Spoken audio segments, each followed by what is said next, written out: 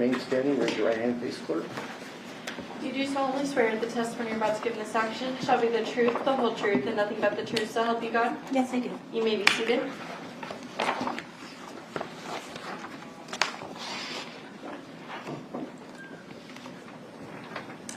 Please state and spell your first and last name for the record. Anastasia Barton, ANASTASIA BARTON. May I proceed? How are you employed? I am a forensic scientist trainee at the Las Vegas Metropolitan Police Department Forensic Laboratory in the biology and DNA detail. And how long have you worked there? I have worked for Metro for approximately 8 years. I've held various positions during that time frame. I started as a forensic laboratory assistant, and then I promoted to forensic lab aide in October of 2016 until I promoted to forensic laboratory technologist in the biology and DNA detail in July of 2018.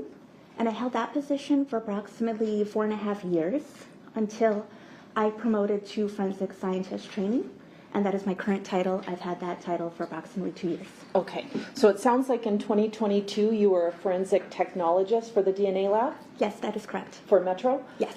What does that person do, a forensic technologist? A forensic laboratory technologist is the person who will receive items of evidence, examine them for the possible presence of bodily fluids or DNA, test those items for DNA and put them through a lab processing. And once a DNA profile is generated, that is when a forensic scientist comes in to interpret the data that came from the samples that I have lab processed. So you're coming in contact as a forensic technologist with the actual evidence, like swabs or actual physical pieces of evidence? Yes, that's correct. And you receive that evidence in sealed evidence bags? Yes, that's correct. Is part of your responsibilities checking to make sure that the bag is properly sealed and no one has tampered with it before you open it and start dealing with the evidence? Yes, that's correct. When you are dealing with the evidence, are you wearing like regular clothes, or do you wear some sort of protective clothing in order to avoid contamination? I wear personal protective equipment, and that is my lab coat, my face mask, as well as my gloves. We also use sterile procedures in the form of cleaning our bench space and laying down sterile filter paper and always working evidence before known samples. And when you say always working evidence before known samples, can you explain for the members of the jury what that means and why that's important? Yes, evidence samples are items of evidence that are collected from a crime scene. They are also known as question samples sometimes, and that is because we don't know the source of whose DNA could possibly be on them. They are from a crime scene. Whereas a reference standard or a known, or usually it's called a buccal swab, those are known samples because we know where they came from. If a buccal swab is submitted, that is a standard. It is coming from inside the person's cheek. So they take a cotton tip swab and they'll swab the inside of that person's mouth. And it is considered a known standard, a reference standard, because I know whose cheek it was collected from. And so obviously it's important to keep reference samples separate and apart from questioned evidence to avoid any possibility of contamination? That is correct. Okay. Now, when you get an item of evidence that, say, is like a swab or a cutting or something like that, what does it look like when you're doing your work, or you were doing your work as a forensic technologist? The item of evidence, it really depends on what it is. First, there are different packages that an item may be placed and contained inside. Bigger items might be in a cardboard box or a paper bag. Smaller items can be in manila envelopes. So you start by examining the outside of the package first and documenting the seals and the integrity of the package to make sure it's intact. And then, depending on what the item is, when you open the package, you will verify that whatever is listed on the outside of the package, there will be like an inventory of the items that is inside that package. You will verify that anything that is in that package is correct with what you were expecting and what was requested for analysis. So usually like swabs, smaller items, there will be smaller envelopes inside of a larger outside envelope. Okay, and then do you do something with the items of evidence, like put them in a test tube, or how do you extract the potential DNA source? Yes, any sample that I take, depending on if it's a cutting I have taken or I've consumed an entire swab for my testing that has been submitted, they will all go into a test tube, and there will be a reagent blank that is controlling for that sample, for that extraction set, and those will all be in tubes from that point. So the item of evidence is separate from the extraction. Okay, and there's sort of a control within that to make sure that the testing went through correctly and that there wasn't any kind of variability in the testing? That's correct. I believe I mentioned reagent blank Yeah. when I mentioned extraction. Those are samples that have absolutely no DNA in them. They are just part of the sample set. So I'll have maybe 10 samples that I'm working. There are 10, swabs, for example, that I've cut. So there's 10, and then there's 2 reagent blanks that are initiated. So all of the reagents, all the chemicals that I am adding for that extraction process will be added to all of them. So that ensures that the chemicals that we are introducing into all of the samples, we have control for them. We know that there's not expected to be DNA present in those because it's just a regular blank tube with those chemicals. Okay, and so you can tell if everything's functioning properly, because if your reagent blank showed the presence of DNA, you would know like something went wrong in the testing process? That is correct. The reagent blanks are a method to check our quality control to make sure that a blank is blank, that there is no DNA detected in that sample. We also have negative and positive controls later on in the process to ensure, again, that the chemicals that we're using, that they're working properly, and as well as our instruments are working properly. Okay, so I want to talk about this case now. What items of evidence did you work on or conduct, I guess, the forensic testing process on in terms of this case? For this case, I was requested to examine fingernail clippings from the right hand and the left hand of the decedent, as well as a swab from the right hand and the left hand, a swab from a left ankle and a left foot. And there was also a reference standard, that is that known sample that was submitted, and that was from the decedent Jeffrey Gehrman. Okay, so all of your samples were fingernail clippings, hand swabs, a swab from the left ankle, and a buccal swab from Mr. Gehrman himself. There was also a left foot. Left foot, Yes. sorry. Yes, Thank you. yes. All of those, fair to say, were collected at the autopsy of Mr. Gehrman? Yes. Okay. And all of those items, I assume, are separated by location, like the left fingernail clippings aren't thrown in with the right fingernail clippings, that sort of thing? Correct. Everything that is impounded is expected to be in its own separate package. And if I were to notice some kind of discrepancy, it would have been documented. A CSA or a detective would have been notified. But in this case, the items that were listed on the outer package matched the description of the envelopes that I received, and everything was packaged separately. So the right fingernails were in a separate envelope from the left hand fingernails, from the right hand, from the left hand, and then there was a separate package that had the left foot swab and the left ankle swab, and the swab from the decedent Jeffrey Gehrman was also in a separate package. Okay. And you keep all of those samples from the various locations separate when you're doing testing as well? Yes, that is correct. We and I only examine one item of evidence at a time, and that is to ensure that we're keeping the integrity of our work process. So once I am starting and finishing up an item of evidence, I will change my gloves. I will clean that bench space. I will lay down a new filter paper, and I do this every single time for every single case. Okay. So when you are working with an item of evidence, and in this case, the items that you just listed, do you do any kind of preliminary test for the presumption of blood? Yes. And can you explain to the members of the jury what that is? When there is a stain that is indicative that the stain could possibly be blood, usually there'll be a stain on an item that would have a reddish brown color to it. I will perform what is known as a PT test. It is a chemical test for blood, and what that is a color test. So I will test a small portion of like a stain, if there's a stain present, and if the color changes pink, then it is positive, and it is a presumptive test. So it was positive for the presumptive blood test, and if there's no color change, then it is just negative. It's a negative presumptive blood test. So I want to leave aside the reference sample, the buccal swab of Mr. Gehrman, but Yes. in terms of the swabs of the hands, the fingernails, and the left ankle and left foot, what were what did that presumptive test reveal about those items of evidence in terms of whether they were presumptive for blood? All those tests turned pink, so there was indication that it's positive. So it was documented to be positive presumptive blood test for all those samples. Okay. And you said that you also had the buccal swab of Mr. Gehrman. I assume that wasn't positive for blood. That came from his mouth? That was not tested for blood. That would not provide any contextual information if the decedent was bleeding or not, and that is just cut and processed into the extraction process. Okay.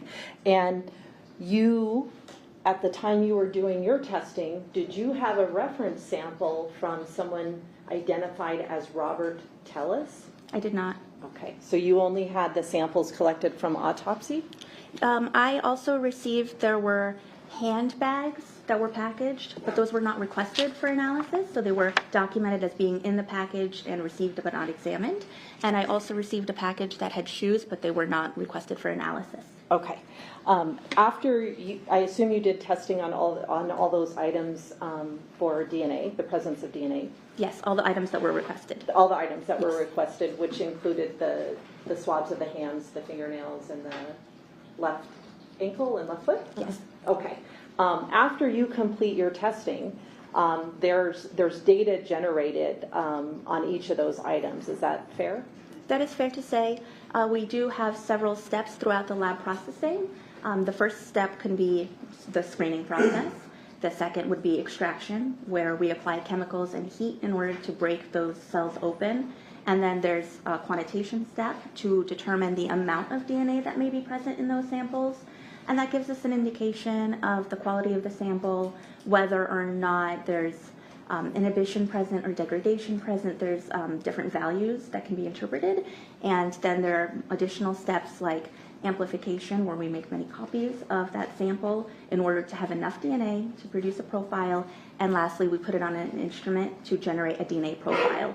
So in this case, I sampled the items, I extracted them, I put them on the instrument for quantitation, but I did not interpret the data or continue the lab processing portion going forward. Another person in the lab, a forensic scientist, stepped in and continued that process. Okay, yeah, you got my next question. So that very last step of the interpretation, that was done by a different individual at the Metro Lab? Yes, it was. Okay.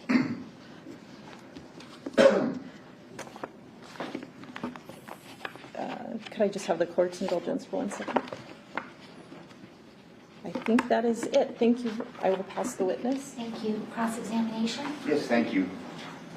Ms. Barton, at the time that you performed these tests, you were acting as a forensic laboratory technologist trainee, correct? No, that is not correct. I was a forensic laboratory technologist. My current position is forensic scientist trainee. Okay, so you're currently then a forensic trainee as we speak. Yes, I am finishing up the 2-year process, at which point I will promote to forensic scientist 1.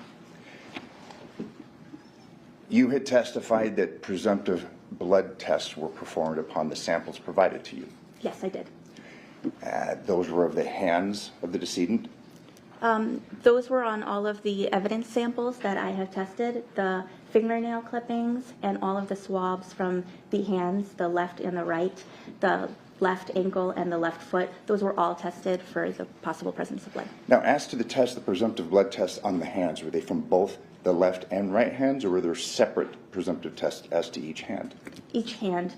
They were individually packaged, so one was worked separately from the other. So when I take my bench paper and I open my envelope and I describe what it looks like and I document the staining present, at that point I will make certain determinations for if there's staining present, do I want to test this for the possible presence of blood? Yes, I do. It's characteristic of possibly containing blood, and I will test that sample. I will cut it and put it in the tube, at which point everything goes away. The envelope, the swab, envelope that contained that swab will go into that package. I will bleach down my area. I will lay down a new filter paper. Then that next sample comes out once that area has been cleaned and a bench paper has been applied. Then I will start the process over again, documenting what that staining is, what that swab looks like, or fingernail clippings, whatever was submitted. I start over kind of fresh. So those were tested for the possible presence of blood separately. As to the hands, was there a presumptive positive for both the left hand and the right hand? Yes, that is correct. As far as the fingernails, was there a presumptive test done on each fingernail? Were the fingernails grouped together? The fingernails from each hand were grouped together. So there were fingernails from the right hand and the left hand. So each individual fingernail was not collected separately. It was collected by hand. But the left and the right were in Were separate separate. envelopes. Yes. Same question concerning the left ankle. Presumptive positive, correct? Yes, that's correct. But not the right ankle, or that was not submitted to you for presumptive testing? That's correct. I didn't receive a request for analysis for a right ankle.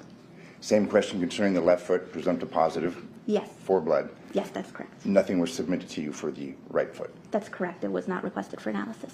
Thank you. I have no further questions. Thank you. Just one question.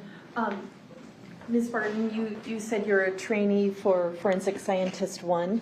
I'm a forensic scientist trainee. It is the entry-level position of that classification. Forensic laboratory technologist has different job duties and responsibilities, as I've described, receiving the evidence and doing the lab processing. When you become a forensic scientist, you're then trained on analyzing data and statistics, calculations, and report writing. So I kind of shift gears a little bit. However, I can perform the entire process all the way through. I am fully trained. Okay.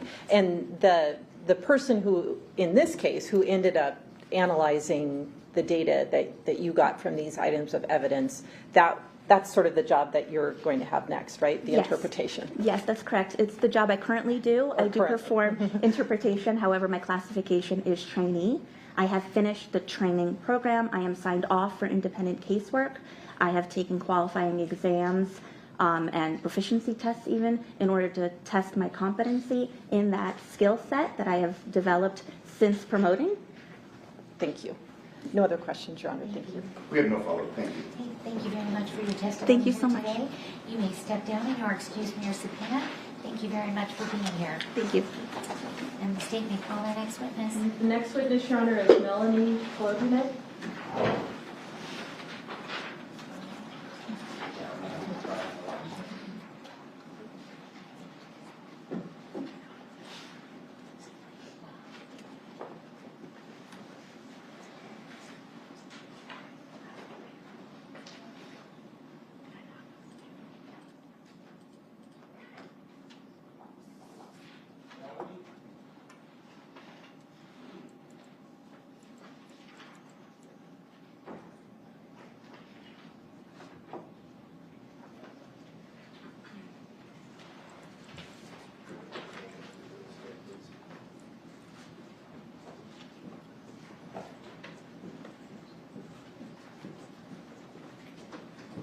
Please remain standing, raise your right hand, face the clerk.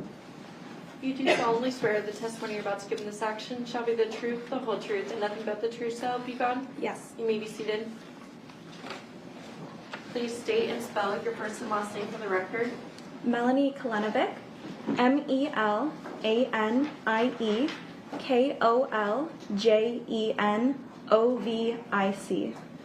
May I proceed? How are you employed? I'm a forensic laboratory forensic scientist employed with the biology DNA detail at the Las Vegas Metropolitan Police Department. How long have you worked in the DNA lab? I've been full-time since January of 2020. Okay. You were working in the lab then in 2022?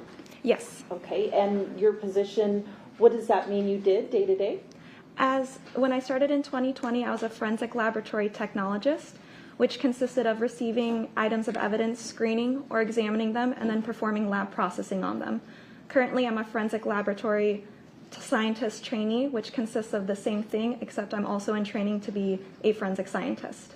And the last part of the training would be the person who analyzes the data? That's correct. When you were a technologist, you were handling items of evidence and doing extractions and that sort of thing on it? Yes, that's correct. Okay. We just heard from your colleague describe that process, so I'm probably not going to repeat that with you. In 2022, though, you were the technologist, so you were dealing with items of evidence? Yes. Okay.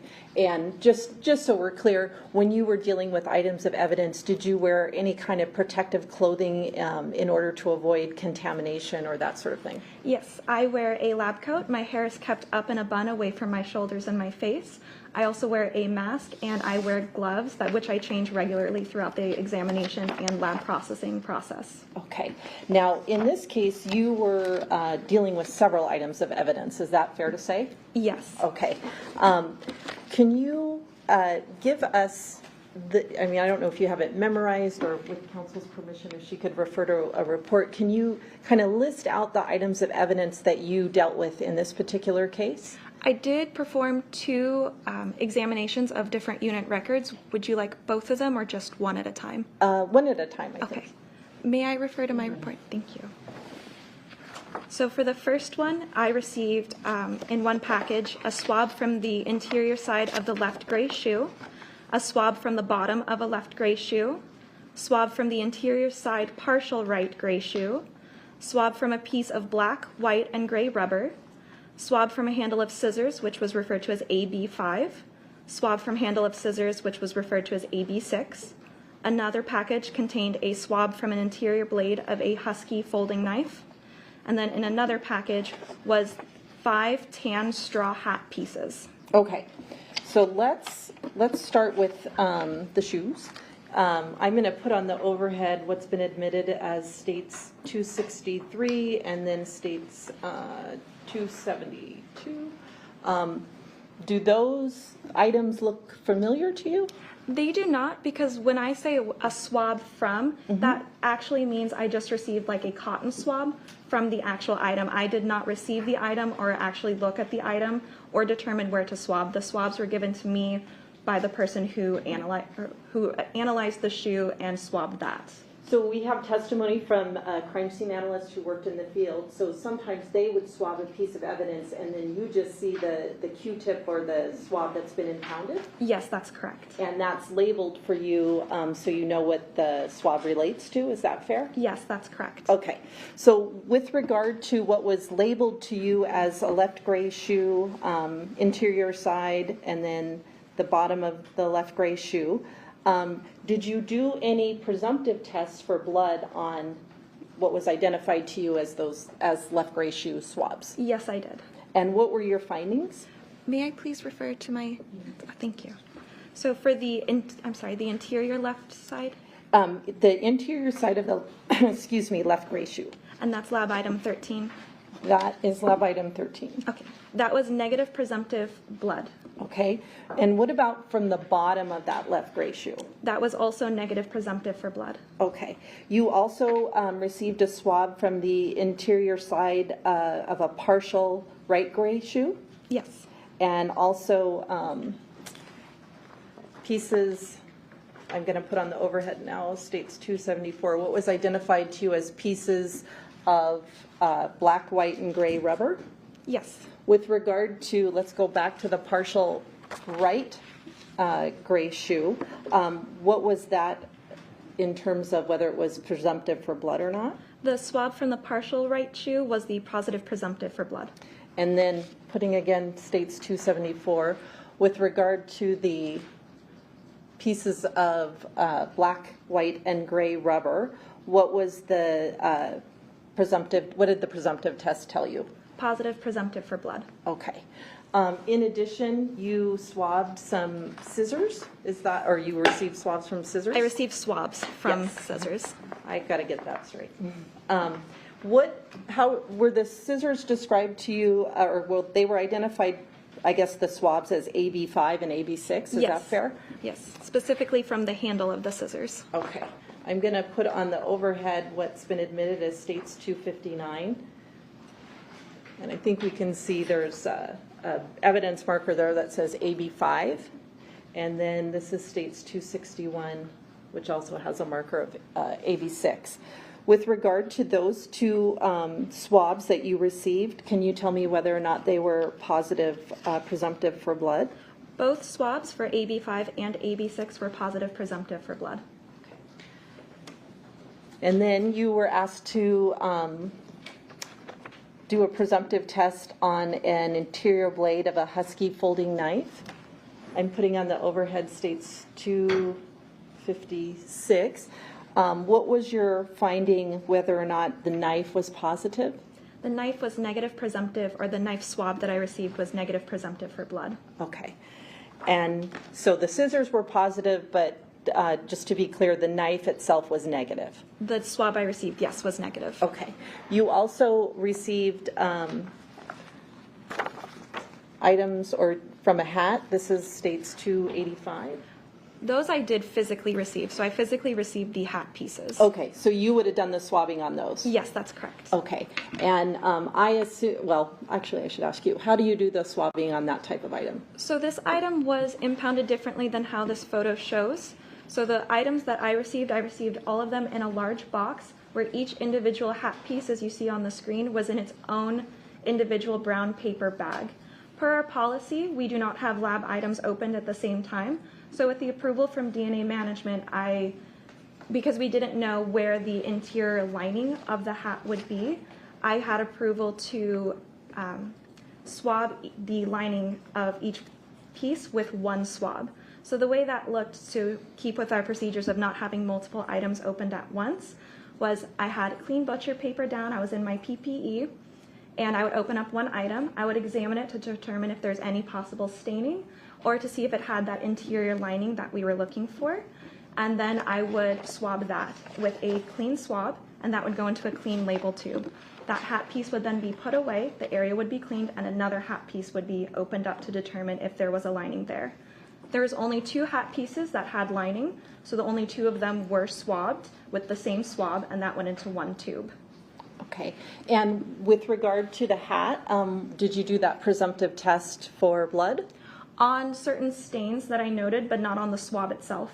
Okay, and with the stains that you did do, what were the findings? Those stains were negative presumptive for blood. Okay, now you did additional work on other items of evidence, is that fair? That's correct. Okay, and many of those items, or several of them, were swabs taken from a vehicle? That's correct. Okay, and so that's the same thing where obviously you don't have the car in front of you, you got swabs or like Q-tips of what was done by a crime scene analyst? That's correct. Okay, and did you also get or examine clothing that was collected?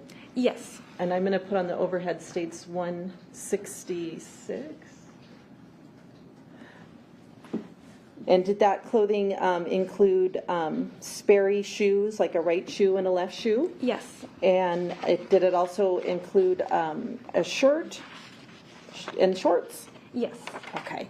And then you also received swabs taken from the crime scene, or identified to you as taken from a crime scene? That's correct, yes. I'm putting on the overhead states 149. Now the swabs that you worked samples on with regard to those items, were they labeled to you as AB3, AB4, and AB5? Yes, they were. Okay, and they were identified as being taken from AB3 as a bush, AB4 is a bush, and AB5 is a butterfly? That's correct. Okay. Now, I want to kind of go back on these a little bit. The swabs that were all taken from the car, were any of those presumptive for blood? They were all negative presumptive for blood. Okay. Now, with regard to the Sperry shoes, what were the findings with regard to whether they were positive or negative for blood? I identified several stains on the shoes, and of the stains I tested, they were positive presumptive for blood. Okay. What about the T-shirt? The T-shirt also of the stains that I identified were positive presumptive for blood. And what about the shorts? As well as the shorts, the stains that I identified were positive presumptive for blood. Okay. I want to go back to States 149. These swabs that were taken from AB 3, 4, and 5, which are the bush, and the butterfly. What were your findings with regard to whether they were positive, presumptive for blood? The 2 swabs from the bush, AB3 and AB4, were positive presumptive for blood, and the swab from the butterfly, AB5, was negative presumptive for blood. Okay. And so on that one item, AB5, that, to be clear, that butterfly, which is like a lawn decoration, that one is negative, but the ones from the bushes were positive? That's correct. Okay. So after you completed that presumptive testing, I assume not obviously all at the same time, but all of the items that we've been discussing, you put in test tubes and went through the normal DNA processing? That's correct. And then once that processing was done, does another analyst from Metro look at the data in the job that you're currently a trainee for, and does that person analyze the data? Yes, she does. Was there any discrepancy or anything unusual in the testing process that occurred when you were analyzing these items? No, not to my knowledge. If anything, if you were to see something happen with like a reagent or something like that, does Metro policy and probably lab policy require you to take note of it? Yes, and depending on it, we will also document it. And if anything is not caught, it will also be in our review documents. That's available in the case file. Okay. Thank you very much. I'll pass the witness. Yes, thank you. And we'll start with the end of your testimony. We'll refer to the beginning. In reference to the items of clothing recovered from Mr. Gehrman, you had testified that the shoes were tested, presumptive test for blood, and both shoes, the topsiders were both positive for blood. Yes. Do you mean, sorry, Mr. Gehrman's shoes? Yes, The ones Mr. I Gehrman's physically, shoes. yes. Yes. The shirt that was worn by Mr. Gehrman, presumptive test, blood. Yes. Same thing with the shorts, presumptive blood test, positive for blood. Yes. In reference to the bushes, it was specifically AB4, AB3, again, presumptive positive blood. Yes. And that would have been the area based upon the diagram surrounding Mr. Gehrman's body. To my knowledge, yes. Let's turn your attention now to the vehicle. You were called upon to conduct presumptive tests for blood. Yes. It was a subject vehicle. Do you know the type, the make, or just that it was from a vehicle? It usually just says V1 or Vehicle 1 when describing the vehicle. And just so we're clear, the swabs that you received and tested presumptively for blood were negative.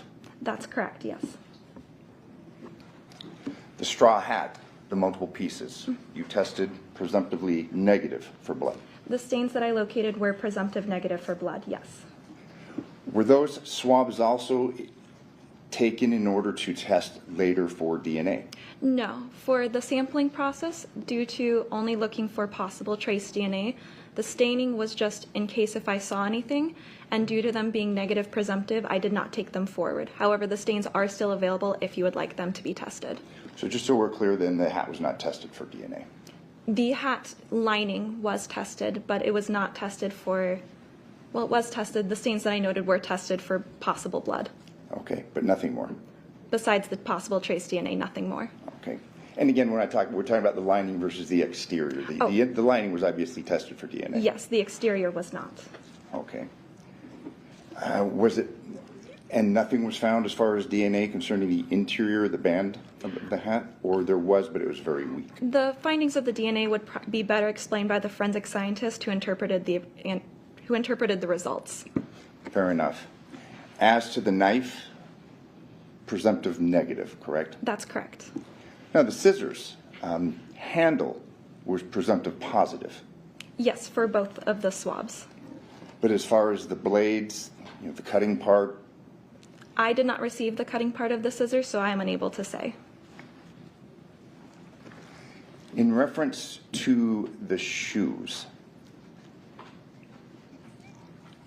the left gray shoe, presumptive negative. You mean the shoe pieces? The shoe pieces. I'm sorry, can you please say which lab item it is? Yes. in order for just easy to work, you tested 2 shoes, correct? The gray Yes. shoes. Yes. One shoe was whole, the other was cut to pieces. Yes, one pair of shoes I physically received. The other pair of shoes or shoe pieces I only received swabs from. Okay. If you could narrow down your testimony concerning the shoe pieces. Okay, yes. Presumptive positive? Some were not. So 2 of the pieces of the shoe were negative presumptive for blood, and 2 of the pieces of the shoe were positive presumptive for blood. Can you tell the court what other substances other than blood may create or cause a presumptive positive? There could be rust. Rust is also known. There are false positives in cases of, I wouldn't say false positives because it's still blood, but animal blood can also be positive but will produce no DNA results due to us having a human-specific DNA testing kit, but they can still show presumptive positive blood. And in reference to these findings, we can't necessarily date whether that rust or animal blood or perhaps human blood had been there, correct? That's correct. Now, as to the other shoe, the whole shoe, presumptive negative. The Mr. Gehrman's shoe? No, we're talking about, we already addressed Mr. Gehrman's shoes, the Perry topsiders. I only received, the naming that I have doesn't say which shoe is whole. I apologize. It says swab from interior side of left gray shoe. Is that the one that Correct. you? Okay. Both of those for the interior left side of the gray shoe and the swab from the bottom of the left gray shoe were both negative presumptive for blood. Thank you. I have no further questions. Can you direct? Just briefly, I just wanted to ask a couple clarifying questions about the hat. The hat and hat pieces, there's 2 parts of it, as I understand your testing. The first is you swab the lining of the hat to maybe get a wearer profile, if you could. Yes, that's correct. Okay, and then there was staining on the outside that you thought possibly could be blood, but when you tested it, it was negative presumptive for blood. That's correct. Yes. And so the outside that was negative presumptive for blood, that wasn't moved forward for additional DNA testing. Is that fair? That's correct. And the stains are still available on the hat for additional testing if necessary. Okay, but the wearer profile that maybe you'd get from the lining, that was further tested for DNA. Yes, the swabbing taken from the inner lining was taken forward for lab processing. Thank you. I have nothing else, Your Honor. Any requests? No, thank you. Okay, thank you very much for your testimony here today. You may step down and you are excused from your subpoena. Thank you for being here. And the state may call the next witness. Kimberly Dannenberger.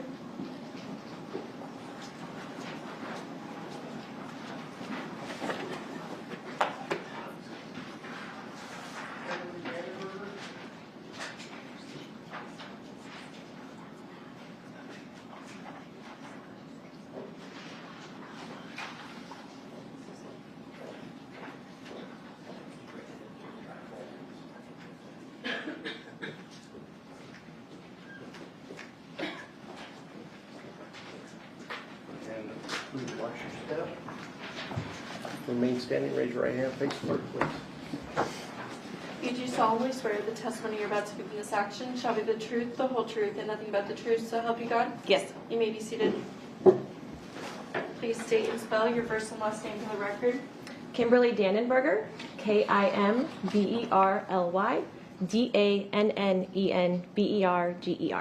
May I proceed, Your Honor? Ms. Dannenberger, how are you employed? I'm employed with the Las Vegas Metropolitan Police Department's Forensic Laboratory in the Biology DNA section. How long have you worked there? I have worked at the Forensic Laboratory for approximately 15 and a half years, and I've been within the Biology DNA section for approximately 13 and a half years. And what is your job title? I'm a forensic scientist. Okay, and you've done that for 15 years, is that about right? I've been doing casework for the past 12, so part of that 13 and a half years within the Biology DNA section included training. Okay. What is your educational background that allows you to work as a forensic scientist? I have a Bachelor of Science degree from the University of Nevada, Las Vegas in cell and molecular biology. I also completed an approximate 16-month training program within the biology DNA detail, and that training program encompassed everything that I would need to do my job. So analyzing items of evidence, putting them through a series of lab processing steps, generating DNA profiles, making interpretations on those DNA profiles, making comparisons to any known individuals who have been submitted for that case, as well as report writing and generating statistics. Okay. And have you testified before as an expert in the area of forensic science, specifically with regard to DNA? I have testified before, yes. How many times do you think you've testified? Prior to today, I've testified 87 times. Okay. Can you give us just kind of an overview of how DNA is used in a forensic setting? So just a little background, DNA does stand for deoxyribonucleic acid. It is what makes us who we are. It's the building blocks for each of us. So between two humans, approximately 99.9% of our DNA is the same, coding for everything that our body needs to do to function. It's that approximate 0.1% that makes us unique. So the type of analysis that I am doing is within that 0.1%. So coding for eye color, hair color, skin color, what makes each of us unique. So DNA analysis is looking at that kind of portion. We target very specific locations, but ultimately swabbings or samples are taken from items of evidence submitted to a series of lab processing steps to generate a DNA profile. Okay. And a person's DNA profile, is it the same regardless of where a sample is from versus like a buccal swab versus blood? Would those reveal on the same person the same DNA profile? Yes, so depending on, DNA does persist throughout your body. So if I have a sample of blood and a sample of saliva, if it does come from the same person, it will be the same DNA profile. Okay. And what is meant by the term reference sample? So reference sample is what we use in the laboratory to describe an item of evidence known as typically a buccal swab kit, but it's an item of evidence collected for the purposes of DNA from a known individual. So based on who the outside packaging says was collected from, we can say that this profile came from this individual. Okay. Now, with regard to this particular case, did you prepare a series of reports with regard to various items of evidence that were collected in the Gehrman murder case? I did, yes. Okay. Now, did they span over several months? Yes, in total, yes. Okay. Now, on some of the reports, we've heard testimony from two forensic technologists that they handled particular items of evidence and ran it through DNA processing. I assume on those items of evidence you analyzed the data? Yes, so for each of the reports that were authored, I was the analyst that did all the interpretation, regardless of who did the front-end processing and or sample collection. Did you ever work with any of the original evidence or like evidence where you were the person doing sort of the sampling and that sort of thing? For the original report, I did not have hands on the actual items of evidence. I did do part of the lab processing. Okay, and with regard to the lab processing, what did you do? What items did you work on? So we're talking about the original report, correct? Well, actually, yeah, I'll back up. We'll just go in order. Okay. Let's start with your original report. Okay. And it was issued on, do you know what date? May I refer to the report? Thank you, Your Honor. So the original report for this event number was issued on September 5th, 2022. Okay. And so when you issued this report on September the 5th of 2022, there were various items of evidence that a forensic technologist took samples from that you later looked at the data and analyzed. Is that fair? Yes, I did the analysis for these items. Okay. And those items include a reference sample from Jeffrey Gehrman, right hand fingernail clippings, left hand fingernail clippings, a swab from the right hand, a swab from the left hand, swab from left ankle, and a swab from left foot, correct? Yes. At that time, on September the 5th, did you have a reference sample from Robert Tellis? I did not. Okay.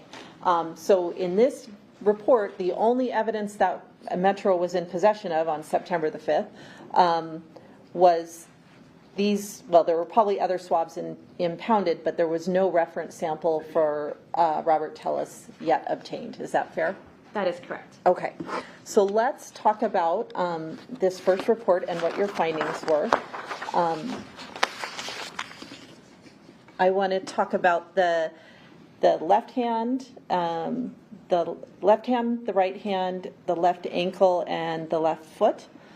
With regard to those items or those swabs, what were your findings with regard to DNA? So referencing those items, referring to my report, those 4 items, the results were assuming Jeffrey Gehrman is a contributor, foreign DNA was not detected. Okay, and with the left hand fingernail clippings, what was the finding with regard to that? So for the swabbing from the left hand fingernail clippings, the conclusions were assuming Jeffrey Gehrman is a contributor, the DNA profile is consistent with a mixture, including at least 1 male. Due to the limited nature of the foreign component, it is unsuitable for interpretation and no further conclusions can be made. Okay, let's talk a little bit more about that, just so we're clear. So this, the left hand fingernail clippings, the DNA evidence was analyzed, and I think you said there was evidence of a mixture. Is that right? That is correct, yes. How does that look different when you have a mixture as opposed to a single source of DNA? So when I'm doing DNA analysis, the profiles that I'm looking at, they're equivalent to like peaks on a graph. So visually, you can just visualize peaks on a graph. So when a sample is single source, depending on the number of peaks that I see and the data itself, I can make the conclusion this is from a single person. The more peaks that are added, I can then conclude that this is from a mixture DNA profile. So the mixture part is dependent upon the profile itself. Okay, and in this case, there was an indication of a mixture, but I think you said it can't be interpreted further? Yeah, so for this sample, a mixture was indicated. I was able to assume Jeffrey Gehrman on this sample. It's what we consider an intimate sample, so fingernail clippings from a person's body. There's a reasonable assumption that their DNA profile can be there. In this case, his profile was there. So the peaks that are left over, there wasn't enough for me to make any further conclusion. It's limited, so I can't do anything further. Okay, and that's just sometimes how DNA turns out? You get data that can't be interpreted further just because of the nature of the sample? Correct. And are there factors that affect that, or it just depends on how it's collected, or what is collected, or environmental factors, anything like that? There are lots of factors that can affect DNA analysis in general. I'm never going to know what kind of profile I'm going to get until I actually run the samples through our processing steps to generate a DNA profile. But in terms of what can factor in, amount of contact between 2 items, was it left out in the elements? These are just generalized factors, not specific to this case. Sure. Has there been any chemicals applied since, the contact may have occurred? I think I said handling with something touching for a long period of time or just a short amount of time. Any environmental factors such as being left out in the sun or rain, etc. So in terms of generally for DNA, there are a lot of factors that can affect how much DNA is potentially still on an item of evidence by the time it is swapped for analysis, either by crime scene or by someone at the laboratory. And you can't tell from lab results what may have affected whether or not there was more sample left or more interpretable sample left. Correct. DNA can answer the questions of who potentially was a contributor to this profile, if someone included or excluded, and I can answer the question as to where that profile came from, so the fingernail swabs, but I cannot answer timeline questions. I can't say how the DNA came to be on an item of evidence, when it came to be on an item of evidence, and why. Okay, so let's go back to the September 5th report of 2022. You also analyzed the right hand fingernail clippings swab, correct? Yes. And what was your conclusion with regard to that on September the 5th? So on September 5th, the interpretation was this was a mixture of 2 males. I did assume Jeffrey Gehrman. Again, these were fingernail clippings collected from his person, so there was a reasonable assumption that he was there given the data. And so the conclusions at that time on September 5th were assuming Jeffrey Gehrman is a contributor to the mixture DNA profile obtained, foreign DNA was detected. Okay, and did you have enough DNA in that case to have a possible profile for that foreign DNA? Yes. Did you know whose it was? No, at this time I only had 1 reference standard that had been submitted to the laboratory, and that was Jeffrey Gehrman. So you have kind of this unknown profile associate, or well, in the same sample data as Jeffrey Gehrman's profile. Would that be fair? Yes. Okay. And so when you have an identifiable profile, but you don't know whose it is, are there databases that you can enter a profile in? There are, yes. If the sample itself meets eligibility, then there are databases that we can use. And was that profile entered into databases? It was, yes. And which one, I mean, just generally, can you tell us which ones it was entered into? This profile was searched, you're talking about the level, I'm sorry. Of the identifiable foreign DNA profile, was that entered into any databases to see if it matched anything? It was, yes. And those would be national and local databases? So for this case, it was able to be searched at a local level, a state level, as well as a national level. And in all those databases, did you get any results about who could possibly be the source of that profile? At that time, I did not know. Okay. So let's move on to September the 7th. You ended up preparing 2 reports on September the 7th of 2022. Is that correct? That is correct, yes. Okay. So let's, I think, start with what items of evidence you actually received on September the 7th. On that date, did you receive a reference sample? So, sorry, yes, so this is referencing supplemental number 2, is that correct? Yes. Okay, yes. So first of that, September 7th, 2022, this is referencing my report as supplemental 2. I did receive a reference standard from Robert Tellis. Okay. And that came to you in the form of an evidence envelope? Yes, it came in the form of what's called a buccal swab kit. That is going to be a swabbing of the inside of one's cheek. And September the 7th is the first day, I assume, that you had a sample from Mr. Tellis? Yes. So did you analyze that particular item, or did you actually process it, do the forensic processing of that buccal swab? So for this supplemental, I did work this case from beginning to end. And were you able to generate a profile from Mr. Tellis's buccal swab? I was, yes. And did you ultimately compare that to that unknown profile that came from the right fingernail clipping swab? Yes, so this reference standard was compared to my original conclusions, to that original data. So that comparison was done. And what were your conclusions then?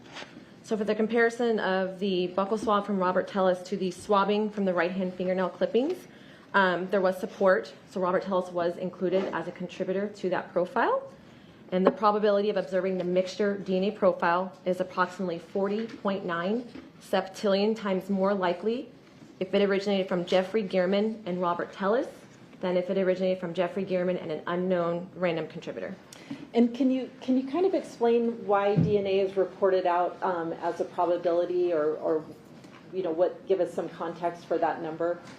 So this number is what we call a likelihood ratio statistic, and it's the probability of the evidence. So it all relates back to the evidence. So the probability of the evidence, which is that swabbing from the right-hand fingernail clippings, compared to 2 different competing scenarios.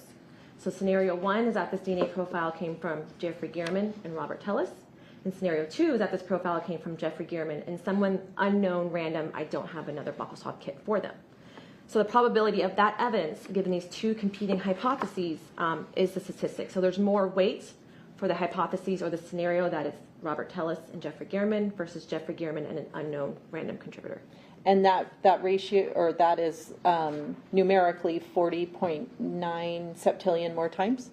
So that was the statistic, that the probability of the mixture profile is 40.9 septillion times more likely if it's that scenario that I just talked about. Okay. And that was reported out in one supplemental report from September the 7th. Is that correct? Yes, that was all done on September the 7th. And again, that was using the original data that was reported out on September 5th. Okay. And that evidence was originally, that evidence was worked by your colleague, Anastasia Barton? Yes, so the report for September 5th, she was the one that had basically eyes on the evidence. She was the one that sampled from the evidence. She did start the lab processing steps that we go through. I did take over part way in the lab processing steps, so I did finish the lab processing and wrote the report.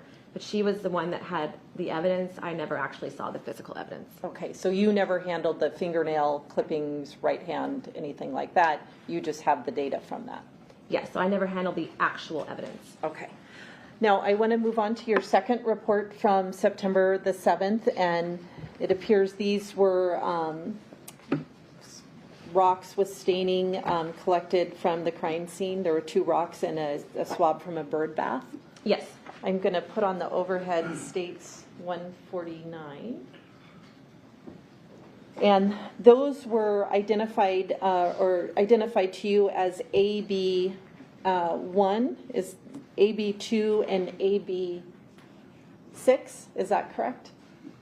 Yes, based on the impound information. Okay, Yes. right. Like crime scene analyst collects it from the field, and then you have their label. Is Yes, that right? yes, You're not but- going out to the field. No, this is all based on the crime scene analyst, the description of their packaging. Okay, and AB1 is described to you as a circular rock with staining, and AB2 is a rectangular rock with staining, and swab from AB6 is from a bird bath? That is correct, yes. Okay, let's talk about those 3 swabs. What were your conclusions with regard to them?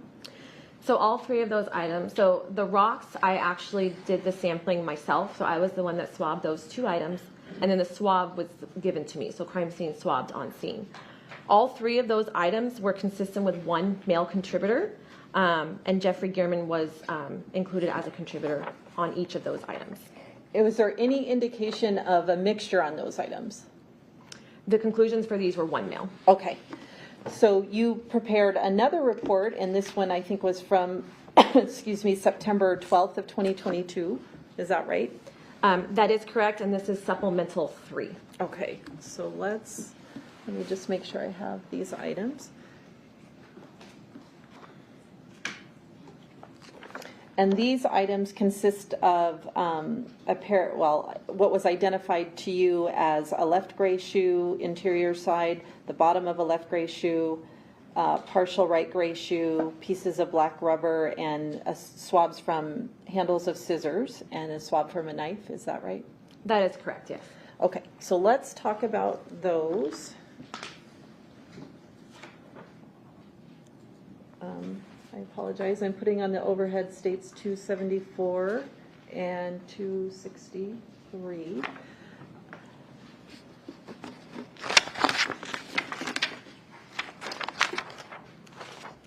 So let's talk about the what was identified to you as the interior side of the left gray shoe. Were you able to get interpretable data from that? Sorry, let me just, referencing my report. So for the swab from the interior side of the left gray shoe, that was consistent with originating from 1 male contributor. And were you able to include Mr. Tellis as the source? Yes, he was included as a contributor to that profile.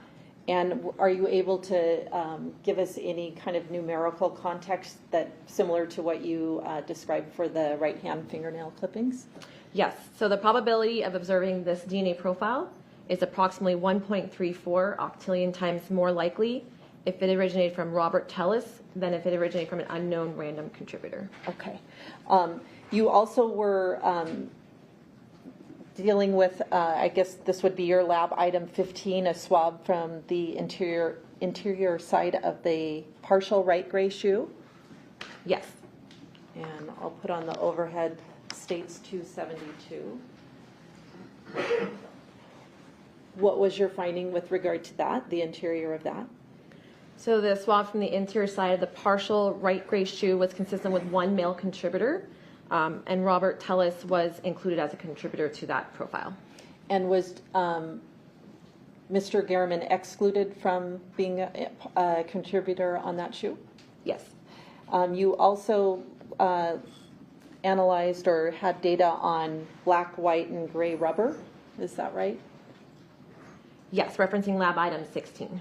And what were your findings with regard to that? So that was consistent with 1 male contributor, and Robert Tellis was included as a contributor to that mixture. And that profile. And how about Mr. Gehrman? He was excluded. And I want to put on the overhead states 261 and 259, which are reported to you as swabs from some scissors. And they're labeled to you as AB5 and 6. Is that right? That is correct, yes.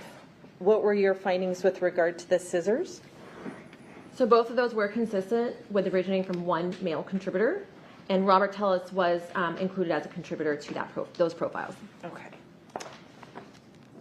Was Mr. Gehrman excluded? Yes. Let's talk about swabs from a hat that was identified to you as from a hat. This is states 285.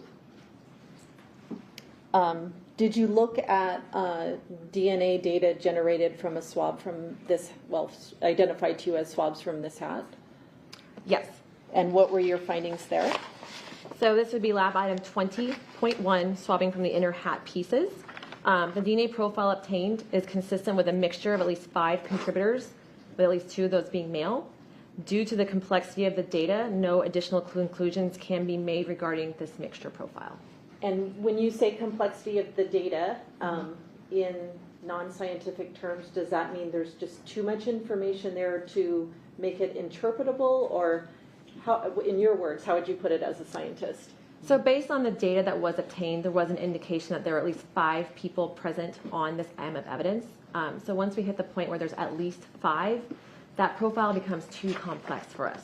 I cannot make any comparisons to any known reference standards, so I did not compare either Jeffrey Gehrman's DNA or Robert Tellis' DNA to this item of evidence. Once it was 5 people, at that point the interpretation stops. It is too complex. Okay, and that's because there's just no indicator, there's a, I guess, a danger of interpreting data like that. It might not be reliable scientifically because there's just so much information, or?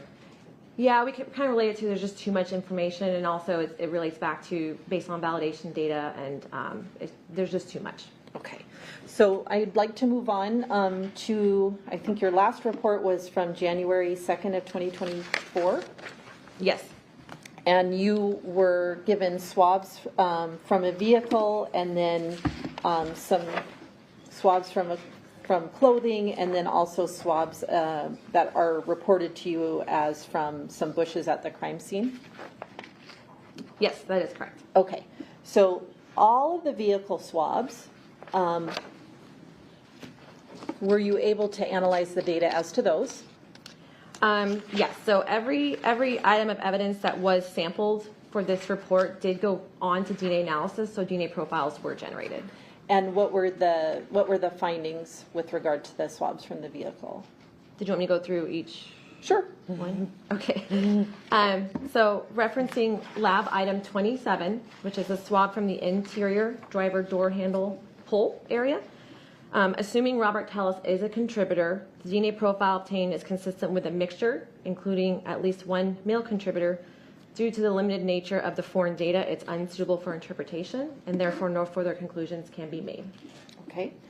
The next one, well, actually, let me just do it this way. It might be a little shorter. In all of the vehicle swabs, was Mr. Gehrman excluded from all of those? He was either excluded or what we call uninformative. Okay.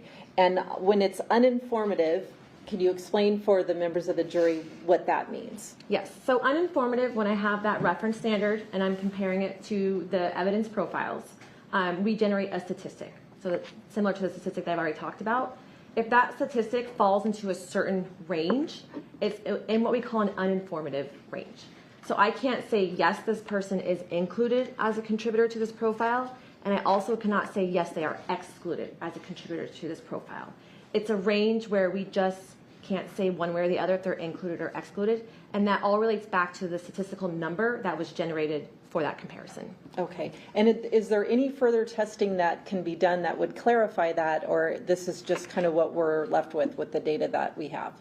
As of right now, this is the interpretation that was made and the statistic that was generated. Okay.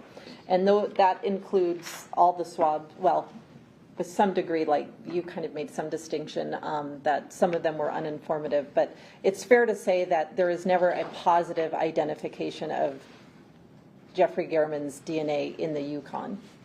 Correct. Jeffrey Gehrman's DNA was not found to be individually included or support for inclusion based on the statistic in any of those swabs that came from the car. Okay, and some of them were uninformative, so we don't know, we can't say he's included or excluded due to the sort of limitations on the data. Correct. There's not sufficient support for either way. Okay, so I'm going to put on the overhead now states 166. And these are other items that you analyze, which are Sperry shoes, a right shoe, a left shoe, a shirt, and some shorts. Correct.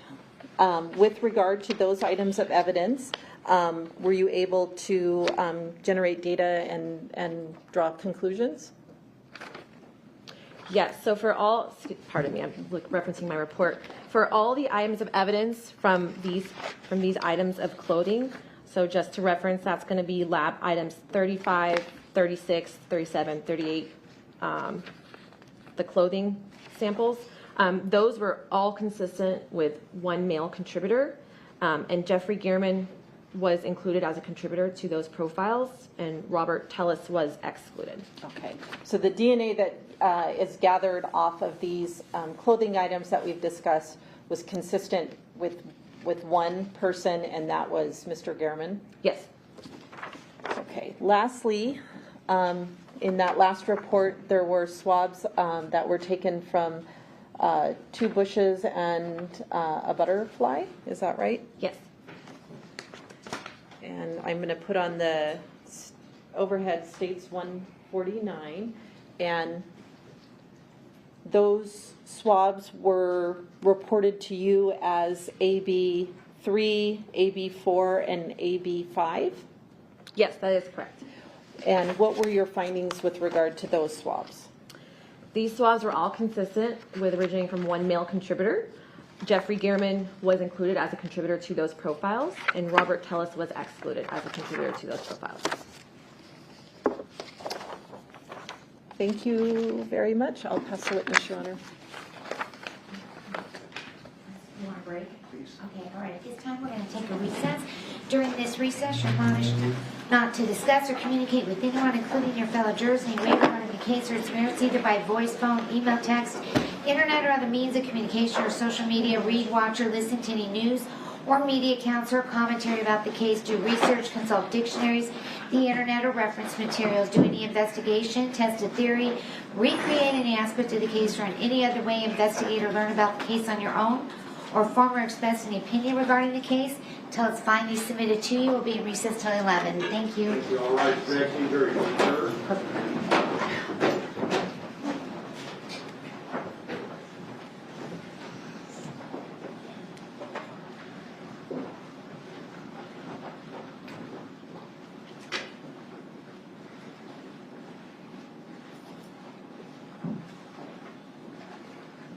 You may step down if you want. Just make sure you're back by 11.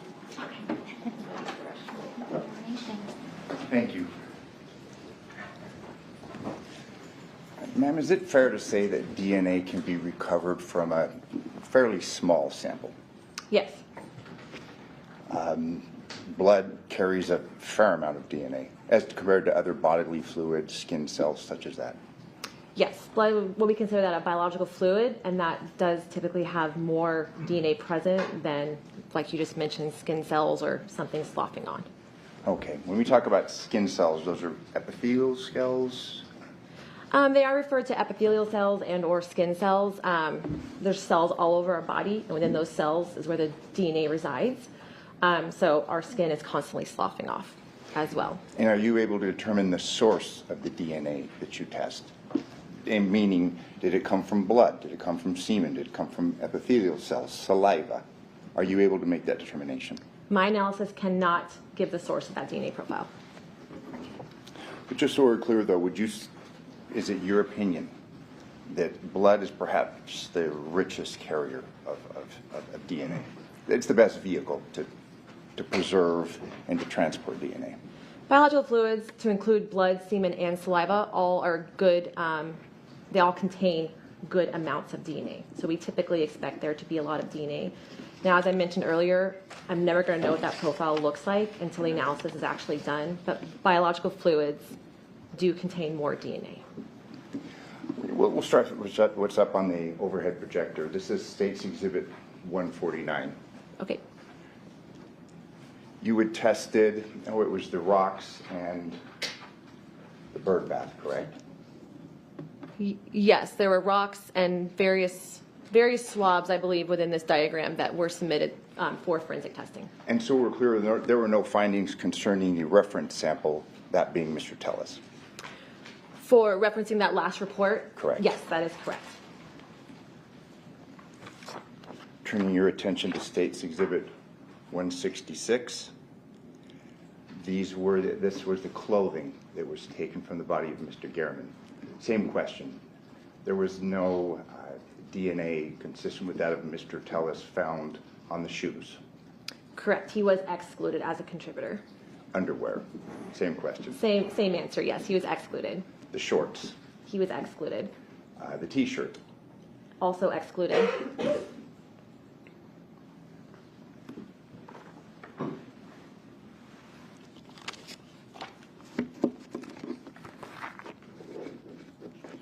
Turning your attention to the latter part of your testimony concerning the swabs that were obtained from the subject vehicle.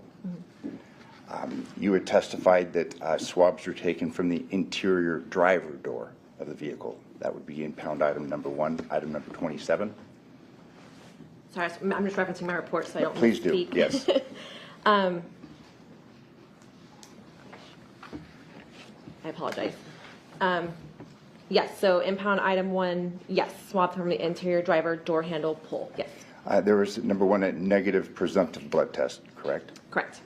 So there was no presumptive, there was a negative test on the presumptive blood test from that item, item number 27, impound item number 1, correct?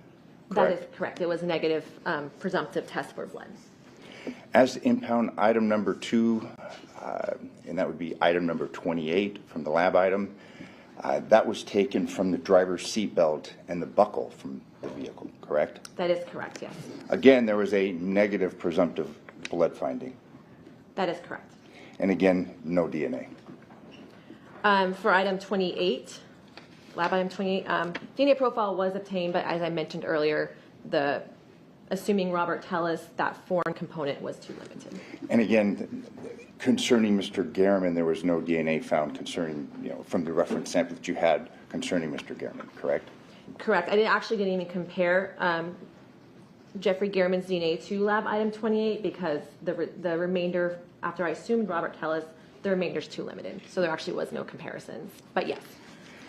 In reference to lab item number 29, impound item number 3, swab from the steering wheel, again, negative presumptive blood test.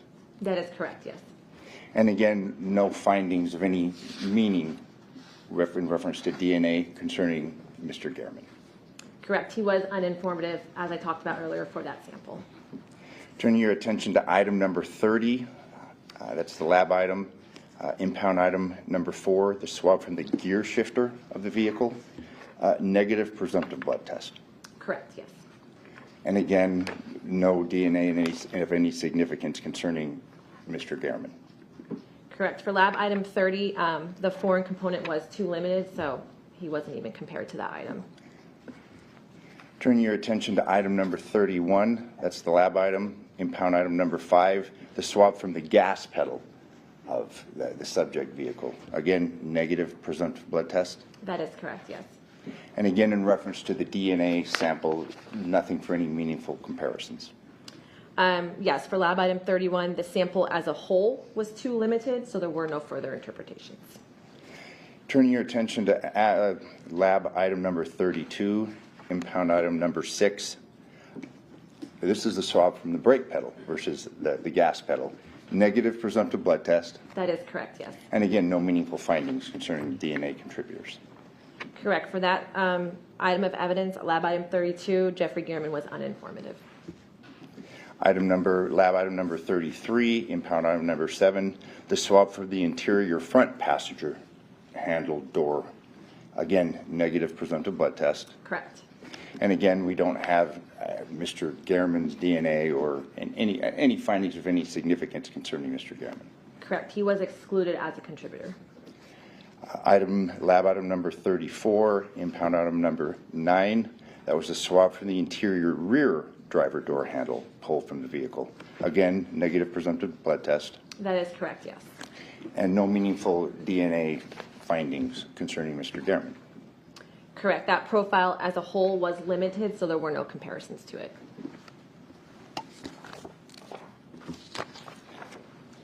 Turn your attention to State's Exhibit 285, this straw hat. Okay. No, just so we're clear, no presumptive blood tests of any significance. Nothing was conducted, actually, but please. So for the straw hat, referencing my report, excuse me, the pieces were impounded separately, and at the time this item was screened or examined, excuse me, there were a few areas that were screened for blood. They were all negative presumptive blood tests. And again, same question concerning the sample reference to Mr. Gehrman, nothing. You Correct. said it was, I mean, there was a mixture of 5 or more. Yes. It was complex, but nothing felt, oh, there's blood or there's a finding or epithelial cells concerning Mr. Gehrman. Correct. Item 20.1, there was no testing for presumptive blood for that sample. And as I mentioned earlier, it was too complex, so there were no comparisons made to that sample. Turning your attention to State's Exhibit 272. This is the partial right shoe. Okay. No findings of DNA concerning the reference sample taken from Mr. Gehrman. That is correct. For that sample, was excluded. Jeffrey Gehrman was excluded. Turning your attention to State's Exhibit 263. Left shoe. As far as the presumptive blood test, negative. Referencing lab item, so the left shoe is referenced for lab items 13 and 14. Both of those were negative presumptive blood tests. And again, in reference to the sample from Mr. Gehrman, negative. Concerning the DNA. Correct. He was Excluded. excluded, yes. And he was excluded from lab item 13, and actually lab item 14 was not taken forward for analysis. Showing you what's been marked and admitted as State's Exhibit 274. In reference to the DNA reference sample from Mr. Gehrman, excluded, not included. There's no DNA from Mr. Gehrman found on these pieces. Yes, I believe that is most likely the lab item 16 swab from piece of black, white, and gray rubber. And yes, you are correct. Jeffrey Gehrman was excluded. State's Exhibit 261. These were the scissors. There was presumptive blood concerning the handles, correct? Excuse Top me. and bottom. Yes, the scissors reference lab items 17 and 18. They were initially identified as AB5 and AB6.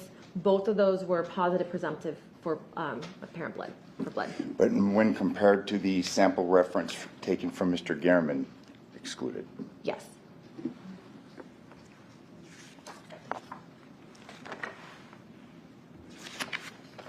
I'm showing you what's been marked and admitted.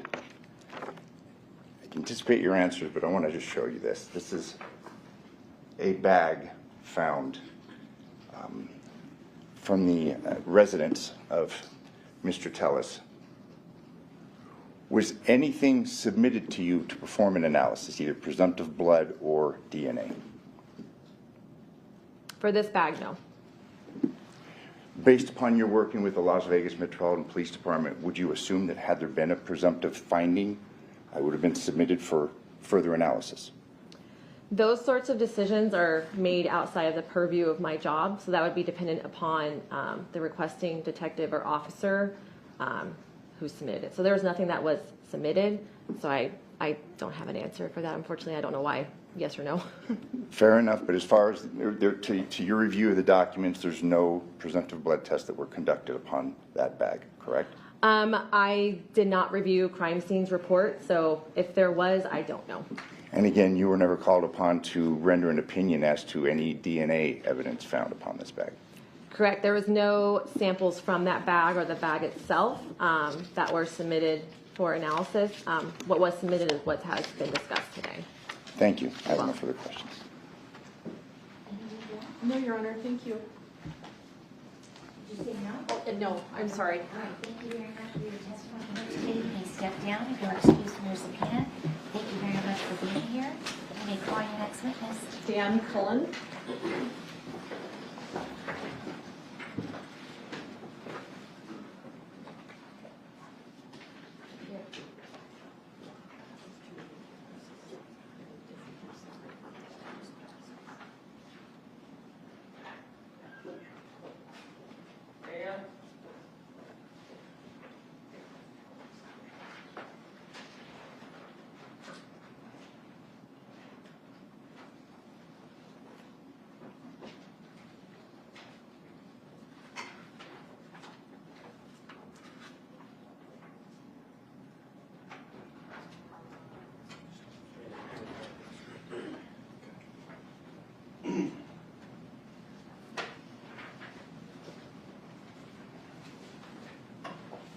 Please step up into the witness stand. Remain standing, raise your right hand, face the clerk. You do solemnly swear the testimony you're about to give in this action shall be the truth, the whole truth, and nothing but the truth, so help you God? I do. You may be seated. Please state and spell your first and last name for the record. Daniel Kulin, Daniel Kulin. May I proceed, Your Honor? Good morning, sir. Hi. Hi. Sir, where were you working back in 2022? Clark County Communications Office. And what is the Clark County Communications Office responsible for? Handling requests from the media and other communications efforts for the county. Okay, so occasionally members of the media may request information from the county and it's done through the communications office? Yes, Are those called public records requests? they can be. Yeah. Okay, that's one form of them. And so, Yes, sorry. I'm thank- sorry. Thank you, Your Honor. So if you were a member of the media and you wanted to make a public records request, would you go or contact the communications office, or what would the procedure be? So you would probably call and talk to us about it, and then depending on what the request is, you could also submit an email to kind of put it in writing. Okay, and are those types of requests, or I guess I should say, did your office receive, when you were working there, several requests or many requests from various reporters on a range of topics? Yes, frequently. Was one of those requesters a reporter by the name of Jeff Gehrman? Yes, And I think you said they could call or they could email a request to the office? yes. Once the communications office receives the request, what happens with that request on the county side? Well, it depends what they're requesting. So, for example, if they're asking for an email search, the procedure would be to communicate that request to the DA's office as well as IT department, the department and the individuals that are the subject of the request also, and then to proceed to collect the information. Okay, so if I did a request or a reporter did a request for emails of, I would assume this would be county employees. Is that yes? Yes, sorry. Okay. Your office or where you were working back then would receive the request, is that correct? Correct.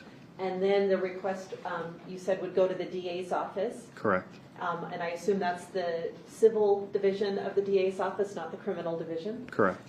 And then you said the IT department, is that right? Yes. Because I assume that's the department that's going to collect email or electronic data. Correct. And then your office would be in the mix on that as well? Correct. We facilitate the request, serve as the person or the office that's in communication with the reporters.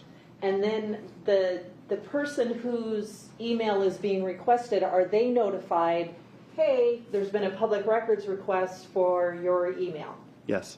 And that notification would be made by by the communications office usually? Typically, yes. Okay. And I assume then the IT department gathers whatever might be the subject of the request? Correct. And then what happens to the data that they gather? So let's say that it was a request for emails. Once the IT folks have collected all of the potentially relevant documents, they would get reviewed by DA Civil and the communications office to be prepared to be released to the reporter. Okay. And are there occasions when the civil division of the DA's office may hold back a record or refuse to produce a record for various reasons? Correct. After that, are the records that are going to be produced given to the subject of the request? Yes, And then they're allowed to review them before they go out to, say, the reporter? they could. Okay. And then after that, I assume they're released to the reporters? Correct. Are there numerous requests going through the communications office all the time? Yes, there were when I was there. Okay.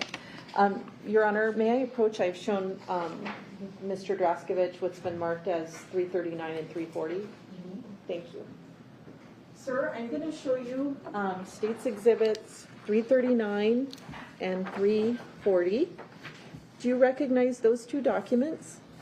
Yes, these are emails that we received or Okay. that I sent. With respect to 340, that appears to be an email from Jeff Gehrman, is that correct? Correct. And that appears to be a request for public records, is that correct? Yes. And then with respect to 339, those look like an email and then a response to an email, is that fair? Correct. And you're the sender of the email and then you receive an email back, is that correct? Yes. State moves to admit 339 and 340. No objection. May I publish these, Your Honor? Thank you. I'm putting on the overhead what's been admitted as 340. That looks a little... Right. Are you able to see that on your screen there? Yes. Okay. It looks like it's an email from Jeff Gehrman of the Review Journal. Is that fair? Yes. And the date is July 13th, 2022? Correct. And it was sent to Eric Papa? Yes. Do you know who that is? Yes. Who is that? He was or is another staff member in the communications office. He was the director, or Okay. is the director, sorry. And it appears that Mr. Gehrman says this is an open records request for all emails between Public Administrator Robert Tellis and Estate Coordinator Roberta Lee Kennett from January 1st of 22 to the date that the request is fulfilled. Is that accurate? Yes. And he also is requesting communications including between Tellis and Lee Kennett on Microsoft Teams for that same date span. Yes. What is Microsoft Teams? It's a computer program that allows you to send messages between Is it people. similar to email or it's Yes. okay. And then it looks like please also provide all text messages between Tellis and Lee Kennett on their office and personal phones for that same date time period. Is that correct? Correct. And then as a reminder, he wrote, as you know, state law requires a response to open records requests within 5 business days. And then please call me if you have if there's a cost associated with it. Is that all correct? Correct. Do you remember this request coming through the communications office back in July of 22? Yes. And so would this request have followed that same procedure that you described where once this request came in, it would be forwarded on to IT to collect that electronic data? Correct. Also to the civil department of the county to see if they wanted to object to any part of it? Yeah, correct. And then also it would have been, the fact that the request had been made would have been conveyed to Mr. Tellis and Miss Lee Kennett? Correct, and in addition, he's asking for things that might not be in our possession, so we would reach out to the subjects of the request so that they have an opportunity to provide anything that we might not have. Okay. Now, I'm going to put on the overhead, and would those be the text messages from Correct. phones? Okay. I'm now putting on the overhead states 339. And we'll start with, that's you sending an email on August the 8th of 22, is that correct? Correct. And you send an email to Mr. Tellis, looks like at almost 2 o'clock. Correct. And you say, Mr. Tellis, we've received a request from the Review Journal for emails between you and Michael Murphy from May 15th to July 13th, and between you and Rita Reed for those same dates. The reporter has also requested emails between you and Roberta Lee Kennett from January 1st to July 13th, as well as Microsoft Teams between the two of you. Those requests are in addition to text messages for that same time period. So you send out a notification to Mr. Tellis on August the 8th that this request was made? Correct. Now, the request that we looked at just earlier from Mr. Gehrman, his emailed request, this email suggests that he was seeking additional communications from Mr. Murphy and Rita Reed. Are reporters allowed to call in and I guess adjust the request and say, well, I'm looking for more than what I emailed you? That's possible, sure. Okay. And it's, I guess what I'm saying is they don't have to fill out a form and be exact. They can just contact the office either by email or form and say, this is what I want. That's correct, generally speaking. I mean, we worked a lot with Jeff over the years. So. Okay. And did you actually know him personally? Yes. And had you worked with him prior to your working at the county? Yes, we were reporters together at the Las Vegas Sun. Okay. So you were, friends with him, or at least acquaintances, or maybe more than that? Yes. Okay. And would the communication between the county office and the reporters, especially ones that were frequent or that you knew, that was a pretty informal back and forth? Yes. Okay. And then it's after the request is made, that's where the civil department of the county weighs in and decides legally what they're going to produce or not produce? Correct, before anything's turned over. Okay. And then I'm just sort of going back to our exhibit 339. It looks like you receive a response from Mr. Tellis on that same date saying that I'd like to review those communications prior to them being sent. Please advise as to when I might be able to do so. Is that correct? Correct. And that is part of the procedure that the county follows with regard to producing electronic data for reporters? Correct. The subject could review them. When I was there, yes. Okay. Thank you very much, sir. I'll pass the witness. Cross-examination? Yes.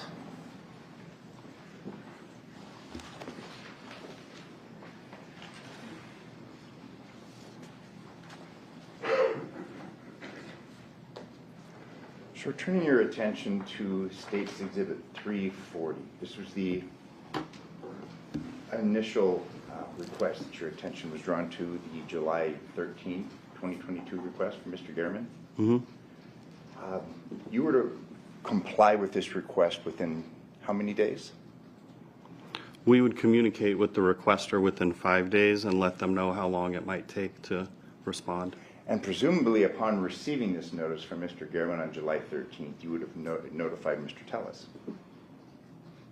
At some point, we would have notified him.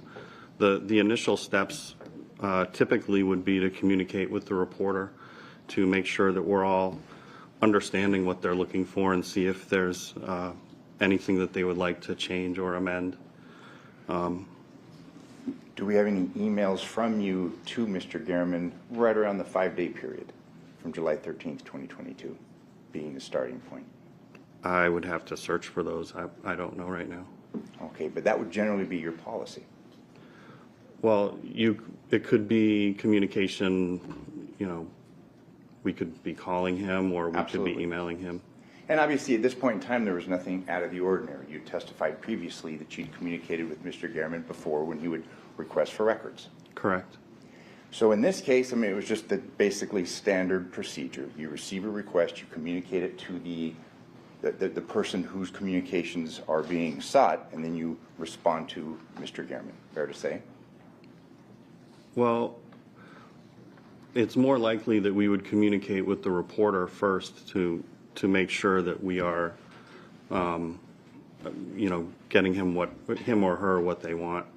For example, he's asking for, communications through the date that the request is filled. Yes. I probably would have called Jeff and asked him to, identify an end date, a specific end date. And it's safe to assume that you did that. It's likely, yes. And then following that communication based upon your testimony, you would have communicated this request to Mr. Tellis. Yes, at some point in the process, we would communicate to the subjects of the request. In reference to the communication, the second communication that we have in writing on August 8th, again, we have a large request. He's asking for a broader scope of communications. The initial request was between Mr. Tellis and Ms. Lee Kennett, correct? The email that you just showed? Yes, Correct. the 13th. Yes? Correct. Okay. This request concerns communication between other individuals. Correct.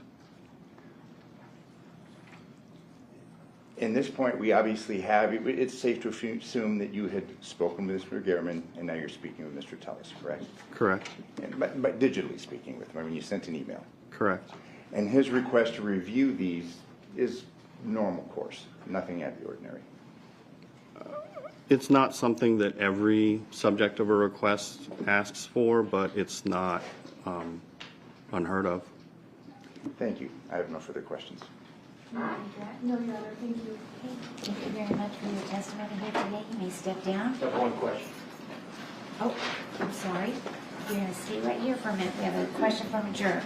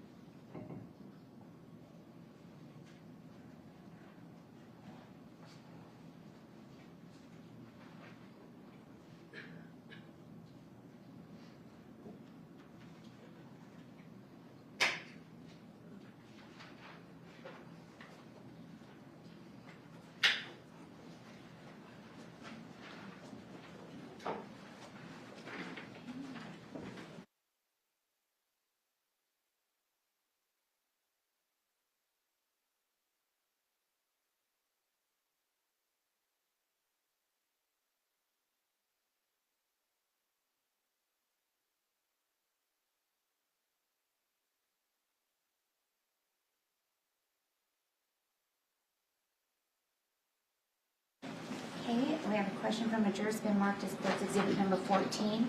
Do you recall how many times Gehrman requested communications through you directly, and how often, weekly, monthly?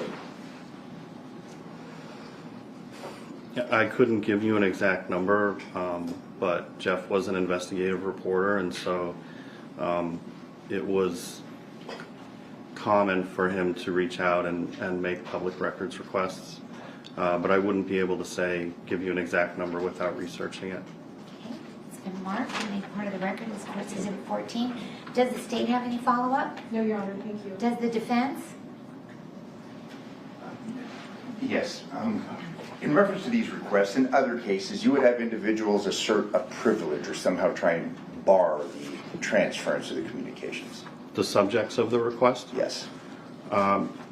I can't recall specific instances of that occurring, but yes, that is something that has occurred. I'm not aware of it being successful, though. And in reference to these requests that were made by Mr. Gehrman, there were no objections or any attempts by Mr. Tellus to stop the transference of his communications, correct? I don't recall. Maybe.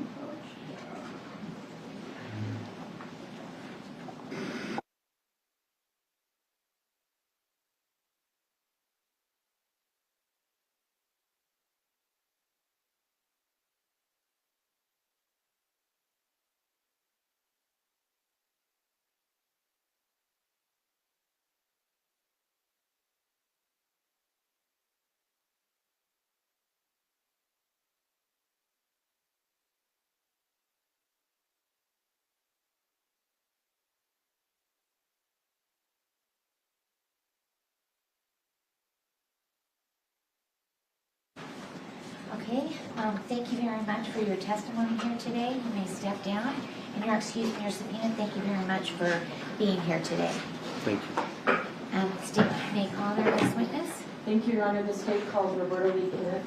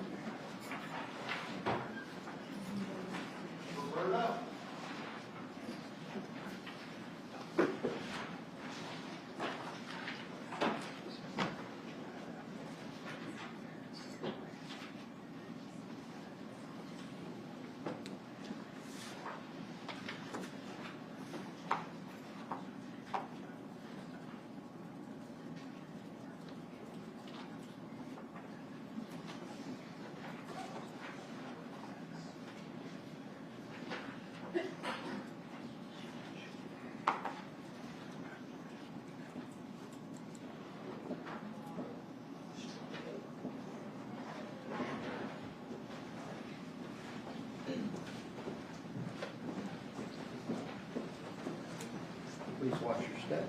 And if you'll remain standing, raise your right hand, face the clerk, please.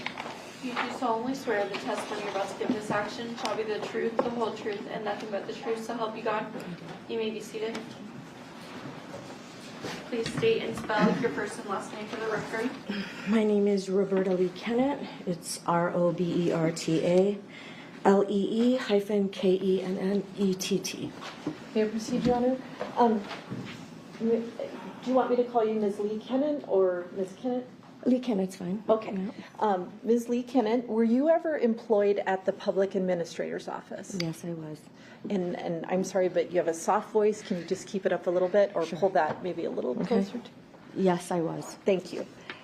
Do you remember what year it was that you started working there?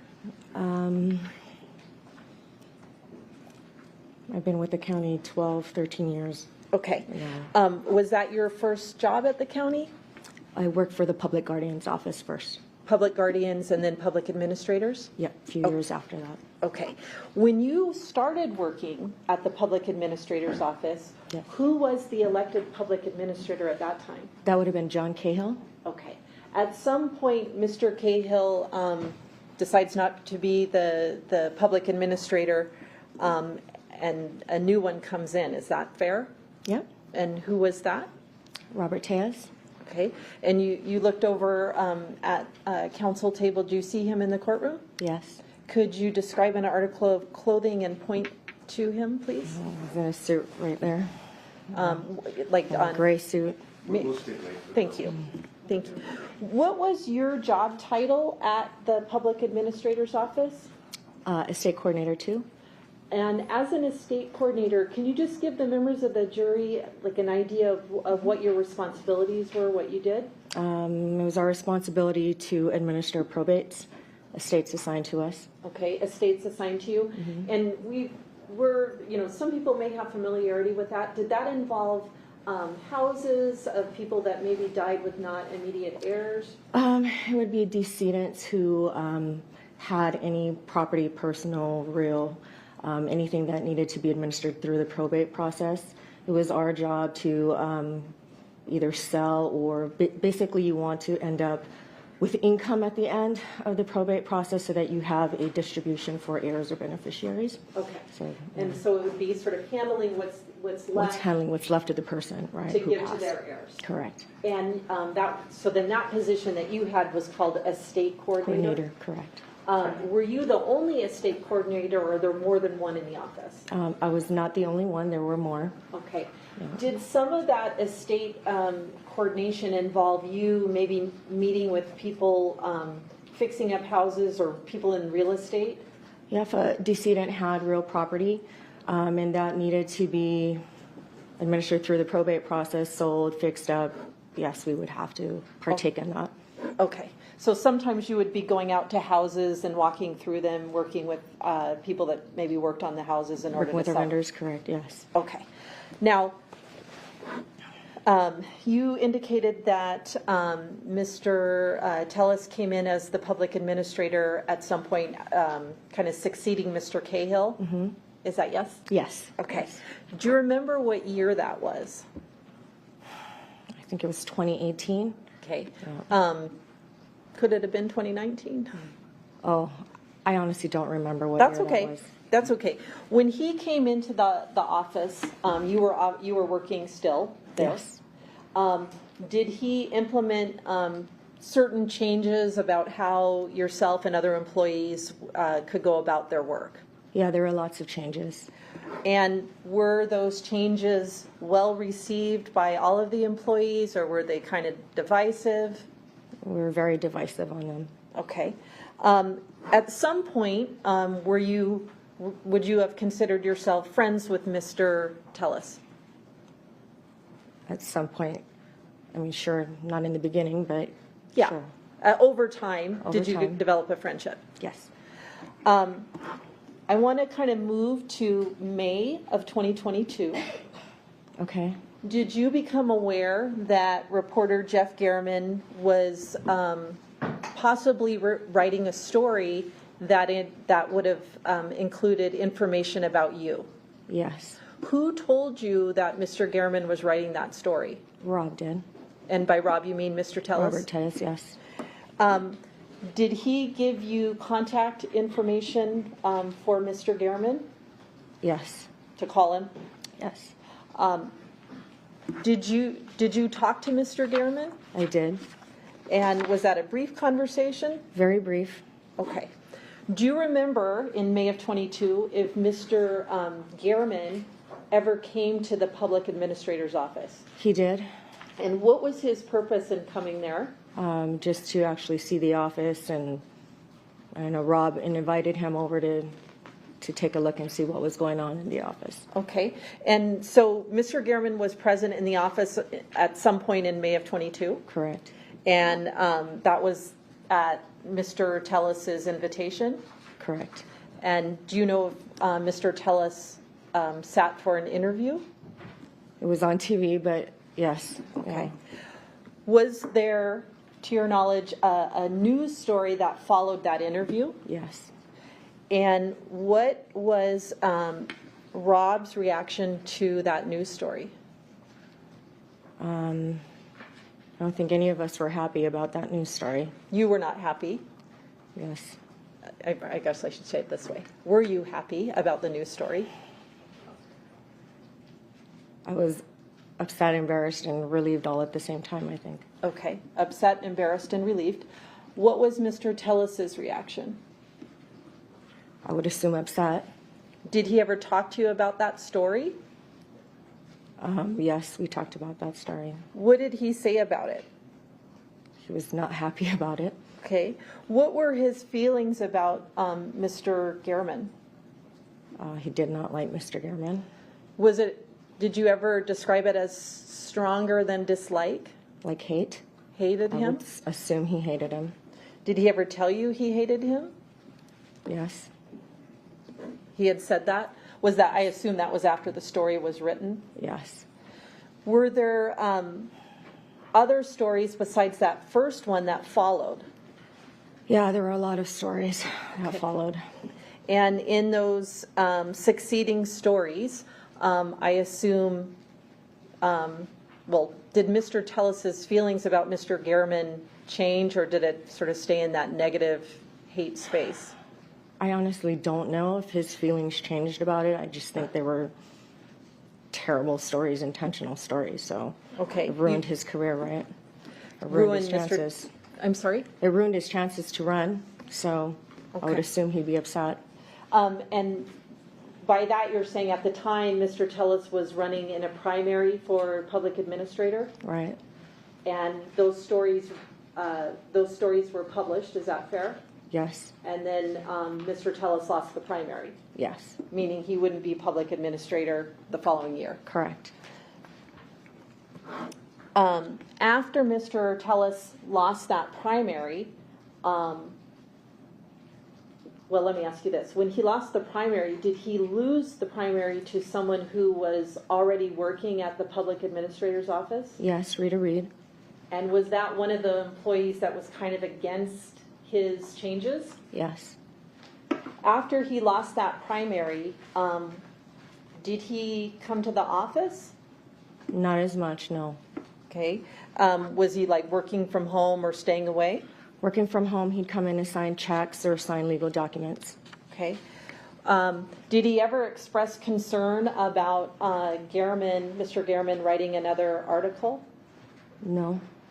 Did you ever hear, like you said, he had said that he hated Mr. Gehrman. Were you two communicating much after he loses the primary?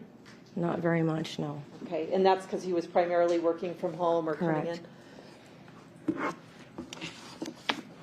Did you ever know Mr. Tellis to respond to things Mr. Gehrman had written on social media? I'm so sorry. Can you repeat that? Sure. Were you ever aware of whether Mr. Tellis responded to stuff Mr. Gehrman had written on social media? Yes. And it was called Twitter back then? Correct. Did you have a feeling about whether or not he should do that? Yeah, I told him to stop. And did you just think that was going to cause more problems? I just felt like the more you were responding with Mr. Gehrman, the more articles that were going to come out for no reason. Okay. So, yeah. So after Mr. Tellis loses the primary, that's in June, is that correct? Sure, I don't remember. Okay, that's okay. Yeah. Sometime after that, do you become aware that Mr. Gehrman has now made another public records request? Yes. And I assume it's after the primary. Correct. And that's for communications between yourself and Mr. Tellis?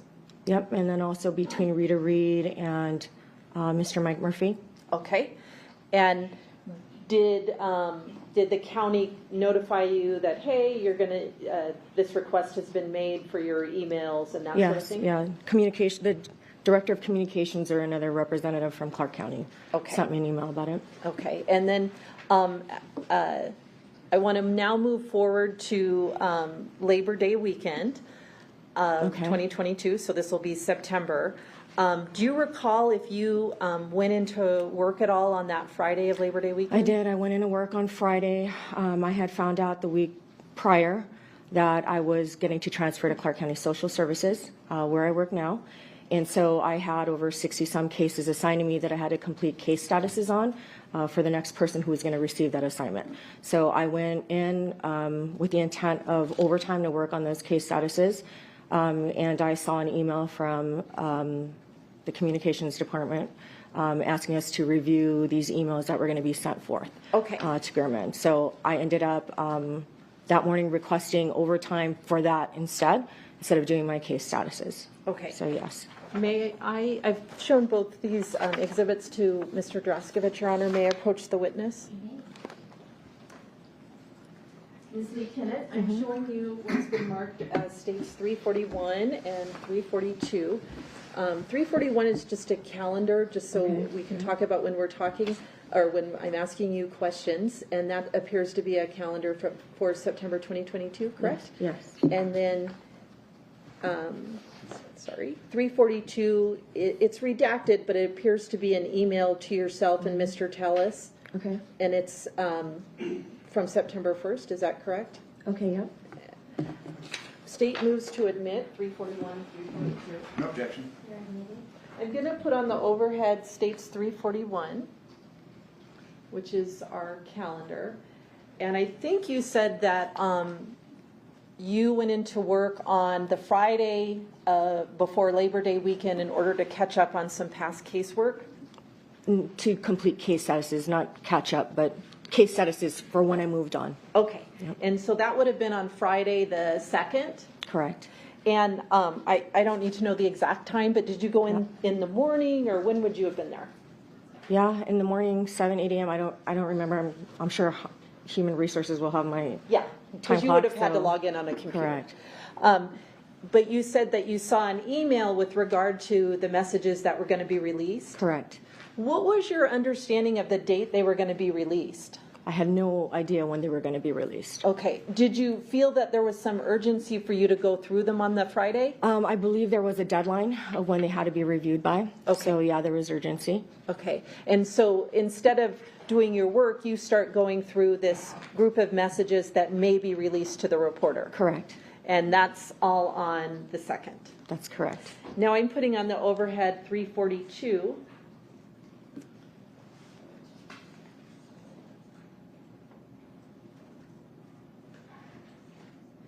And does that appear to be an email? I mean, it's sent at 5:45 p.m. on the 1st, so you would have seen that email on Friday, because I leave work normally 5 p.m. So the you would day have before. I didn't see it on Thursday. Correct. Okay, so you received the email about the messages, but you don't see it till Friday, right? Correct. So the email is sent out on Thursday. Hey, go through the messages, and then you go in on Friday and start going through the messages. Correct. Okay.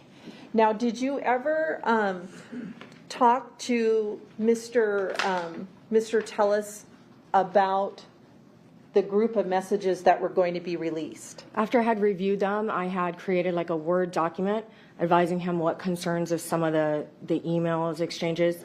My concerns were about some of our vendors named in there. And that was it. I actually said, I really don't care what was in here. There doesn't appear to be anything beyond the name of one of our vendors that I had concerns with. Okay.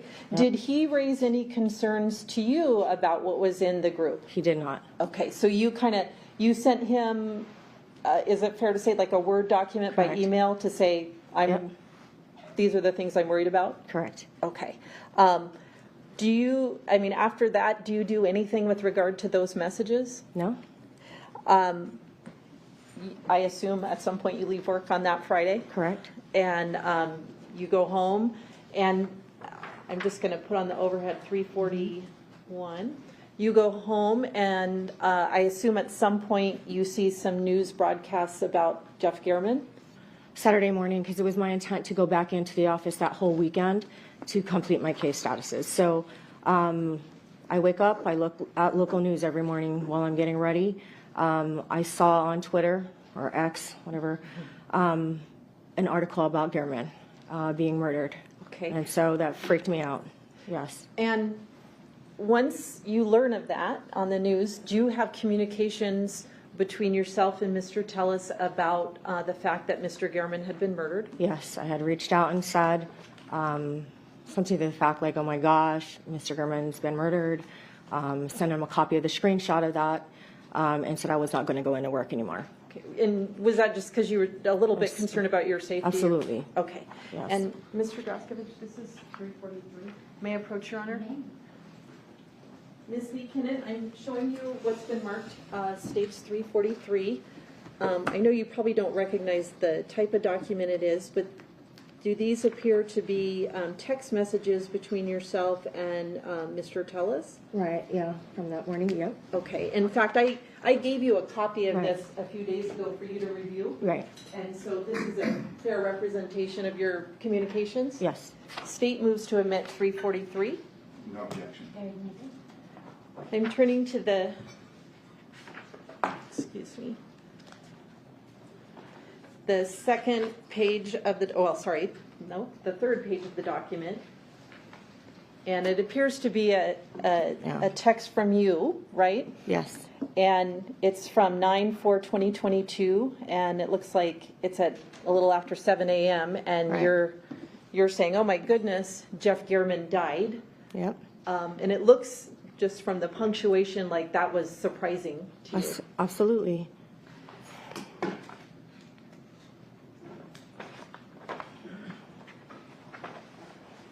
And I think you said that you sent screenshots of the Of that articles. article. This is on page 4. It looks like there's a communication on 9/4, same date, and it looks like you send a screenshot to Mr. Tellis of like communication on social media. Is that fair? Yep.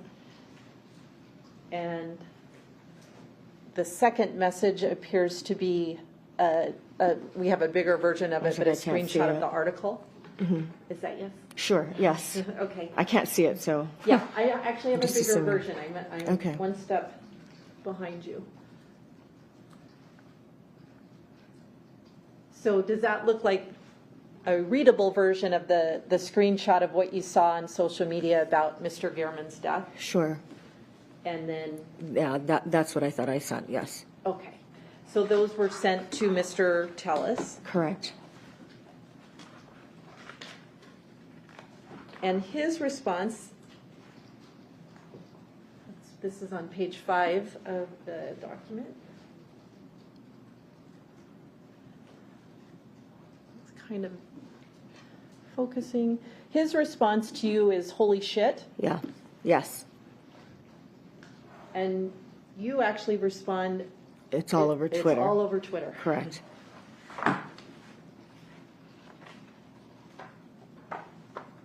So then do you communicate with him your concern about going into work? Yes, And so you, I think if I'm understanding you, you opt not to go into work that day? absolutely not. Correct. I stayed home. Okay. I want to move on. This is page 34 of the documents. And it looks like, are you able to read that up there from you? Yeah, I'll brighten it.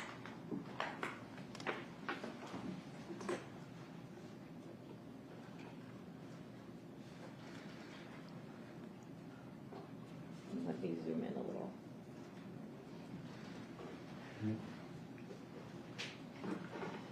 So this is a communication, it looks like, from you to Mr. Tellis on Okay. 9/6 of 2022. Okay. And it looks like you write, have you received a response from Jeff or the DA? Just wondering. Okay. Do you know what that's in regard to? I do not remember. I'm just looking at that. I don't. Okay. Do you think it was in regard to the records? Or do you not remember? I Or? don't even remember what Jeff I'm talking about on there, or the DA. Probably, yeah, our DA for Clark County. Okay. But yeah, I don't remember. Okay. I'm sorry, I don't remember a lot. That's okay. But, I mean, fair to say that's what that text says. Sure. Yeah. And the only DA, I mean, like the DA that you would have been interacting with would be like the DA civil who was- For public those- administrators, correct. Okay, dealing with those messages? Right. Okay. And then this is page 36. And it is from 9/6 of 22, and you send a message, Rob, WTF, Yeah. please do not be driving your Yukon around for a while. Correct. What had you seen that made you send that message to him? I think what everyone else saw, that Yukon in the photos You mean or the, in media, the media messages that Right. Metro sent out right? of a car associated with Mr. Gehrman's murder? Correct. And had you known Mr. Tellis to have a similar Yukon? He had driven it to work a few times. I believe it's his wife's vehicle. Okay. Yes. And so you're kind of like, whoa, don't drive your car around Yeah. for a while. Yes. And then his response is, that's crazy? Okay. Yes. Is that fair? Yep.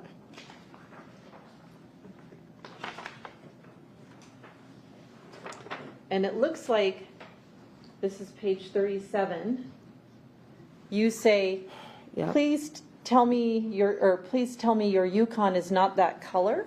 Correct. You wrote that. Correct. And this is page 38. He says, it is similar if not the same. Correct. And you ask him another detail, do you have racks on yours too, meaning the, Right. From the photos, right? okay.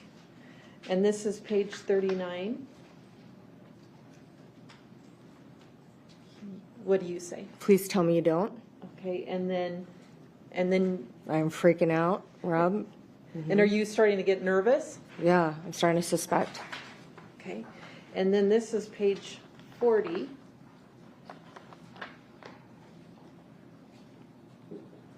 He says, yeah, I think so, it's fine, I didn't do it. Right? And then you ask another question about his tires. Right. You don't have special rims, do you? Okay. And then you, this is page 41, tell him I am, and then, Very worried. Correct.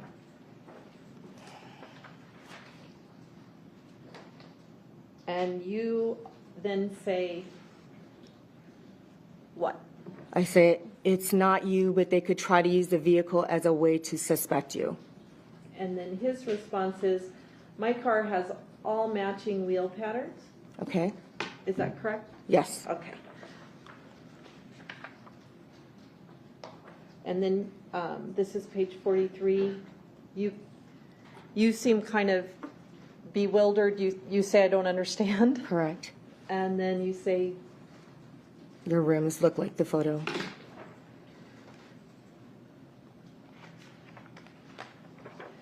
and this is page 44. He answers you, I think they are saying that the front does not match the back.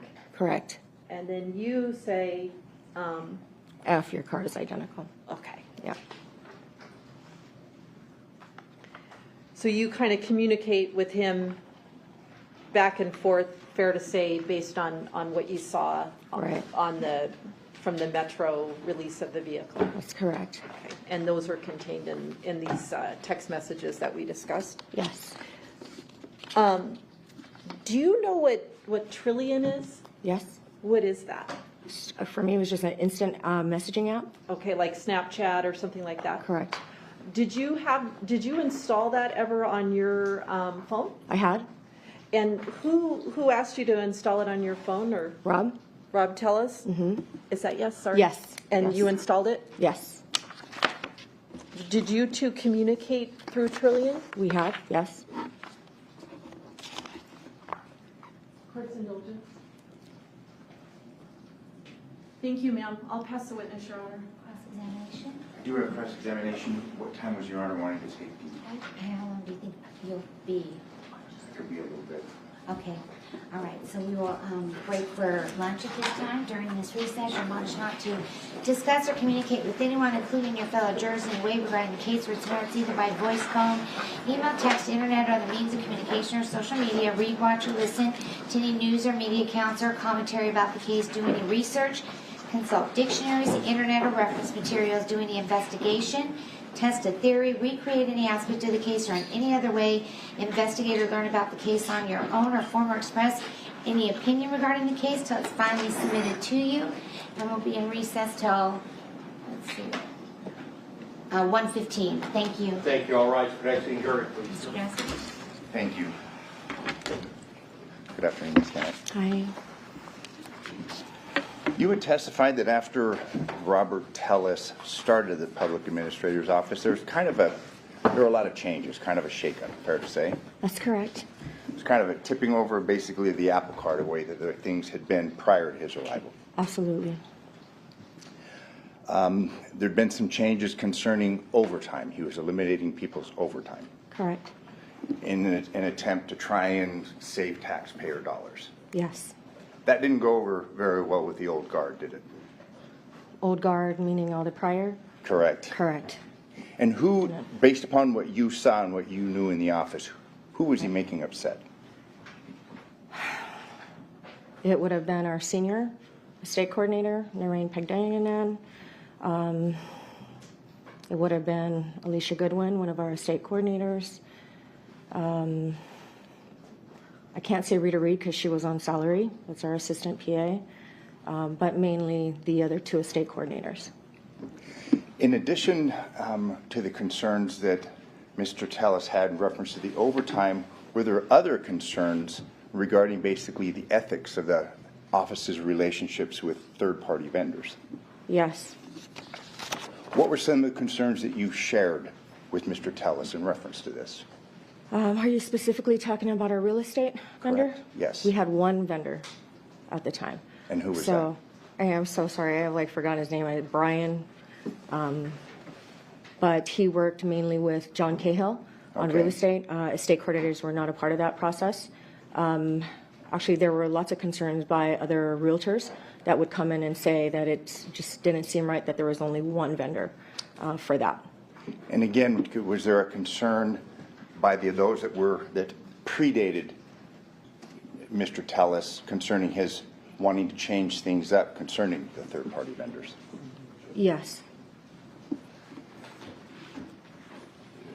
Was there a concern shared by yourself and Mr. Tellis about some of these basically contractors, real estate agents operating under the Independent Administrations Act? Oh, yes. Are we talking about Mr. Moore? Correct. Yes.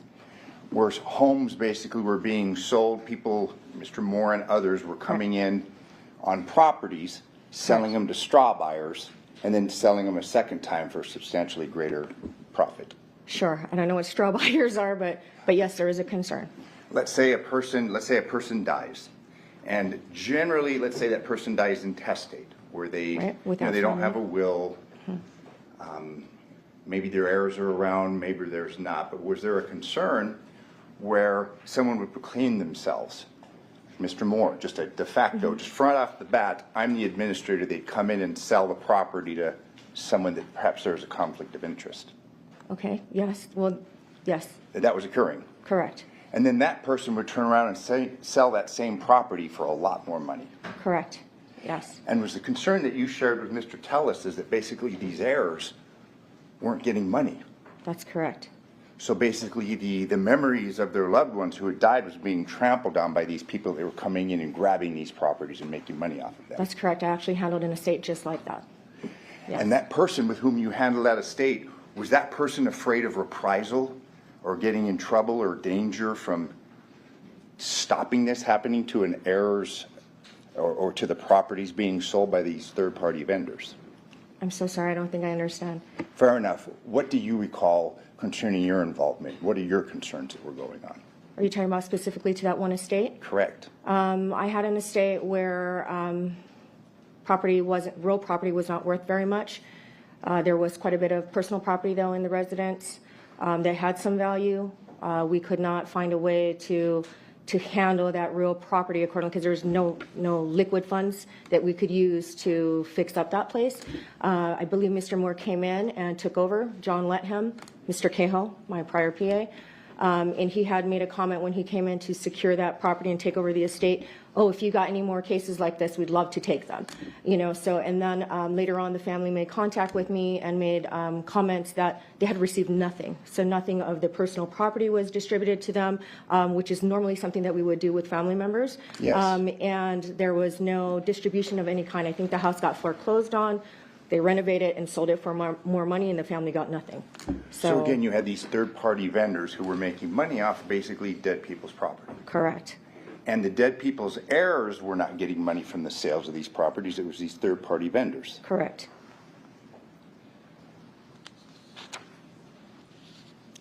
Did there ever come a point in time where you and Mr. Tellis discussed the concerns regarding Compass Realty?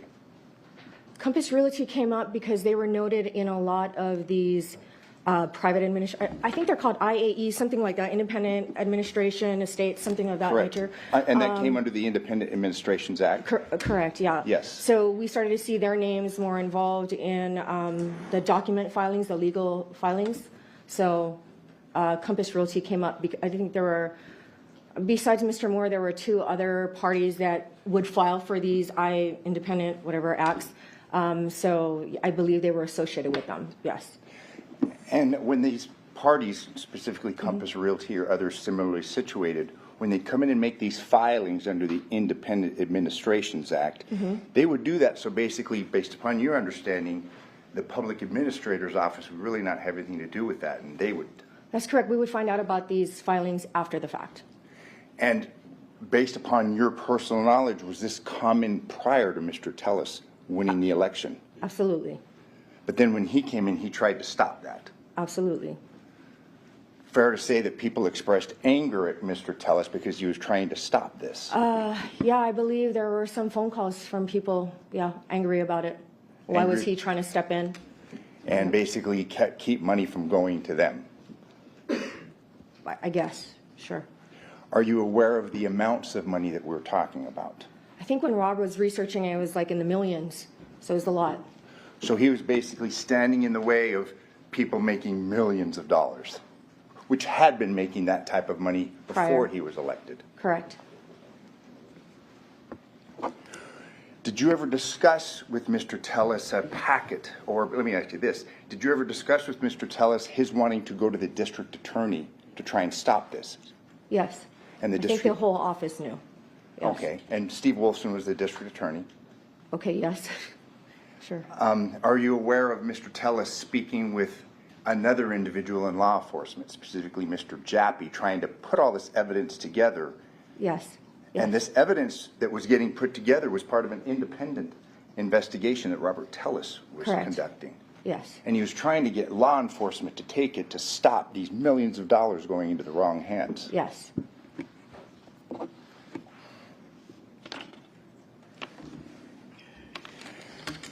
Did you and Mr. Tellis discuss the suspicious nature of these transactions that were going on prior to his being elected?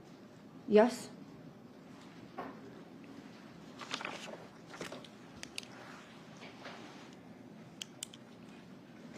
You had testified prior to the lunch break that you were made aware that Mr. Gehrman had made a request for communications between yourself and Mr. Tellis. Yes. And you had testified that Mr. Tellis, and I think your specific words were, didn't express concerns about these communications between yourself and him. Talking about my not having concerns? That's correct. Okay. Yes. And you said, I believe, that his concerns just dealt with vendors' names. No, those were my concerns. I had no idea what concerns were of Rob's with those. Okay. Yeah. And you had no idea because he didn't express to you, oh no, this information can't get out, or That's this is correct. terrible. Correct. He didn't seem to be so concerned. No, I don't think we had a conversation about that. And if it would have been a concern in reference to the emails and things or digital communications between yourself and Mr. Tellis, you would have expected him to tell you, hey, I'm afraid these communications are going to be in the journalist's hands. Correct. Correct. And were you informed on September 1st that these communications that you were not concerned about, other than some of the vendors and Mr. Tellis was not concerned about, was there a communication that you had with Mr. Tellis right around September 1st concerning the release of this information? On the first, no. No. Okay. Leading up to the 1st? You talking about when we first got the request? Yes. Well, yeah, because there's a lot of communications. So I guess the concern was what was going to be in there. We talk about our vendors, we talk about our estates, we talk about colleagues in emails. So I guess there was some concern about, will our vendors find out that we're not very happy with them, more than anything, or are they going to share personal estate information? But so yeah, there was an initial concern. But that concern, when you talk about the personal estate information, you didn't want these errors or the information of dead people's estates being made public. Being made public, correct. And that was an ethical concern. It's confidential. You work in a confidential atmosphere, so yes.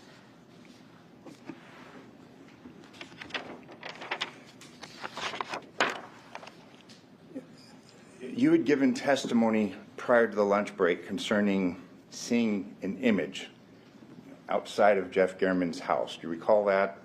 There'd been news releases concerning the Are you death talking about the vehicle? Images of the vehicle? before the vehicle. Images of a person walking? Correct. Okay. Do you recall when those came out?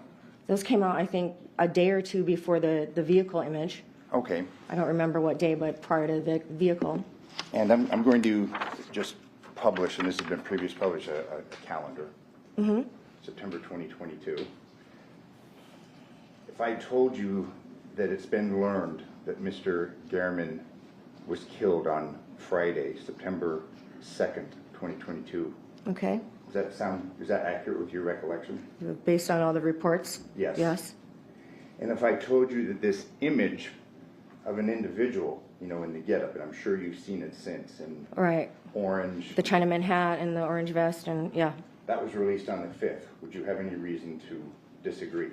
No? If we had heard testimony yesterday concerning real estate agents that say that they saw this one in particular on the 5th, would that be, or on the 2nd of Friday, would that be inconsistent with your recollection of when this image was released? No, because then I would have known Friday that this had occurred versus Saturday morning, so, Okay. yeah. In reference to this image, and it may have been a clip of an individual walking Right. in this getup, you didn't recognize that as Mr. Tellis. I did not. And you had known Mr. Tellis since 2019? That's correct. Worked with him every day? Correct. Saw him walk in and out of the office?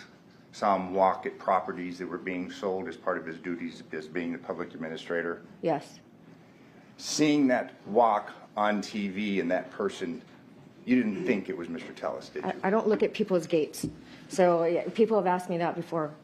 I didn't. I did not know that was him. Your concern came about when you saw the vehicle. Correct.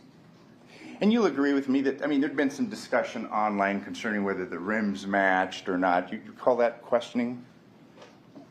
Sure. Before the lunch break. And obviously there was a concern that you expressed that, geez, that vehicle It looks looks like... identical, right? And obviously there was a concern on Mr. Tellis's part as well, going, yeah, that looks like my vehicle. Correct.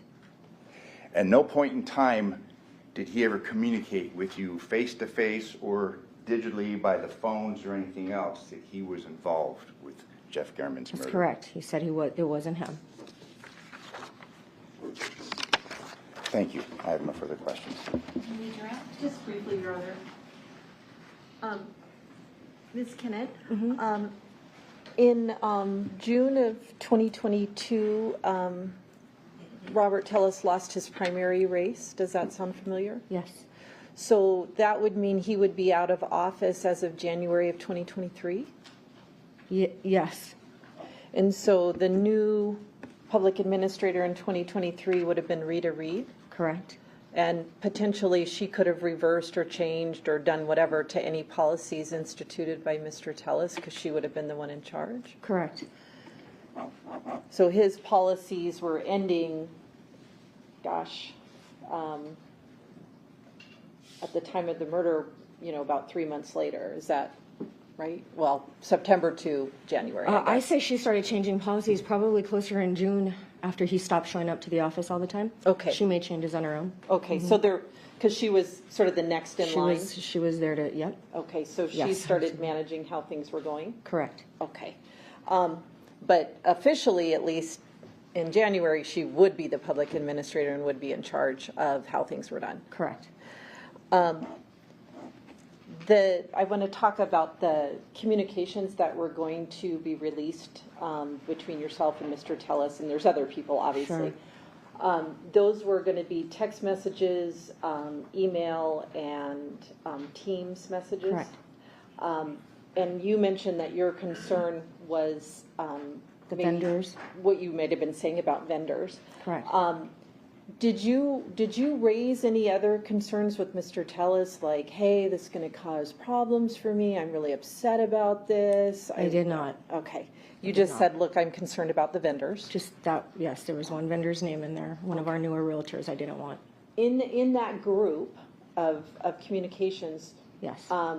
were there, like personal communications that really didn't have anything to do with work as well? Probably. Okay. I mean, probably everybody that uses Right. email at work, not every email is. With Teams, all my other colleagues, so, yep. Yes. But that was included in that group as well. Yes. Okay. And when you were interviewed by detectives, I don't know if you remember the date, but does September 7th sound right to you? Yes. Okay. So they come to see you on September the 7th? Mm-hmm. Is that yes? Sorry. Yes. Okay. Sorry. And they talked to you about the different images, the images of the figure walking, the person in orange? Yes. And then you also talked to them about the vehicle? Yes. And I think you said it today that you don't really pay attention to gait, like the person, that didn't set off any red flags or alarm bells for you? It didn't. But the vehicle did? Correct. And that's because you had seen him driving it? No, never saw him driving it. It would be parked in his spot. Like, we had designated spots there for our work, and his was right next to the employee exit and entrance. So there were a few times that we had saw it there. Okay. And is that why in your communications with him over text, when it was all coming out in the news, you were... I was like, wow, this is... Identical. Correct. And so when you discussed that with detectives, you mentioned that look, that vehicle looks... Yes. Okay.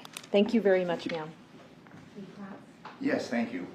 Just briefly, after the time that Mr. Tellis lost his bid, in the primary for re-election, Yes. he nonetheless kept working towards trying to preserve the estates of these heirs. Yes.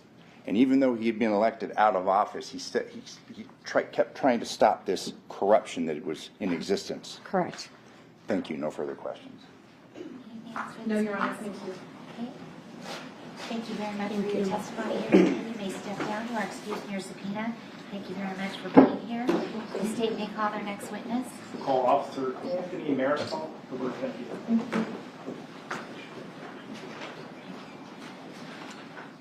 Just gonna need a second, Your Honor. I gotta get set up.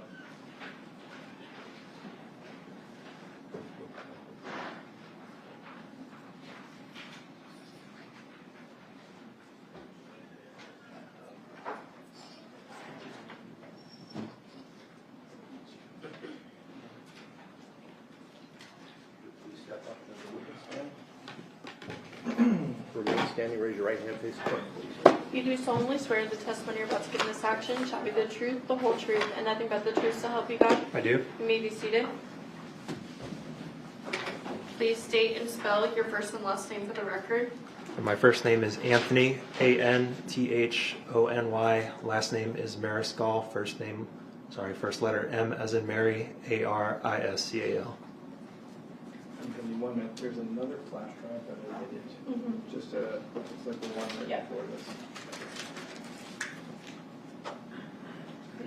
Thanks so much.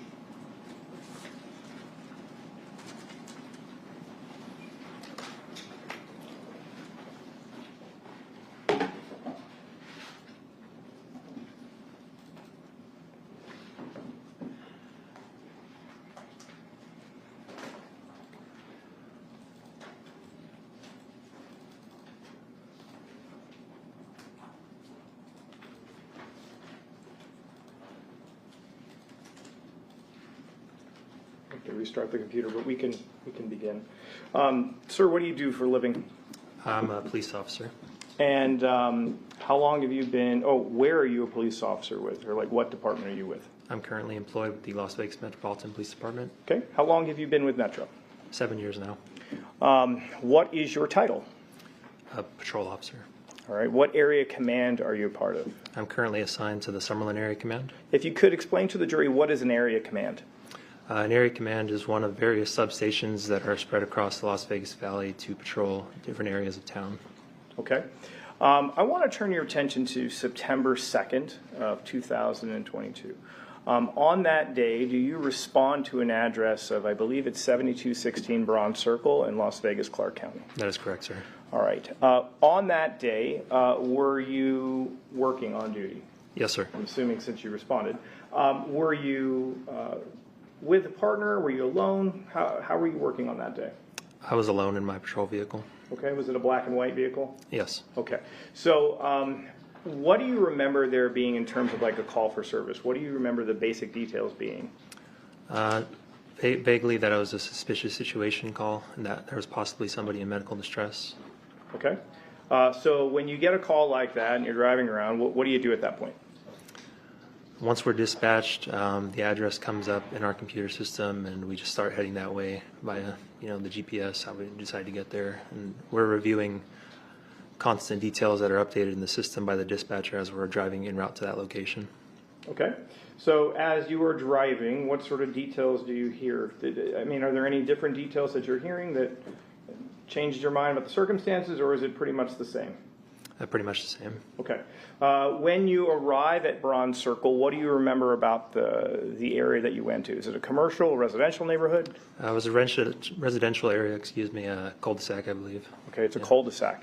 When you arrive, how many other police officers are there? I was the first one to arrive. So the first one there. When you are there any citizens in the general area coming towards you to fill you in on what's going on? There was an elderly white couple standing in front of the target address. If you could, please tell me a little bit about what their demeanor was like when they approached you. It was a white male and white female, elderly, as I previously stated. The female appeared to be visibly distraught, crying, and the male subject was a bit in disbelief when I first made contact with him. Okay. What do you learn from them, or what do they tell you? They state that they're neighbors of a gentleman by the name of Jeff Gurman, and previously, the day before, they had tried to make contact with him because they were sitting in their living room and they had noticed that his garage door was open, which they found to be unusual.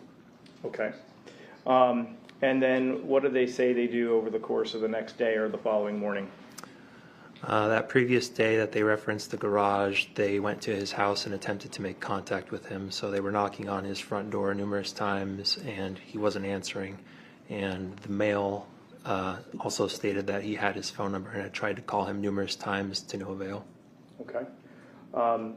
Do they ultimately relay to you that they discover this man somewhere on his premises? That is correct. Do they lead you over to that area? Yes, I walked up there with the male. Okay. At that point, are there other officers kind of trickling in at this point? I was still by myself at that point. Okay. When you approached the body, did you touch it in any way, or did you just kind of look to see generally what it looked like? None whatsoever. I just observed the general area. Is that part of your training, or was that just a personal feeling? That's standard protocol. Usually when we respond to situations regarding dead bodies or decedents or anything of the sort, the police themselves do not manipulate the scene in any way, shape, or form. Okay. Was this individual who was on the ground, was he moving or breathing in any way? No, not that I could discern. What did he appear to have any apparent blood on him? A large amount, yes. Okay. So tell us a little bit about protocol. You see a body, there's a lot of blood, not moving, not breathing. What do you do at that point? What are you supposed to do at that point? At that point, I got on the radio and I broadcast the dispatch and the responding officers that it was my belief that the subject, Mr. Gurman, was deceased. Okay. Eventually, do some other patrol officers arrive? Yes.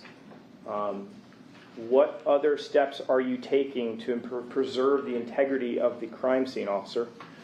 Due to the nature of the circumstances of this call, we had to make sure that there was no signs of forced entry to the home or anything that was amiss. So while my partner had arrived and was standing with Mr. Gurman and his neighbors, I decided to check the outer perimeter of the home just to confirm that there wasn't any signs of forced entry or anything else otherwise unusual. At this time, is it pretty much just the couple officers that are there and this couple that are out in the cul-de-sac at this point? Myself, my partner, and the couple, yes. Okay, so there's not like a mountain of citizens pouring out of their homes coming towards you guys, right? No. Okay, any real estate agents? No. I know it seems like a silly question, but no one from Compass Realty, just to be clear, no one identifying themselves as an employee of Compass Realty? No. All right. So you walk the perimeter. Do you see anything that catches your attention in terms of like suspects or anything like that? No, sir. All right. At some point, do you start to tape off the scene? I do, yes. Okay. Why do you do that? To prevent any of his other neighbors or anybody else that might be in the area from encroaching upon the residence that might otherwise disturb the immediate scene. Okay. Have you ever heard of the term? So when you do your perimeter tape, where do you do it from? Standard procedure for us is generally to make it as large as possible, just to facilitate as much area for investigation to take place. Okay, so do you do it just kind of around the house or the driveway? Where are you doing this at? Specifically, I did it in front of the house. All right. Later, is there crime scene tape that blocks off the entrance to Bronze Circle? To my recollection, I believe so, yes. You didn't do it per se, but was No. it ultimately done? Yes, sir. Okay. Have you ever heard of clearing a residence? Yes. What is that? Aside from this particular call, we respond to a variety of other calls for service, such as welfare checks, burglaries, things of that nature. We clear a residence usually with a minimum of a 3-man element if we're trying to take a suspect into custody, if we're conducting a welfare check, any lawful reason that we have entry to make into that home to conduct that. Officer, did you participate, I just don't know, but did you participate in the clearing of that residence? Or I did, yes. Was there a Sergeant Freese that also arrived at scene that assisted in clearing the residence with you? That is correct, sir. Okay. At the time that you arrived there, were you wearing anything that potentially could record the things that you're seeing or experiencing while out on duty? Yes, sir. What were you wearing? My assigned body-worn camera. Okay. Prior to coming here and testifying, had you had an opportunity to review footage from that day? Yes, sir. All right. At this time, we have State's proposed 344, which has been admitted by stipulation. And this time we are going to play Officer Mariscal's body-worn camera. If we could cue over. Mr. Bassett, is that correct? Yes, that is correct, Your Honor.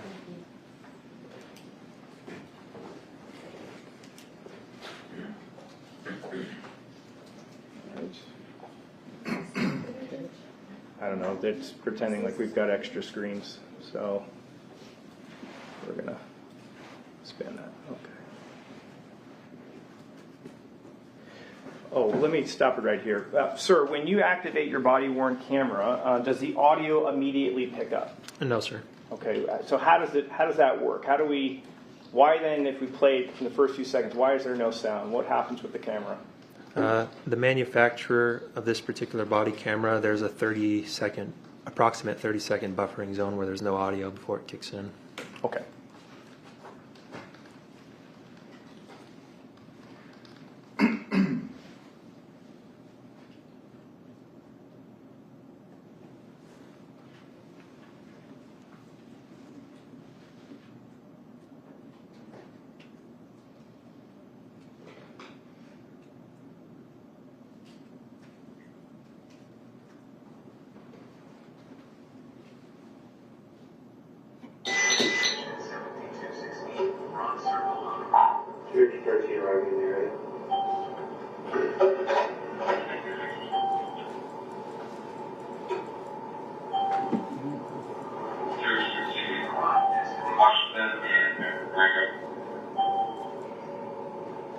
Control 2, we're making contact with residents on the east side for being cooperative.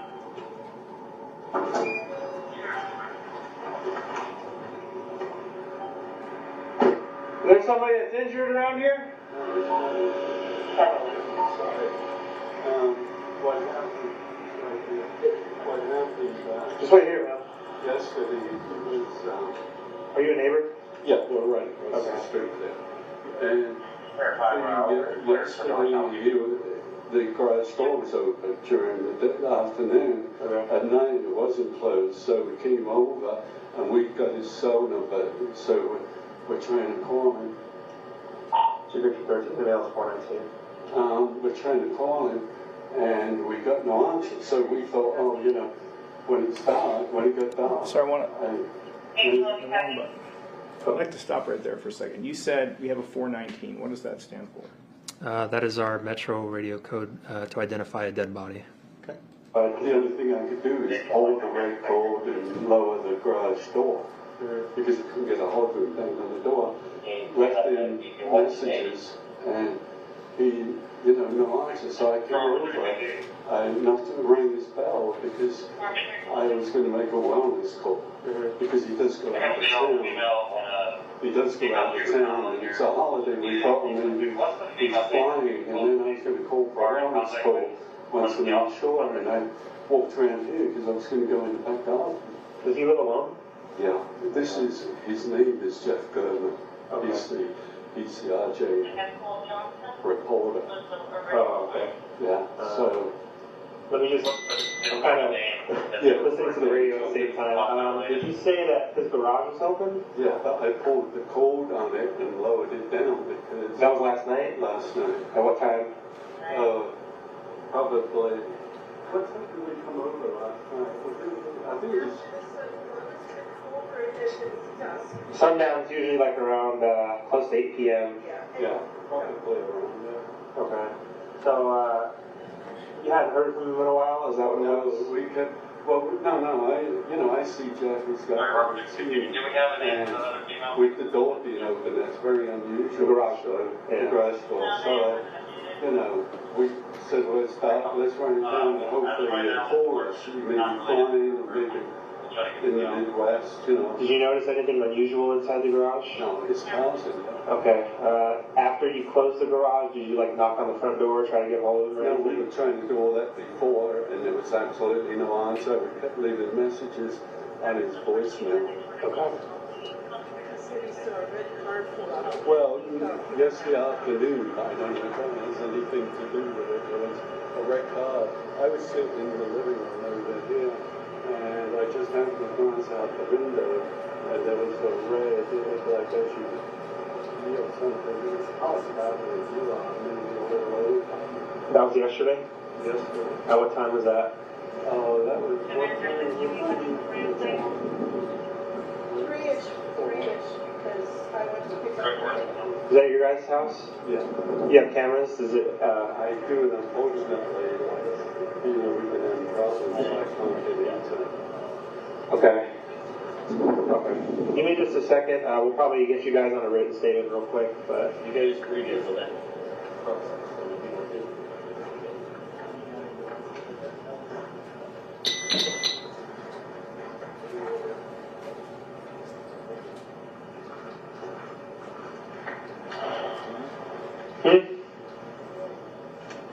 Signs of, Yeah, that's what I'm looking for right now.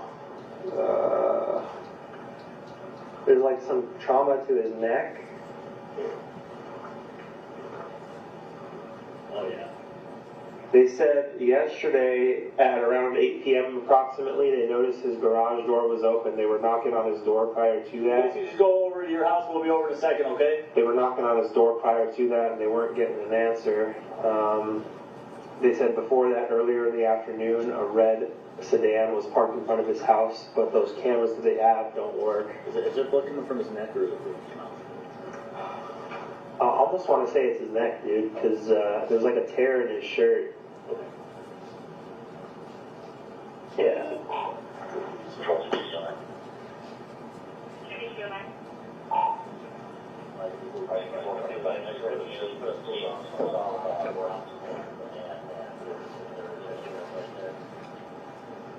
Yeah, it definitely looks like trauma to his neck. They said that his car was in his garage. They didn't notice anything unusual inside the garage.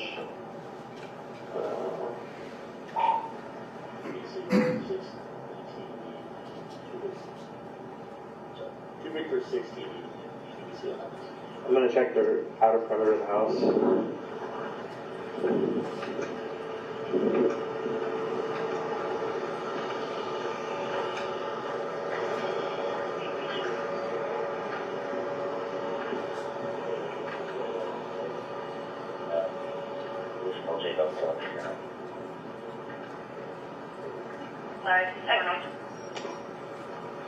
Say elderly male, probably about 60, a fair amount of blood, possibly severed men.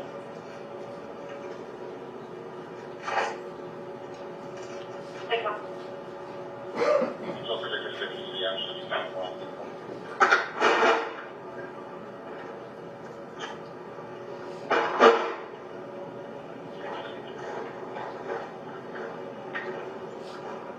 BC9, 812, give me a call when you have anything. Copy.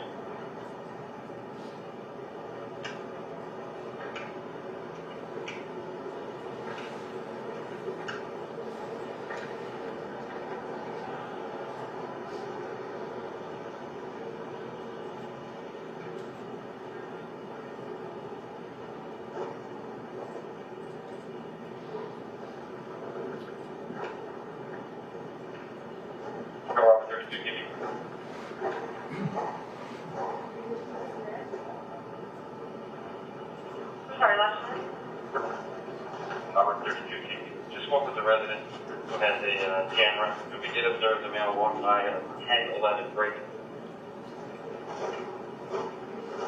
It shows white shirt with the red lettering on the back and a white light on the back. But he just had a phone in his hand, negative 8413 on the camera.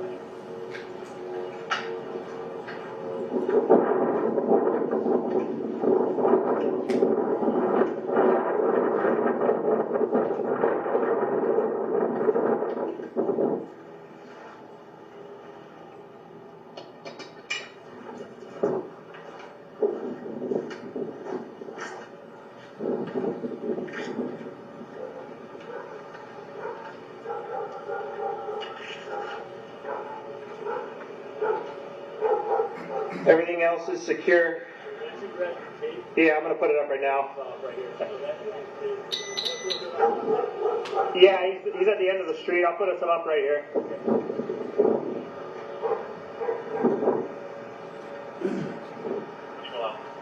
You're Robert 32 TV. Just second camera angle. Just to reconfirm. Negative 413 in his hands whatsoever. There's a phone break.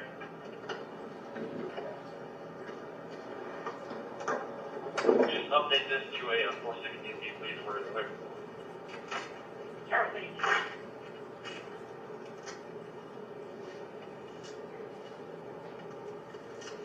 In case there is any future calls, he appeared to have an orange tank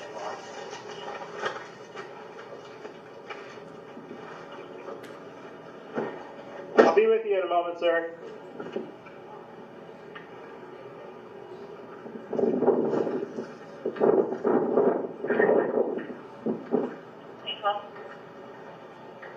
Send me the next two available units so we can make sure we have this whole thing contained. Just can you find me that whole? Hang on. 3 hours, 34 cents, Robert. That's Frank, please. Trevor 32, Trevor 34, Connected 3. Keep that TV unit free. TV unit charge on free. Trevor 32, I didn't know just give us a car, what is it? She mentioned briefly ago, she said that we bring the other TV unit on this call. Whatever they need.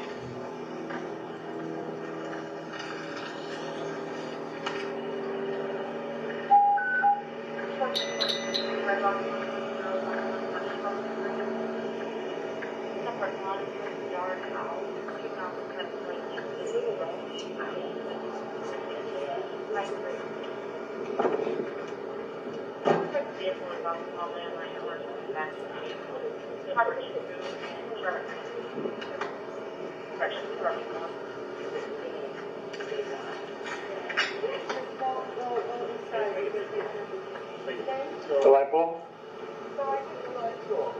Okay.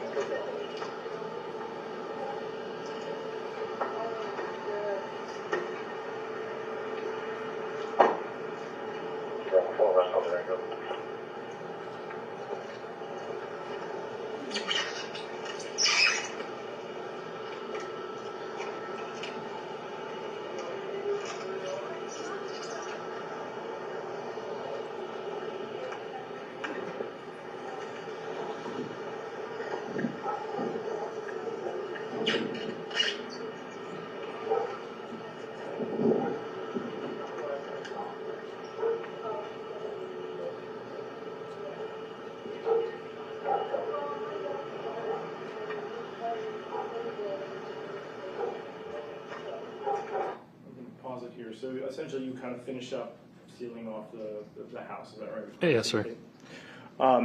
If we move a little bit farther forward, I take it you kind of speak to the neighbors a little bit. Is that right? Yes, sir. And I guess you get. What are we looking at here? Whose home are you in at this point? This is the home of the woman that you see pictured on screen now. Okay, so you maybe go speak with them briefly. Is Yes. that what, is Yes, that sir. what you do? Yeah.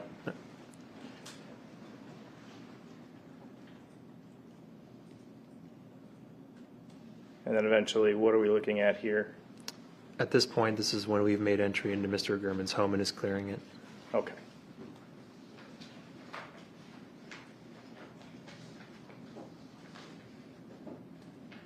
All right, and what are we looking at here? This is the garage of the woman's home that I previously mentioned. And why are you in there? I'm with her husband, and I was attempting to assist him in operating his video surveillance system to possibly obtain footage of the red vehicle that they had mentioned. Okay. Thank you very much. I have no further questions for this witness. Cross-examination? Yes, thank you.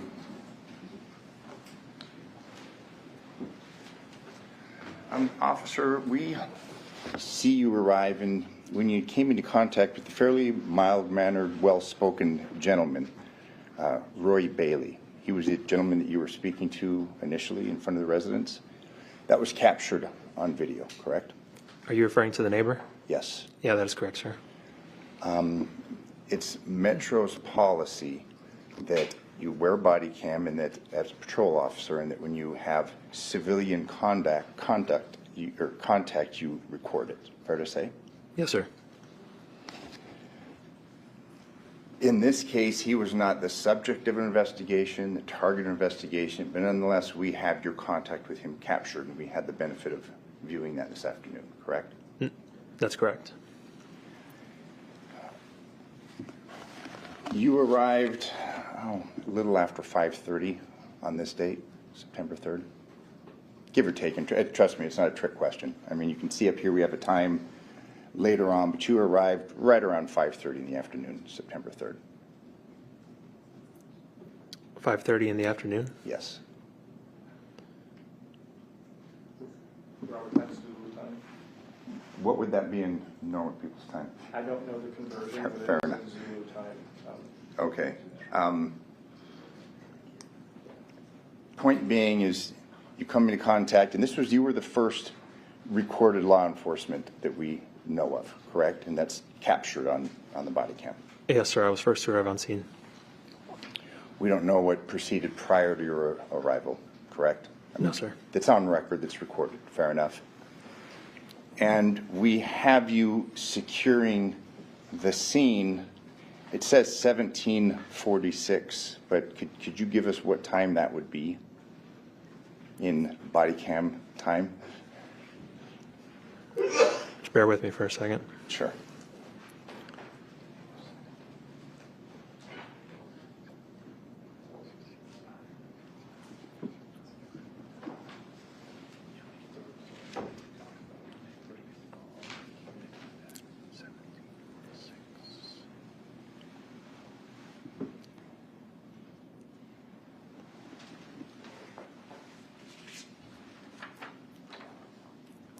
That would be the time that you previously mentioned. And would it be 10:30 maybe in the morning, give or take? Yes, sir. Okay, and well, I have no reason to contradict your recollection or your review of the time. I'm just trying to make it clear and so the record's clear. From that point forward, we have the benefit of body cam. Interactions are captured, the scene is captured, things of that nature. Fair to say? Yes, sir. And you secure the area about 10 minutes after you come into contact with Mr. Bailey, the neighbor. Yes, sir. Thank you. I have no further questions. Did you redirect? No, no. Thank you very much for your testimony here today. You may step down. You are excused from your subpoena. Thank you for being here today. The state may call their next witness. We'll call Sergeant Bradley Freese.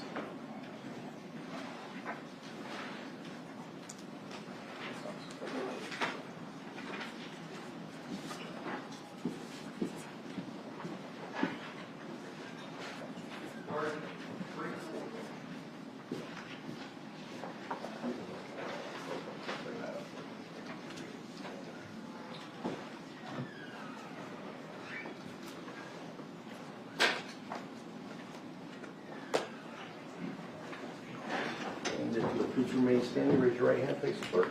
You do solemnly swear the testimony you're about to give in this action shall be the truth, the whole truth, and nothing but the truth, so help you God? Yes, I do. You may be seated. Please state and spell your first and last name for the record. My name is Bradley Freese, Bradley. My last name is Friess. Sir, what do you do for a living? I am a police sergeant with Las Vegas Metro Police. And how long have you been with Metro? 17 years.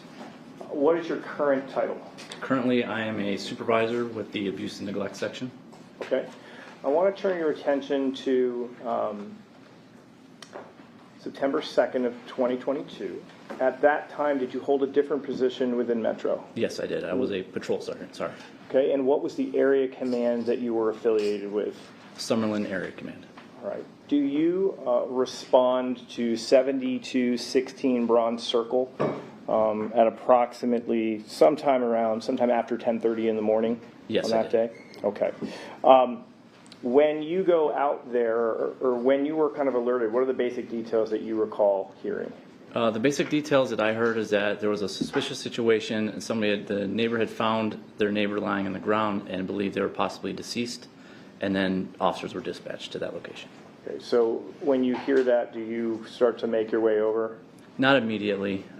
Generally, I will wait to get a confirmation or something like that. I'll start heading that way, but depending on who else is, if there's other supervisors, I may or may not head that way right away. Do you ultimately do that in this case? Yes, I did. Okay. When you do arrive, is there any crime scene tape put up that you can remember to help preserve the scene? Yes, there was crime scene tape and marked police vehicles at the end of the cul-de-sac, blocking off any vehicles driving down the cul-de-sac, as well as at the home itself there was some crime scene tape. When you arrive at the scene, who appears to be outside? When I arrived there, the only people that I remember seeing were other officers that were there. Okay. Do you recall any regular citizens coming through? Not that I recall, no. Any real estate agents? No. All right. When you arrive, what do you decide to do at that point with your fellow officers? When I first arrived, we needed to make sure that there were no additional people inside the residence that needed assistance, so we cleared the residence, make sure nobody else was inside the home, and then after that we started to stabilize, make sure everything was preserved for detectives to respond. Okay. Are you familiar with something that is called a CAD log? Yes. And what is a CAD log? A CAD log is basically the log as an event is updated in our computer system. It is put in this log, and it details, each line details what the officers say over the radio to the dispatcher, and the dispatcher types in this log, which is preserved in that CAD log. Okay. Is that sometimes referred to as an audit trail? Correct. Okay. Additionally, can CAD logs organize people in terms of kind of the chronology when they arrive on a scene? Yes. Can they do that? So there's other forms that kind of show the chronology of people showing up? Yes. And it lists maybe their name and their time and things of that nature. Is that correct? Correct. Okay. In preparation for testifying, have you reviewed the CAD log an audit trail as well as a chronological log of who was arriving at scene? Yes, I did. Okay. At this time, we're going to ask permission to admit states proposed 346 and 347, which I believe is admitted by stipulation. Correct. All right, so I'd like to publish just page 1 of states 346. Back out a little bit. All right. If we can see this here, in the upper left-hand corner, it lists an address. Is that the address that you guys kind of respond to? Yes, sir. What does cross low mean in the middle here? What's that signify? That is the closest cross street with that particular address. At the bottom here, or at least in the middle here, it says create, and it says 9/3/2022 at 10:33:31. What does that signify? That is the date and time the event was created. Okay, and so there's an event number that's associated with this. Is that right? Correct. What is an event number? The event number is how our police department logs and catalogs anything that's associated with a particular event, whether it's a car stop or a crime or anything like that. Okay, so if someone calls 911 at the beginning of the day, maybe that's the first event of the day, and it just kind of goes on and on and on through. Correct. Is this the event number up here? Yes, it is. Okay. Now, I want to. You mentioned that the create date was at 10:33:31. When you look at this first entry here, is that kind of what it's signifying here? Yes. All right. The next entry here says, can you? This is in shorthand, but can you interpret that for us? Sure. Conference with medical. PR found neighbor on ground on side yard covered in blood. Appears 419. What does PR mean? PR is a person reporting. Okay. And what does appears 419 mean? Appears 419.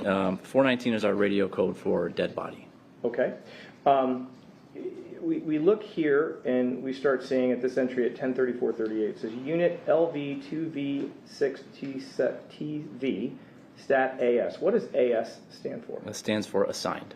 Okay, and what does that unit, kind of those numbers and that symbol, LV2V6TV, what does that mean? So the LV is just, the actual call sign is the 2V6TV, and what that stands for, 2 is the shift indicator, 2 is day shift, 3 is swing shift, 1 is graveyard. V is a particular sector beat that unit is responsible for, and then the 6 is that officer's assigned number, whether 1 through 6, and then TV is short for a tactical vehicle. When we go to 10:34:44, it indicates dispatch LV/2V13 officers LV Mariscal Anthony. What does that mean? That indicates that 2 Victor 13 Officer Mariscal was dispatched to the event. Okay, and then right below that, it has that same call sign being AS, meaning assigned? Correct. Right below that, it says ER, and using that same call sign of Officer Mariscal. What does that mean? ER means en route. Okay, so as we kind of look at this log, we'll see a different call sign a little bit lower here. That means that Officer Tyler Burgess is being assigned at 10:34:51. Am I reading that essentially right? Yes, sir. And then we've got another entry down here. What does this mean? It says neighbor male, approximately 50 years old, negative breathing, meaning not breathing, changed colors. Okay. So the call sign for Officer Mariscal was 2 Victor 13, correct? Correct. When we look at page 2, we look at this entry here at 10:37:08. It says 2 Victor 13 AR. What does AR mean? That is short for arrived. Okay. So essentially what this log does is it shows us who is arriving and who is coming and when they go or if they leave. Would that be fair? Correct. All right. You've had a chance to also review the 31-page, and I'm publishing 347, this chronological log of officers and law enforcement personnel with Metro that responded to the scene. Is that correct? That is correct. You've been through all 31 pages reviewing the names, correct? Yes. Did you see the name Derek Jappy anywhere on that catalog? No, I did not. Okay. On that day, were you also wearing body-worn camera? Yes, I was. Okay. At this time, if we could switch over to, and we're going to play state 344.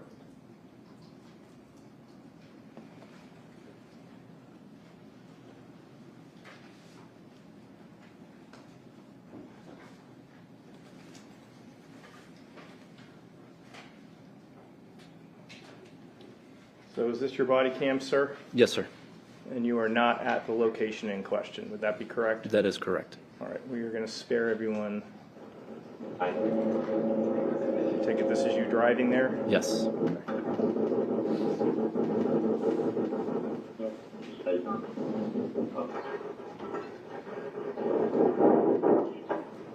right, so we're resuming at 20 minutes and 5 seconds.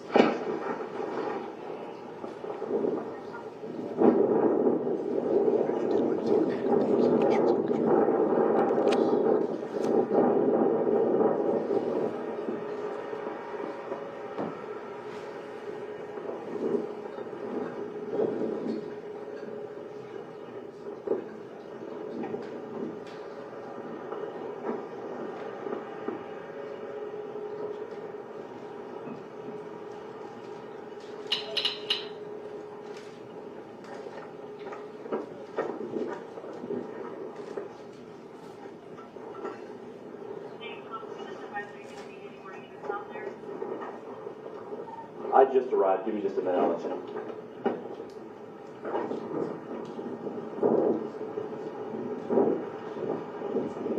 How many do you have in an office still?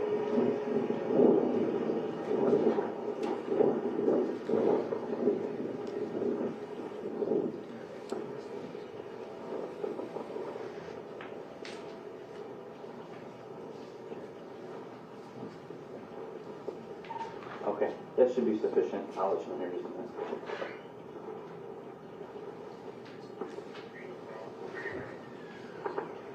Go ahead, sir.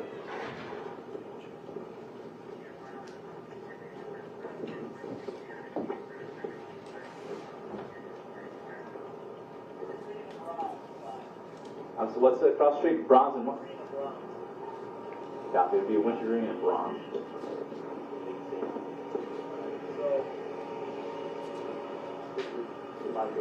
Okay. Fair amount of blood probably from the nature is over by the shirt. Okay. Neighbor said, every day, you heard yesterday, saw a red SUV parked here, can't really describe it that well, so the garage door is open. About 8 o'clock, goes outside, the SUV's gone, garage is still open, can't get a hold of this dude, he didn't know where he's at. So neighbor goes in, pulls the door forward, closes the garage. Okay. So it should be unlocked. Okay. That's it. No family, no other, no inside, and no animals. So this dude was a crime reporter for the yard bill, so that was that up. So okay. That's where we're at. Okay. Okay. All right. So we're going to the garage door. I gotta look it up. Okay. All right. Well, yeah. You got an extra set of gloves? Okay. I got a new stack on my desk. That's fine. Let me just stop for 1 second. You've been doing this for how long? 17 years. I take in your 17 years you've been to a lot of scenes. Would that be fair? Yes. How would you describe this? Is this a dynamic or more like a sterile scene? It's not a dynamic scene, but there are still some unknowns for us, so it's not quite static yet. Okay. And so, but I guess you've been to scenes where there's like lots of people running around and people coming out of the woodworks to kind of offer opinions about things they've seen. Is this really one of those scenes? No. Okay. Just resuming play.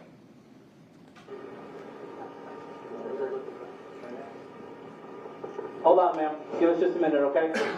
Yeah, we're going to move it right now. We're going to go in and make sure nobody's inside. Hang out over there for us, okay? Why are you asking her to do that? Why are you asking her to stay on the other side of the street? Just to kind of maintain the integrity of the scene where we have, because there's only limited resources there, we needed to make sure we went into the home safely, and I don't want somebody else kind of drawing our attention elsewhere. Understood. Before you go in, make sure everybody's ready, so hold on. Good? All right.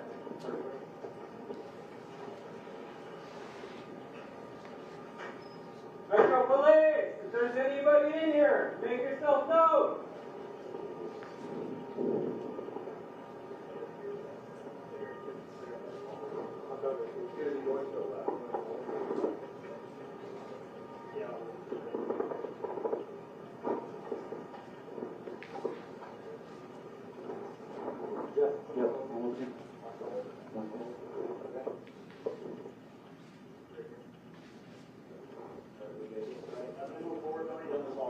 Okay. Closed door on the left in front of me here on the gate. I got the kitchen. sir.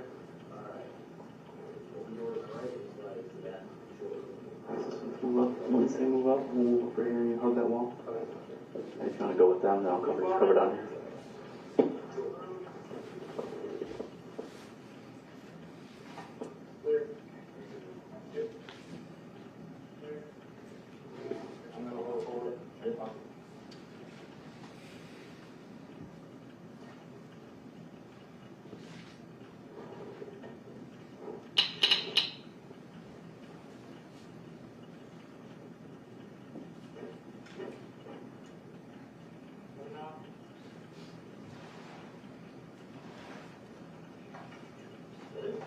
It's got a kitchen back here. You guys ready? Yep. The kitchen kind of looks like it's closed off to the right, and then so it wraps up around to the left. So I'm just going to push through.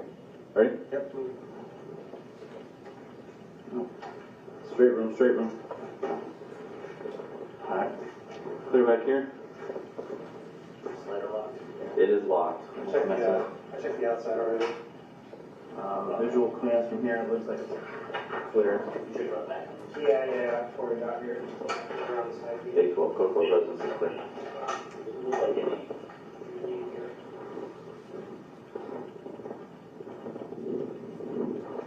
Alright, any sign of a struggle or drawers open or anything like that in there? I'll see what you guys saw. No ransacking. Nothing in here. Okay. Alright.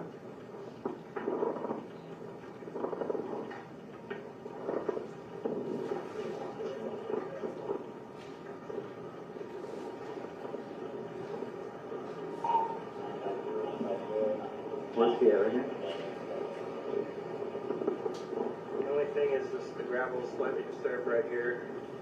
Right here? Right Oh, there. yeah. Yeah. Gravel, anything else?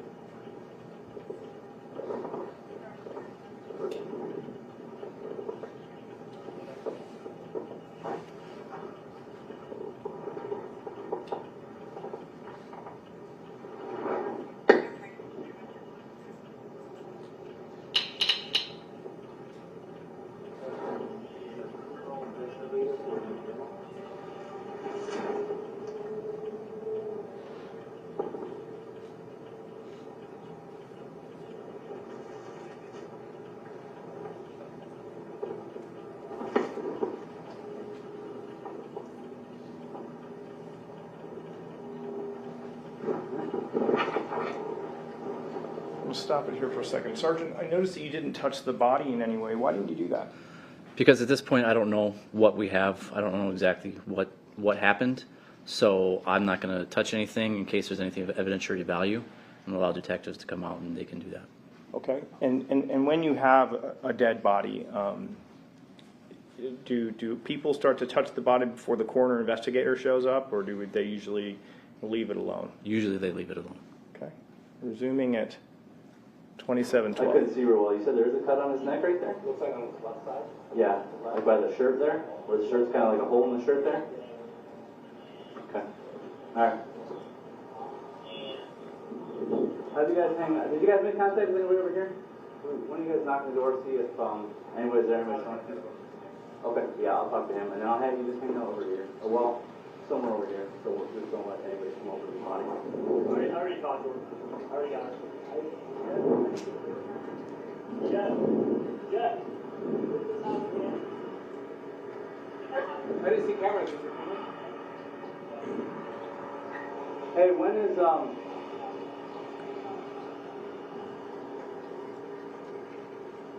last night, what time was it that he came over here? We said the sun was going down. Okay, around 8 o'clock-ish? Yeah, okay. How does he know this guy? His neighbor? Bernice, he said he came over, yesterday, not over, it's okay. But I came by this morning, and then, started fine. Pause it here. Move forward a little bit. So you essentially walk out past Brunch Circle. And then who is this individual here? That is my lieutenant. Okay. Resuming at 3120. Oh, okay.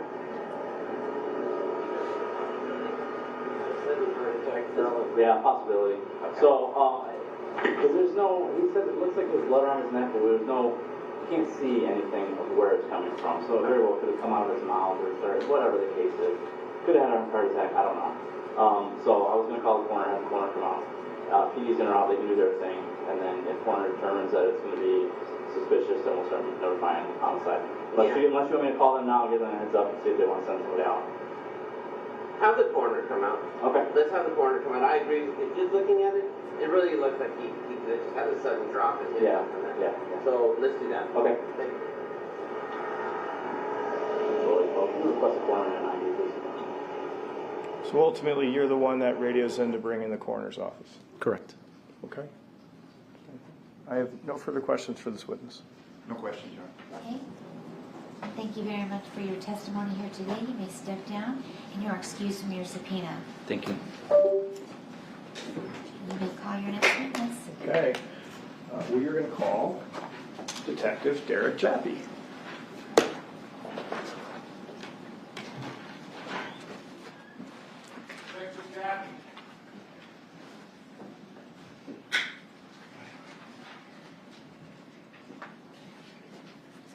I think I'm okay.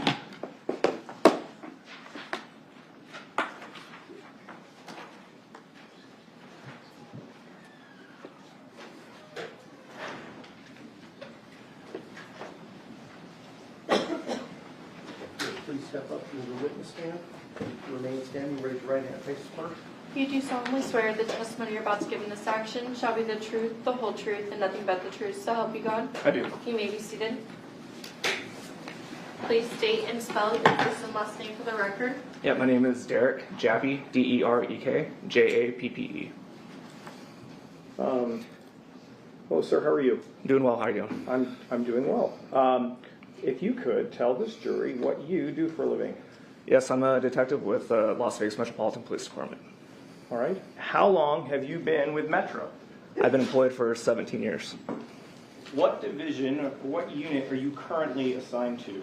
I'm assigned to the Criminal Intelligence Section and a detective in the Public Corruption Squad. All right. Before we get to that, how long have you been in criminal intelligence for? 6 years. All right. Prior to that, where were you? So I was a patrol officer. From there, I went to a problem-solving unit. Then I became a detective in probably 11 years ago in the construction theft unit. Then I was a detective in an auto theft task force, the commercial robbery section, and then public corruption squad. Okay. One second.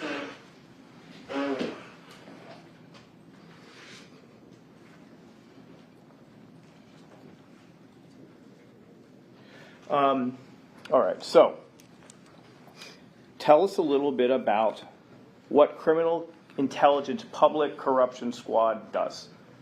Yeah, so we investigate anybody that holds public trust. If you're in a position where the public should trust what you're doing, we would do those type of investigations. All right. So you've investigated public officials in the past? Yes. The type of people that we investigate are typically police officers, lawyers, judges, politicians, things along those lines. All right. I want to talk a little bit about someone by the name of Robert Tellis. Do you know Robert Tellis? Yes, I do. Do you see him here in the courtroom today? Yes, I do. Could you please point out where he is and describe an article of clothing that he's wearing? Yes, he's a gentleman over here wearing a gray suit. Okay. What sort of color shirt is he wearing? To the far right. All right. Let the record reflect the witness has identified the defendant. So, if we could, tell me a little bit about how you get put in contact with the defendant. In the beginning of March of 2022, through my chain of command, I was asked to contact Mr. Tellis, reference information that he had, or that he believed that there was corruption that was taking place within the probate court. Okay. And so that is approximately 6 months before Jeff Gehrman dies. Is that correct? Correct. All right. At that time, what position did Robert Tellis hold within Clark County? Yes, he was the elected public administrator in Clark County, Nevada. All right. When you meet with him, do you meet with him in March? Yes, I do. All right. And when you meet with him in March, is it in person at first? Is it over a phone call? How does it work? Initially, it was a phone call. After the phone call, he briefly discussed the allegations that he had through his own investigation. From there, he sent me an email outlining his investigation. And then a couple days after that, we met in person to further discuss what his investigation showed. Do you remember the date that meeting occurred on? I believe it was March 6th or March 7th of 2022. Okay. So, if you could, who did Mr. Tellis allege was doing something inappropriate in the world of public administration? It was Compass Realty and then employees within Compass Realty. Okay. What did he say Compass was doing with people who pass away who don't have wills? There's multiple allegations that Mr. Tellis is claiming. Some of those allegations were that Compass Realty was not notifying the next of kin that they were taking possession of their residence. Secondly, that they were filing false documents to the court, not showing the actual value of the residence, as well as we're selling the residences to employees of Compass Realty, which would be a violation of that statute. Okay. When Mr. Tellis brought this information to you, did he provide supplementary information to back up some of the things that he was telling you about? Yes, he did. Okay. When he came to you, did you take his allegations seriously? Yes, of course. All right. If you could, tell us a little bit about what happens when someone dies. Let's just use an example of a house. So, because you investigate all this for a while, would that be fair? Yes, it is. Okay. So when someone dies, and let's say they own a house and they don't have a will, what kind of happens to the house? The house will just sit vacant if there's no family members that they can get a hold of, or if there's no one if a person dies and there's no one that can be contacted, the house goes into like a vacant status. From there, it will sit that way unless there's a next of kin or unless there's a will. From that point, if there is no next of kin, it just stays empty. Okay. So do you have an example? Let's say the police enter a home and they find someone's passed away inside the home, and they determine that this person doesn't have a will. Is there someone that the police would contact to get them involved with administering this estate? Yes, if someone passes away inside their house and police are notified, we would contact the public administrator's office to come take possession of that residence. Okay, and then at that point they would take over and engage in the process, let's say fixing up the home, and then ultimately maybe reselling it to set up proceeds for next of kin or something along those lines. Correct. Okay, but is there another scenario where, let's say, the public administrator's office is not informed, where a private real estate company could somehow insert itself? Yes, from my understanding, if someone passes away and they're not inside the residence and there is no next of kin, then that house, as we stated, sits vacant. When it sits vacant, either there's liens put on the house through various utility companies, or there are delinquent taxes, things along those lines, which would notify realty companies or probate lawyers that the house is vacant. So essentially, the bills start to pile up. Correct. And if a real estate company is watching liens being filed with court systems, they can learn, oh, we potentially have a vacant house. Yes. At that point, can a company file something with the court to become an independent administrator, independent of the PA's office? Yes. Okay. And is that essentially how Compass's role fits in, inserting themselves as an administrator? Correct. And it could either be an independent administrator or a summary administrator. Okay. And generally, what's the difference? The difference is the value of the profit that would be made. If it's less than $300,000, then it'd be a summary administrator. If it's more, then it'd be an independent administrator. So if you have a home that's under $300,000, how much oversight is there compared to a home that's worth more than $300K? There's a lot less oversight if it's less than. And so essentially, Mr. Tellis is reporting to you that he believed that Compass was stepping in on these homes where the bills are piling up and they are essentially selling them, not notifying next of kin, and making a profit by selling it to other employees of the company. Yes. In general. Okay. Okay. So you take it serious. Do you take steps to see if you can corroborate stuff that the defendant is telling you? Yes, I did. Okay. Do you examine county recorder sites? Yes. Do you examine the courts, like the 8th Judicial Court website, to see what is being filed in open court? Yes, that's correct. Do you examine to see when, let's say, Compass Realty were to take over a home, whether or not they'd hold on to the house or flip it really quick? Did you look into that? Yes. Not only the immediate purchaser of the house, but we even went, and if the house is sold multiple times after that, we looked into the people that purchased the house if it was sold 2 to 3 times in succession. Did you take steps to subpoena bank records? Yes, we did. Okay. So you're doing that. I want to talk about the notification part too.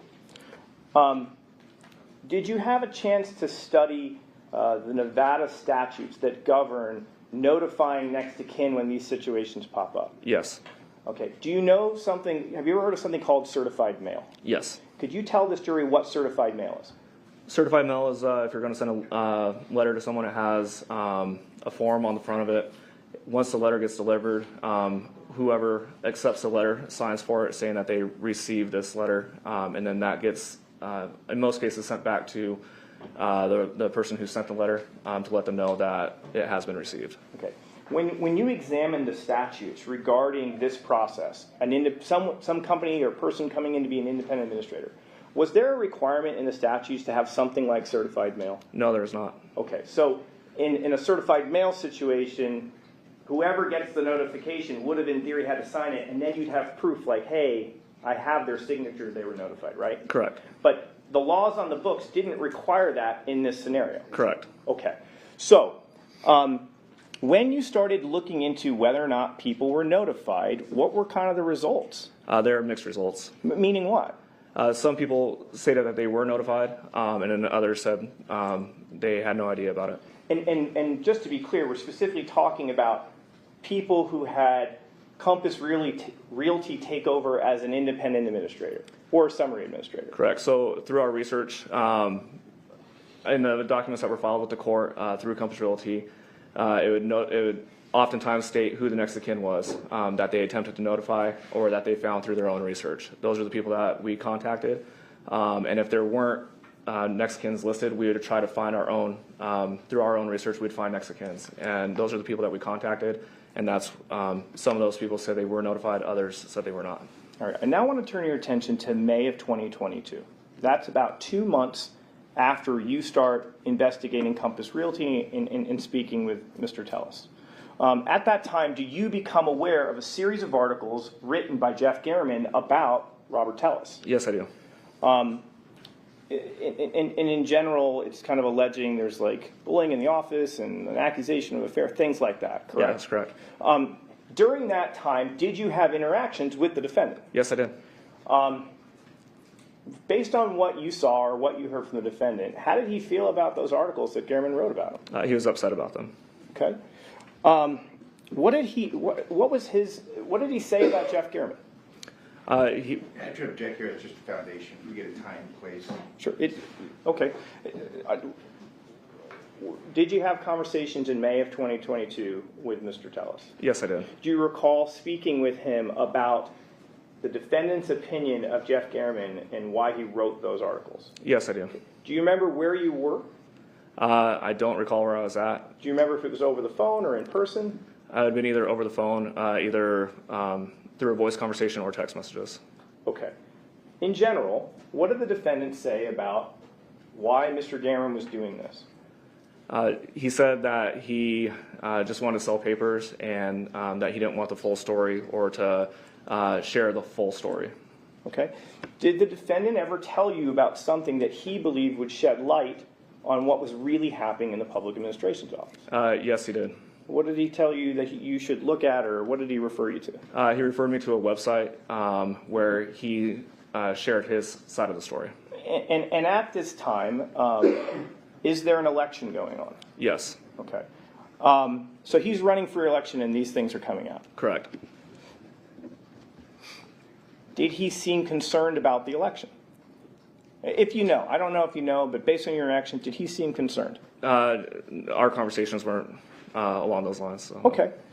I want to turn your attention to May 16th. On that date, does the defendant also approach you about another issue he is concerned about? Yes. Okay. What does he approach you about? This is a phone conversation. After the article was written,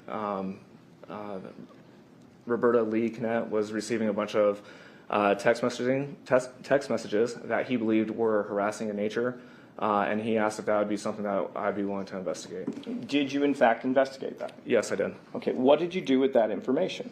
A few days later, Mr. Tellis sent me screenshots of the text messages that were received. I forwarded those text messages to the district attorney's office and had them review them to see if it fit any harassment or annoying, threatening type, phone call types crime. Okay, and what was the result after you reached out to the DA's office? That it did not rise to the level of any criminal action. Did you let Mr. Tellis know about the results of after speaking with the members of the DA's office? Yes, I did. Okay, did he indicate that he understood? Yes. At this point, is the investigation into Compass still going on? Yes, it is. All right. Now, I will now turn to June of 2022. At this point, do you become aware of the defendant losing his primary election? Yes. So essentially, in 6 months, he would not be the public administrator anymore. Correct. All right. Are you having some amount of contact with the defendant? Yes, I am. Is it as frequent as it was before? Our contact was periodic, so I would say yes is similar. Okay. So now I want to turn to August of 2022. After the primary loss, are you still investigating Compass Realty? Yes, I am. All right. At that point in time, are you put in contact with other members of the Public Administration Office? Yes, I am. Who are those people that you were put in contact with? I was put in contact with Rita Reed and Alicia Goodwin. Did you know at the time, as of August, Rita Reed was the very person who beat Mr. Tellis in the election? Yes, I was. Okay. So you knew that they were employees and you knew that Rita had run against them? Yes. All right. So what do they allege to you? In our initial meeting with them, they alleged that they received information that Mr. Tellis was receiving kickbacks. Okay. A week after meeting them, do you speak with another individual in the real estate world? Yes, it's around a week. I don't have the exact days. Okay. What's her name? Her name is Kimberly McMahon. Okay. Was she a former Metro police officer? I believe she was a lieutenant, yes. Okay. Was she currently an employee of Metro at the time that you met with her? No, she was not. Okay. How long had she been retired for? I believe she retired in 2021, so it had been about a year since she was a police officer. Okay. Does she also share information about this alleged kickback scheme? Yes. Okay. So what is the allegation? So how does the kickback work in this scenario? Because he's the PA, so it's got to be a little different than the Compass thing. So what's the difference? Yes, so the information I received is that through the public administrator's office, when they take possession of the home and that home is ready to be sold, they have the ability to pick whatever realtor they want to sell that house. The allegation was that historically the public administrator's office would use multiple realtors and it would kind of be like on a rotating basis of how the houses were sold. The information I received is that Mr. Tellis approached Ms. McMahon while they were selling one specific house and asked to receive 30% of the commission that she received. When a realtor sells a house, through our research, the buyer agent and the seller agent usually receive between 3 to 3.5% of the total sale of the house. So the total value from this realtor would be 7%, and Mr. Tellis stated that he would continue giving them houses to sell if he got 30% of that 7% of the commission. All right. So now, detective. So we got one guy saying this company's doing this, and now you have other people accusing the very guy who came to you of doing something inappropriate. Detective, as a police officer, do you just pick and choose at this point which one you want to do? No. Please tell us, how do you handle a situation like this? We investigate both simultaneously. even if a person that's providing us information, if we get information later on that that person's also committing criminal acts, it doesn't change. It doesn't change our focus. It doesn't change the ability to still investigate both criminal activities at the same time. So you have to follow the evidence. Yes. Okay. So at this point, in August of 2022, do you then start to investigate the allegations raised against Robert Tellis? Yes. At the same time, in August of 2022, are you investigating the allegations against Compass Realty? Yes, I am. So what sort of steps do you take to see if what Rita Reed or Alicia Goodwin are saying, to see if it makes any sense? What sort of things did you start looking at? Similar to the investigation from the information we received from Mr. Tellis, we did a similar thing. So we had names of multiple realtors that the public administrator's office had been using, specifically since Mr. Tellis took that position as a public administrator. We looked into the houses that they have sold since, like I said, he took office, and we're able to see a pattern of multiple realtors being used, and then from the time that Ms. Mahan said that the house was taken away from her, it seemed like the houses went specifically to one realtor. That realtor, based on our research, didn't sell many houses before he met Mr. Tellis, and then after he met Mr. Tellis, the amount of homes that he sold specifically for the public administrator's office substantially increased. Okay. So do you take steps like, I don't know, collecting people's phones and things like that?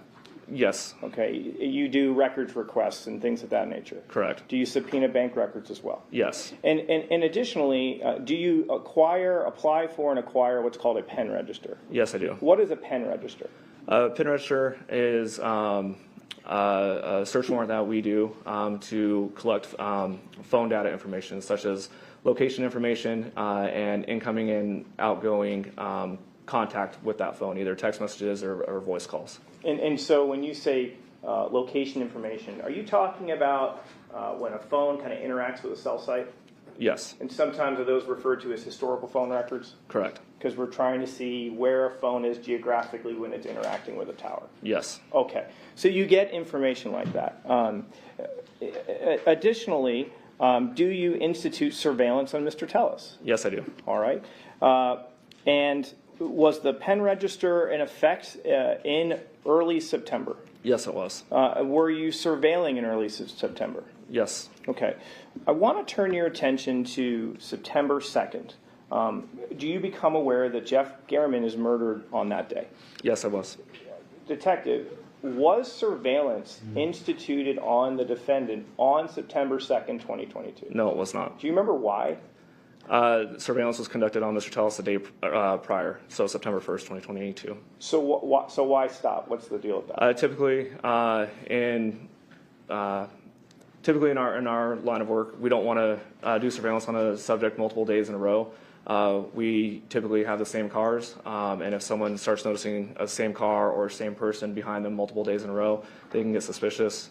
So we like to space out our surveillances so that people can't notice cars. Okay. So the day before, and this was the day off? Correct. All right.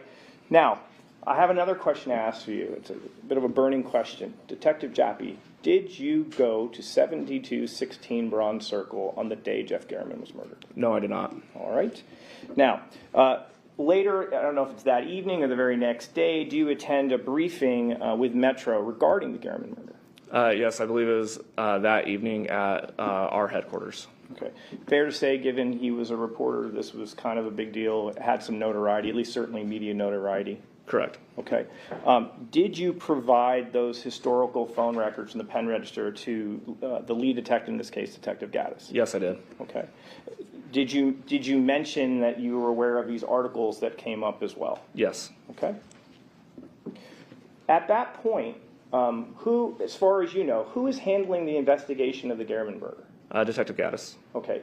Are you an integral role? Are they saying, like, ride shotgun with me on this? Is that what's happening? No. Okay. So homicide's handling. Correct. So then I have another question for you.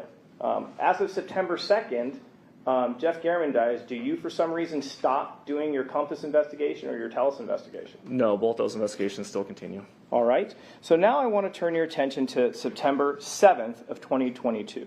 On that day, are you contacted by Detective Justine Gaddis? Yes, I am. Does she ask you to meet her somewhere? Yes. And where are you supposed to meet her at? She called me and asked me if I could meet her at the Summerlin Area Command. And why did you have to go over there?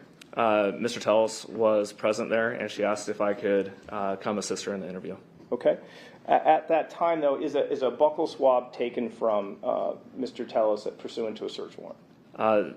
That was prior to my arrival. Okay, so you're not there. Are you aware, though, a buccal's being taken on that day? Yes. All right. Are you also aware of a warrant being acquired to perform a search at his residence? Yes, I am. Because this is all happening on the 7th, right? Correct. Detective Jappy, did you participate in the search warrant at the defendant's home on September 7th, 2022? No, I did not. Who drops off the defendant at his house on the 7th? It was Detective Gaddis and I. After you drop him off, do you become aware that the DNA results have come back? Yes. Do you learn that there's a plan in place at that point to place the defendant under arrest? Yes, I do. Do you go home at that point in time, or where do you go at that point? I was in the vicinity of Mr. Tellis' residence. Okay. And are you tasked with anything on that day? Yes. What are you tasked to do?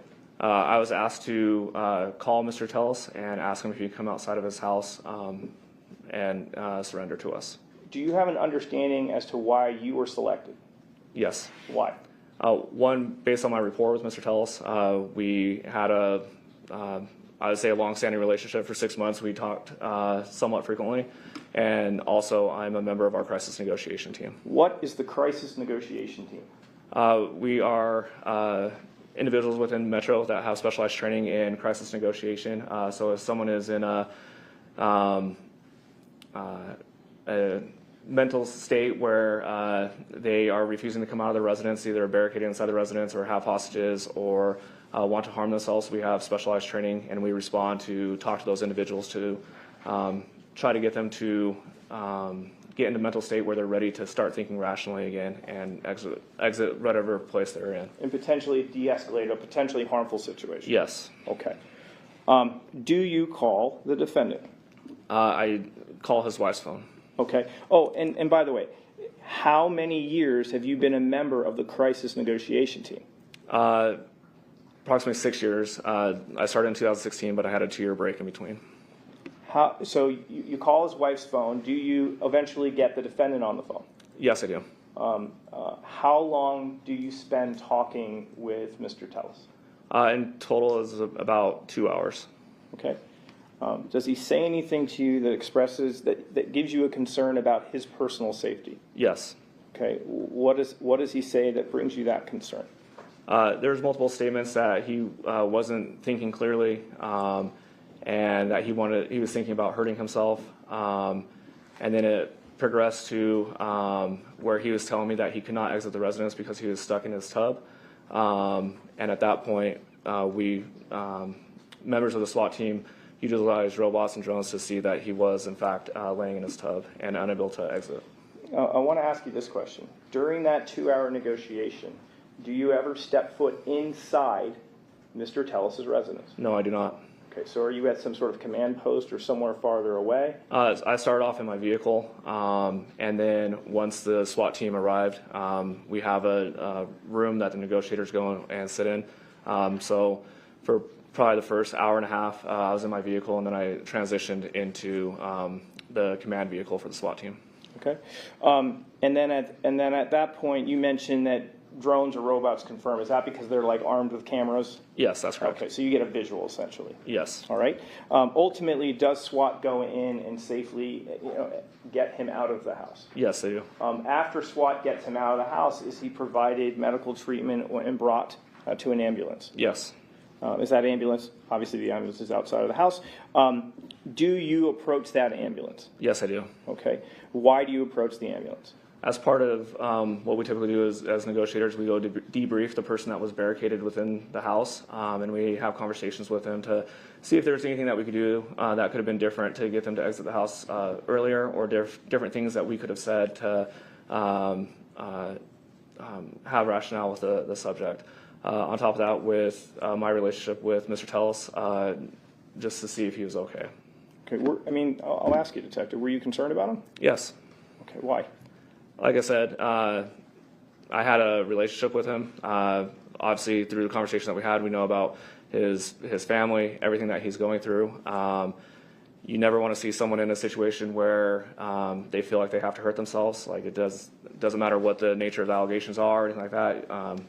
And so all those things were factors that, I was concerned about his safety. Okay. How long, I don't want to get into the substance of it, but how long do you spend interacting with him? In the ambulance, I was probably in there for about 5 minutes. Okay. Do you stay in the ambulance as he's taken to a hospital? No, I do not. Okay, so he is then taken away at that point? Yes. After he leaves to go to the ambulance, Detective Jappy, did you set foot inside Mr. Tellis' residence? No, I did not. Okay, so September 7th, Robert Tellis is arrested. At this point, do you stop your investigation into Compass and Mr. Tellis? No, both investigations still continue. Okay. Let's first talk about the Tellis investigation. When do you conclude your investigation into the allegations raised by Rita Reed and Alicia Goodwin and Ms. McMahon? My investigation ended around February of 2023. We passed the information that we had and all the information that we collected to the FBI to do a secondary analysis of it. Let me stop. I want to stop you here for a second. You conclude in February of 2023? Yes. Okay. Before you send it to the FBI, what determination, Detective, do you make regarding the allegations that Robert Tellis did something involving a kickback scheme? Through all the investigation that we did and all the research that we conducted, there is no evidence to support that Mr. Tellis was receiving any kickbacks. Okay. Do you then refer to the FBI? Yes. And what does the FBI say? They review the documentation as well, and they came to the same conclusion. Okay. Do you take this evidence to the DA's office in the hopes that they file charges against Mr. Tellis? No, I did not. So you don't do that in that case? Correct. With respect to what the old guard has said about Mr. Tellis. Is that correct? Do you know who the old guard is? I do not. Okay. Sorry, I'll use it about regarding what Ms. Rita Reed or Alicia Goodwin or Ms. McMahon, what they say about him. You don't take all that to the DA's office? Correct. Regarding Mr. Tellis? Correct. Let's turn our attention to Compass Realty. When did your investigation conclude on that? Around February of 2023. Okay. Do you take that information, what conclusion, let's do it this way. Do you take that evidence to the DA's office? Yes, I do. In the hopes that they file charges? When I took the evidence to the district attorney's office, it was in support of trying to get search warrants for to further the investigation. And what are you told, essentially, by members of the district attorney's office? That based on the information that we had and how the Nevada revised statute is written regarding probate cells, that through the legislative loopholes that Compass Realty was utilizing loopholes and that there would not be a criminal prosecution of the case. So specifically we're talking about things like the requirements of service, right? Like you don't have certified mail, and you're getting a mixed bag, so it's going to be hard to say that they weren't really notifying people. Yes, that's correct. And so, because you had some people who in fact were notified and some people didn't. Yes, and then in regards to filing the false documents to the court, oftentimes the employee of Compass Realty did provide who the home was sold to and the company that it was sold to, and there was no further questions from the court about it, but they did provide the documentation. So at the end of the day, regarding the Tellis accusations, you do not go to the DA's office, but Compass Realty you did. Correct. But based on the way the law was written, you were told this can't go any further just because of just how these statutes are written. Yes, that's correct. I want to talk about one more thing, that pen register. So Did you have an opportunity to review the pen register with respect to Mr. Tellis? Yes. Okay. And on that day, and you have records, you've collected those records. On that day, in the morning of September 2nd of 2022, what do you see in terms of the activity on that phone? The activity between, I don't have the exact times, but between like 8:30 in the morning, around 8:30 in the morning to early afternoon, the phone activity was only incoming activity as far as text messages and phone calls, and there was no outgoing text messages or phone calls until early afternoon. Okay, so basically, like, there's activity on the phone, and geographically, where's the phone pinging from? Around his residence. Okay, so the phone appears to be located nearby the residence. Correct. And people are kind of reaching out to his phone, but nothing's going out. That's correct. For about how long of a time period? I'd say approximately 5 to 6 hours. Okay, and you've provided those records to our office, is that correct? Yes. At this time, we're going to ask for the admission of states 345. It's been admitted by stipulation. Correct. Yes, Your Honor. If we could just cue over.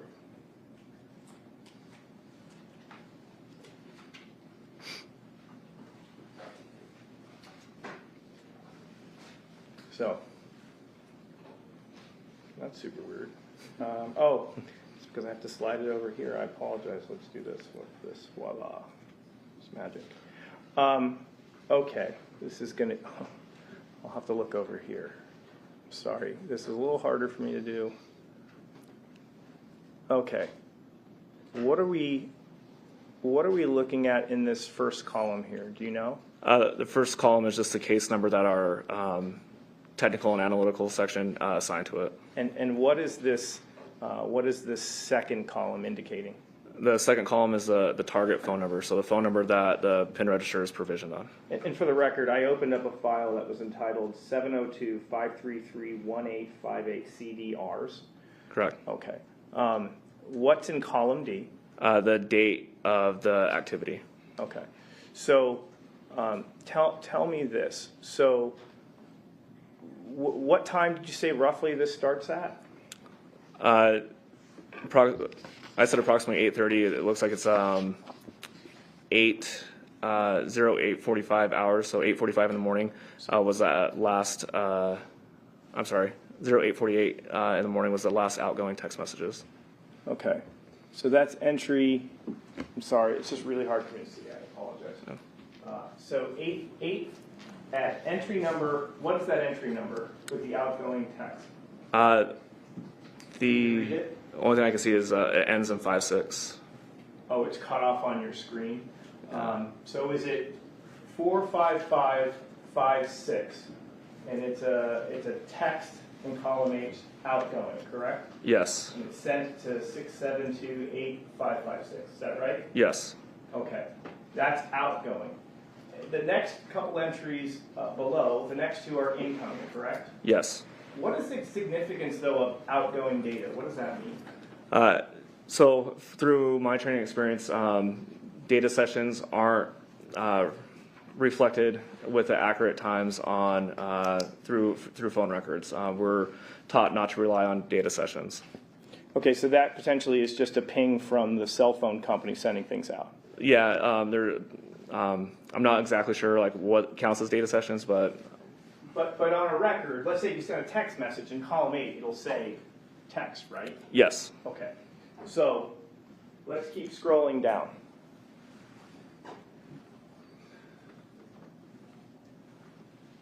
So if we look at entry number 45568 at 9:16:01, there seems to be an incoming text, correct? Yes.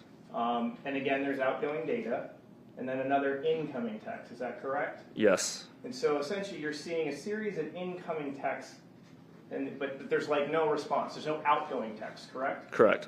All right, so we're at, if we look at entry 45582, the very one at the bottom, can you read me the time at that point? Yes, that's 9:44:53. All right, let's keep scrolling down.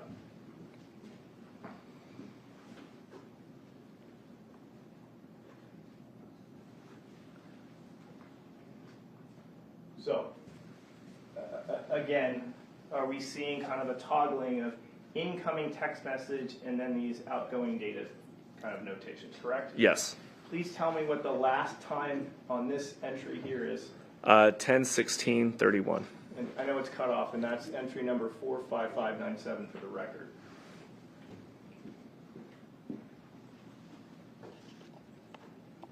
Wrong mouse. Let's, I don't know if we're, all right.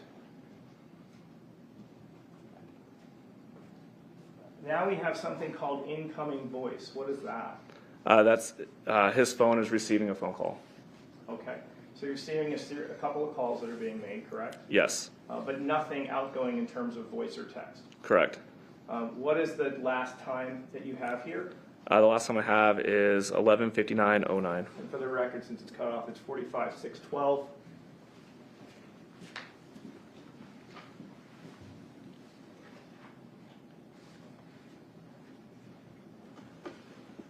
Looking at here, again, we're not seeing anything outgoing in terms of voice or text, correct? Correct. But there is an incoming voice at the end, is that right? Yes. Okay. What is the time on that? 13:20:28. So I'm assuming that's a 24-hour clock? Yes. Okay, so convert that for people who don't know what Yes. a 24-hour clock is. That'd be 1:20 p.m. and 28 seconds. Okay, so another incoming, at 1:20 incoming voice call, and for the record, that entry is 45:630.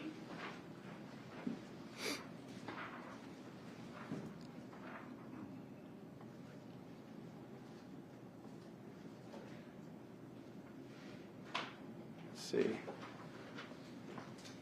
Again, are we only seeing incoming text at this point? Yes, I believe so. All right. No outgoing text, no outgoing voices. Correct. Correct. Okay. Please tell us the time here at the bottom. 13:26:35. So 1:26 and 35 seconds p.m. Okay, and for the record, that's entry point 45651.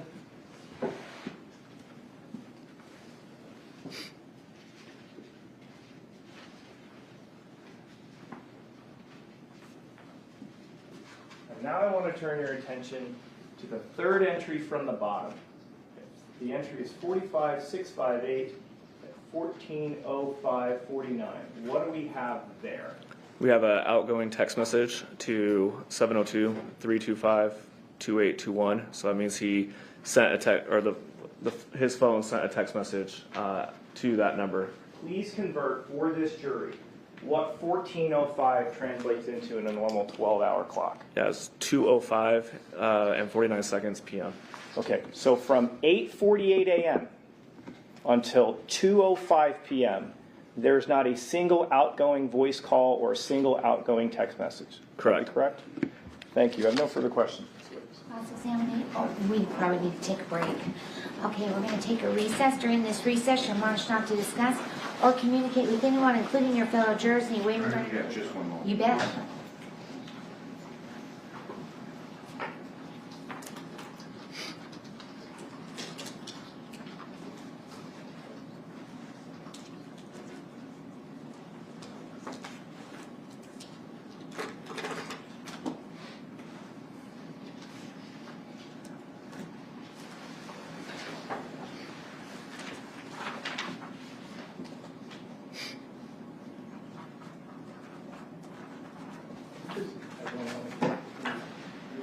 Talk outside for a quick second, just a moment. Just so we can Sure, keep a no little- problem. Sorry. No problem.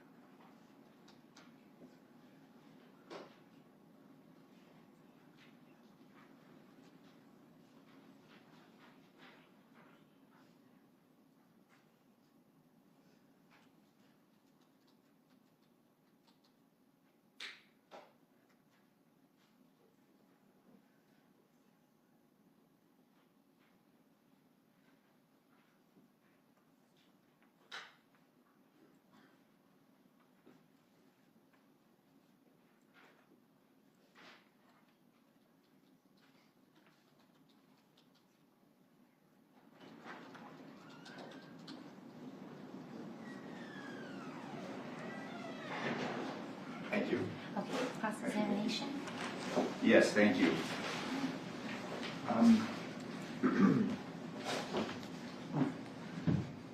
Detective Jappy, just so we're clear, based upon your direct testimony today, Mr. Tellis has basically been exonerated of the allegation or the concern of your investigation regarding his receiving bribes or kickbacks. Yes, that's correct. This investigation was basically started by Kimberly McMahon meeting with you and giving you information, fair to say? That was part of it, yes. As a result of her coming to you, you sought a pin register, trap and trace real-time device location wherein you could follow Mr. Tellis's phone. Again, in part because of the information received by her. Correct. Long story short, the warrant that you obtained was, it makes reference to Kimberly McMahon, correct? Yes.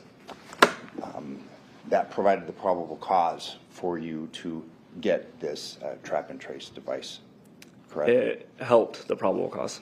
It was the primary reason. We'll go there. Is that fair to say? Yes. As a result of this, you were able to monitor his whereabouts. Maybe not to the specific inch, but pretty darn close. That's correct. You were able to monitor calls received, sent out, the metadata, not the contents, but the numbers. Correct, the phone number's out, yes. As well as the data information, the text that he both received and sent out, fair to say? Yes, the phone number's out, either sent or received it, yes. Correct. You would testify concerning surveillance that had been conducted on Mr. Tellis, correct? Yes. There is a report that was generated on August 17th of 2022. Correct. Criminal intelligence surveillance log was generated as a result of the surveillance that was conducted? Yes.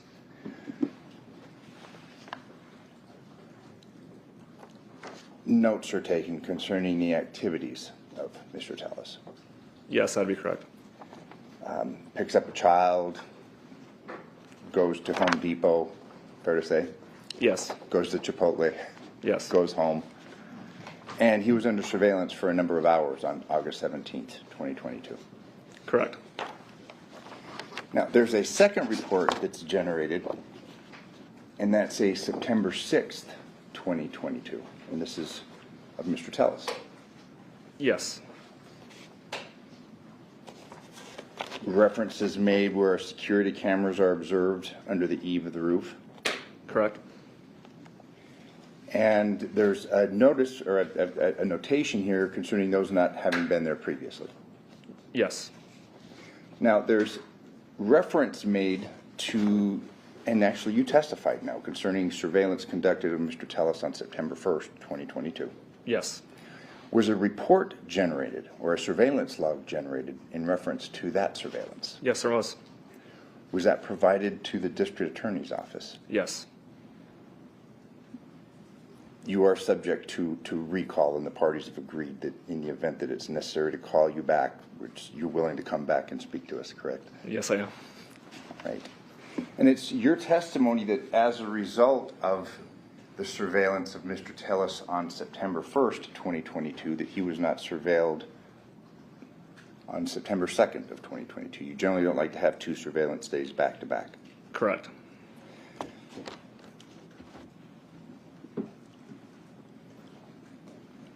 Fair to say that he was subject to surveillance from the time that you obtained this warrant and began looking at him on August 17th until past the time that the events which gave rise to this case occurred. I'm sorry, can you repeat that? You bet. He's under surveillance. First time is October 17th. Or I'm sorry, August 17th. He's then surveilled September 1st of 2022. Correct. And then he's surveilled September 6th, 2022. Correct? Yes, that's correct. And the events that gave rise to this case are alleged to have occurred on September 2nd, 2022. Yes. So during this time, he was subject to surveillance, but just not on this specific day, according to your testimony. Yes, that's correct. from the time that you obtained this warrant, in August, he was subject again to this pen register trap and trace. Yes. And that obviously covered the events as we've seen of September 2nd, 2022. Yes, it did. At no time during this course of events, to your knowledge, was he made aware of these things? Correct. Or these efforts on your part, fair to say? Yes, very fair.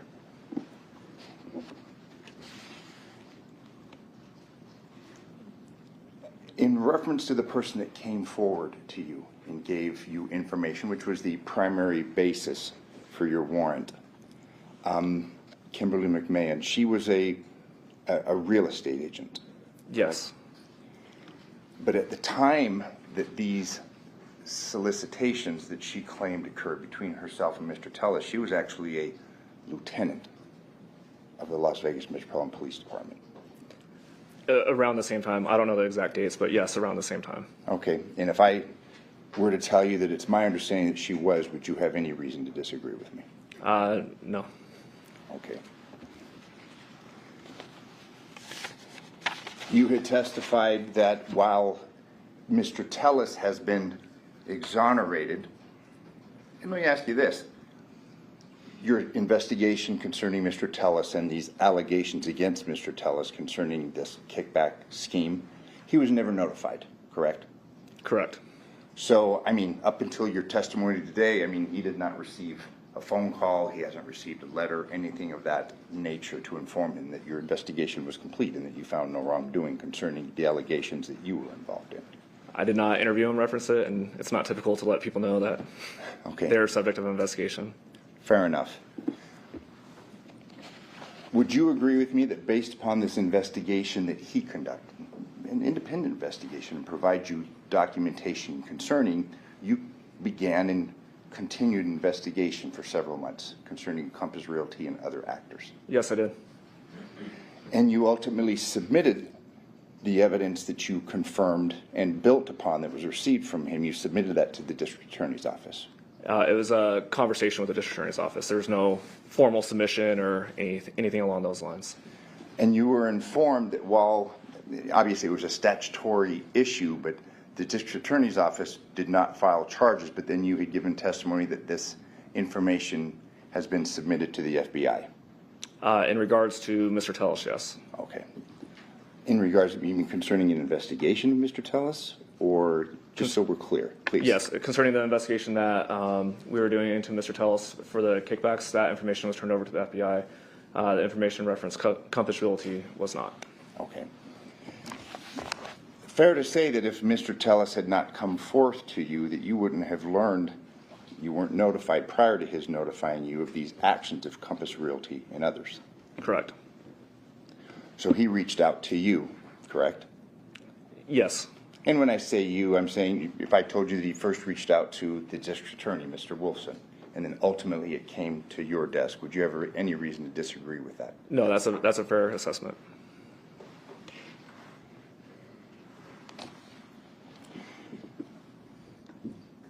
You reached out to Detective Gaddis on September 4th of 2022, correct?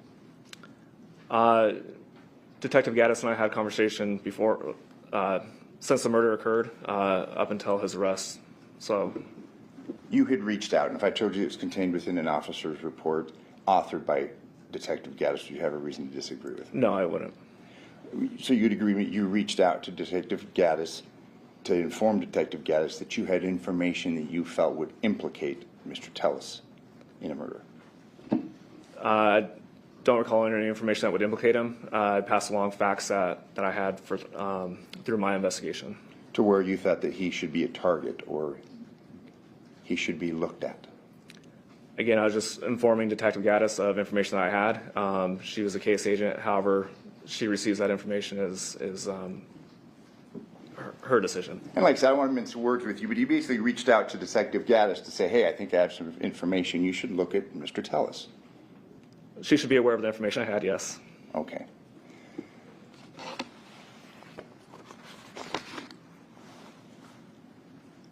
Mr. Tellis is detained for the purposes of collecting his DNA and ultimately his pants on September 7th. You're aware of that? Yes. He's subsequently spoken to by homicide detectives, correct? Yes. You then became involved or entered into that interview, that discussion. I was present at the beginning of the conversation with him. Okay. And there was discussion that you had with him concerning an investigation or other matters concerning you and him, correct?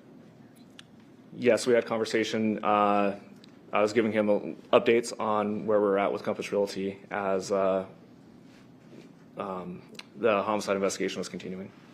So he's being detained, having his DNA taken, literally having his pants taken off of him, and you are speaking to him concerning Compass and Compass Realty. When I spoke to him, that process had already been completed, and we were just in the room, more like small talk type conversation. Okay, but you were there, correct? Yes. He's obviously aware that he's the subject of a murder investigation. Things are going, as you testified, fairly badly for him in a psychological, mental sense.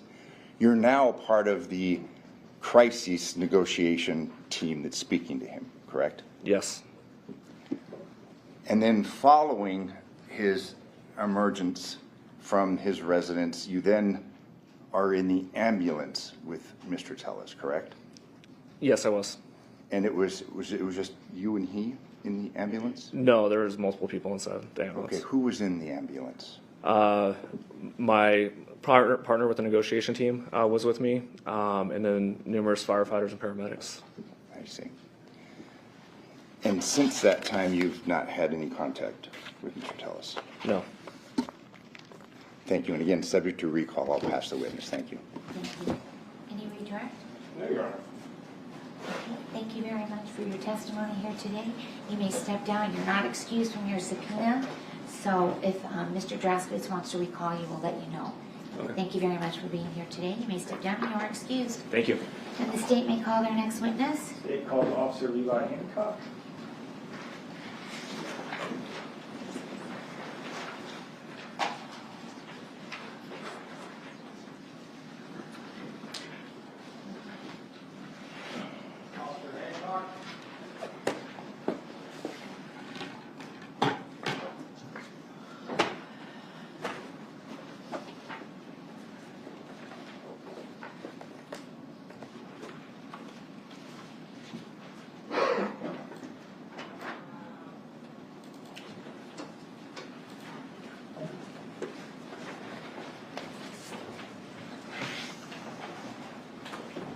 Please remain standing, raise your right hand, face the clerk.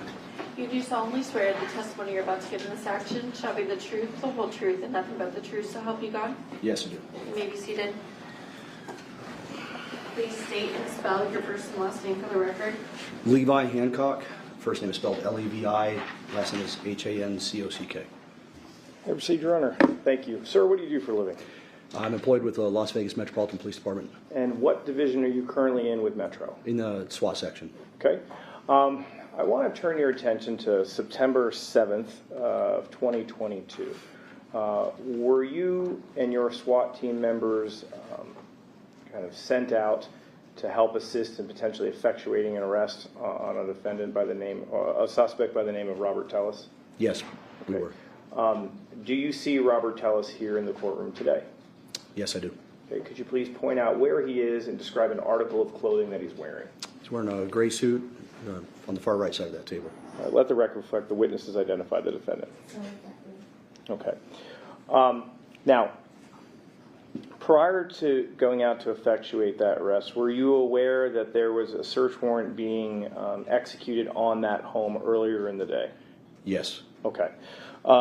So once you guys are sent out, what is the plan at that point? What's the plan to do this? So we had been notified of the previous search warrant. We were also told that there was an incoming search warrant to take Mr. Tellis into custody. That was pending some DNA results.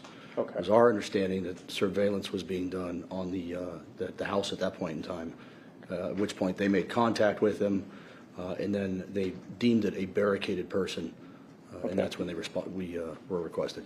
And around that time, DNA results come back in. Are you made aware of that? Yes. and there's a decision that an effectuating arrest is going to happen. Correct. How many SWAT officers respond to this barricade? I would say probably around 20 or so, at least. All right. Where were you, let me ask you this. When, let's say you're dealing with a residence, are sides of the home given a number? Yes, they are. What is that? How does that work in your So if you're facing a environment? residence, to the left of it would be the 2 side, the rear was what we call the 3 side, and then to the right of it would be the 4 side. And the front would be? The 1 side. All right. So, were you assigned a particular side of the house? Yes, it was, red team was actually the primary team that day, and I work on blue team. They put a request out for additional personnel, and I was assigned to work on the 3 side of the building. So that's the back part. That's of the house. back, correct. And I don't want to assume, but it sounds as if maybe there are officers maybe on all sides of the house. Would that be fair? Yes, it's completely surrounded. Okay. So, are there efforts, as far as you know, to communicate with Mr. Tellis to see if he would come out on his own? Yes, prior to our arrival, was our understanding, at least the communication that had been put out, was that they were on the phone with him and he had made the refusal to come out of the residence. Do you know roughly how long people talked with Mr. Tellis? It was well more than an hour. Okay. If not closer to 2. All right. Ultimately, are you able, does the SWAT team enter the home? Yes, prior to our arrival, the units that were conducting surveillance made the determination that they needed to enter the residence under exigent circumstances because they were in fear that he was harming himself. They made entry into the home, cleared the first level of the home. That's the point when SWAT assets started to arrive and took over inside the home.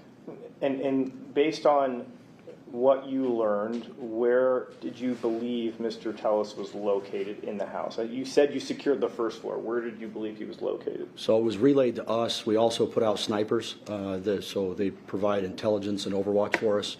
They had seen some movement on the second floor of the 1 side. If you're facing the home, the very first window, it appeared to be some block windows, but they could see some movement, some hand movement gestures coming from that bathroom. Okay. Is there a decision made to make your way up the stairs to the second floor? Yes. Prior to that, we used robotics and a drone. Why are those helpful? Well, we don't want to rush into any type of situation and put ourselves in a position where, unfortunately, we encounter a lot of individuals that try and go suicide by cop. So we want to identify somebody, try and isolate them, establish communication with them, and have a peaceful resolution. Okay. So do the robots and the drones establish visual on the defendant? Yes. The robot came in first, ascended the stairs, and actually proceeded into the master bedroom, which is on the 1 side of the second floor. Okay. So the front side of the house? The front side of the house, yes. I'm learning. Okay. So the robot gets visual. How about the drone? Does it establish visual as well? Yeah, the robot actually made its way into the master bedroom. There was quite a bit of clutter in the bedroom, so it couldn't really proceed much further. Soon after that, the drone came in, flew into that bedroom, and identified Mr. Tellis in the bathtub. Okay, so he's in the bathtub according Yes. to the visuals that you got? Yes. Okay, so what happens next? It was relayed to us as the drone flew in. And again, the robots have the ability to establish communications with the person. They relayed to us over the radio that Mr. Tellis had appeared to drop a knife outside of the bathtub, meaning that he was potentially unarmed at that point. They identified that he was covered in blood and potentially had some self-inflicted wounds on him. Do you and your team make your way up the stairs to the bathroom? Yes, that's correct. Okay. When you reach the bathroom, what do you see and what do you do at that point? I was the first person in the bathroom operating the shield. We established verbal communication with him, told him, "Let me see your hands." He made some gesture like he said, if he did have a weapon, I believe I said, drop the knife or drop whatever you may have.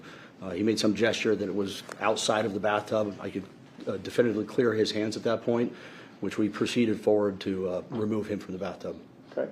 Are you successful in removing him from the bathtub? Yes. Once removed from the bathtub, do you provide any sort of immediate assistance medically to Mr. Tellis? Yes, we extracted him from the bathtub and pulled him out into the main floor space of the master bedroom so we could at least start to render some medical aid.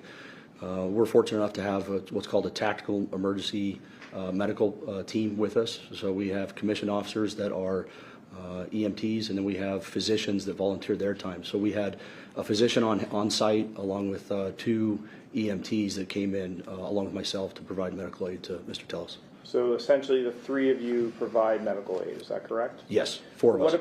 4 of you. Yes. What about the rest of those SWAT members? Do they stick around, or are they kind of sent downstairs? What happened? No, they were sent to just to make sure the rest of the residence was clear and then just get out of the way. Okay. After providing medical assistance on the 2nd floor, where do you take Mr. Tellis? We wrapped him in a sheet so we could ascend him down the stairs, and then he was placed on a gurney, at which point he was taken out to medical. At the time that you performed all of these actions, were you wearing anything to record things that you had seen or experienced while inside the house? Yes, we're assigned a body-worn camera, which is worn on my helmet. Prior to coming here today, have you had a chance to review that body-worn footage? Yes.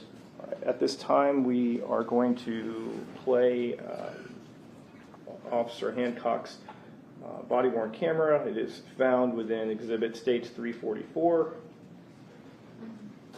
It's been admitted earlier.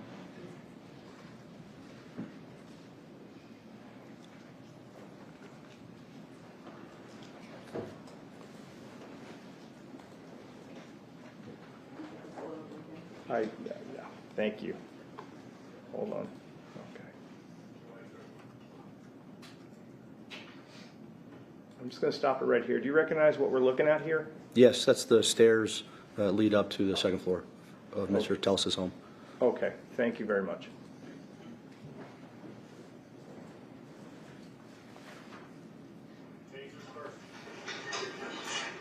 Copy that. We're making our way up to 88 to the master bedroom. The plan's already been put out. We're moving. Keep eyes on.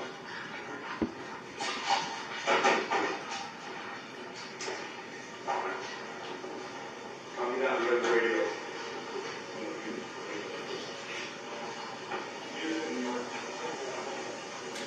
Taser ready. Taser Ross, keep behind me. Yeah, I told him I pulled back on it. Levi, smash it if you need to be.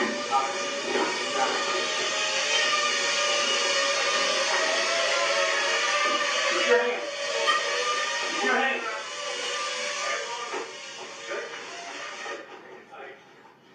Stand up. You got any weapons?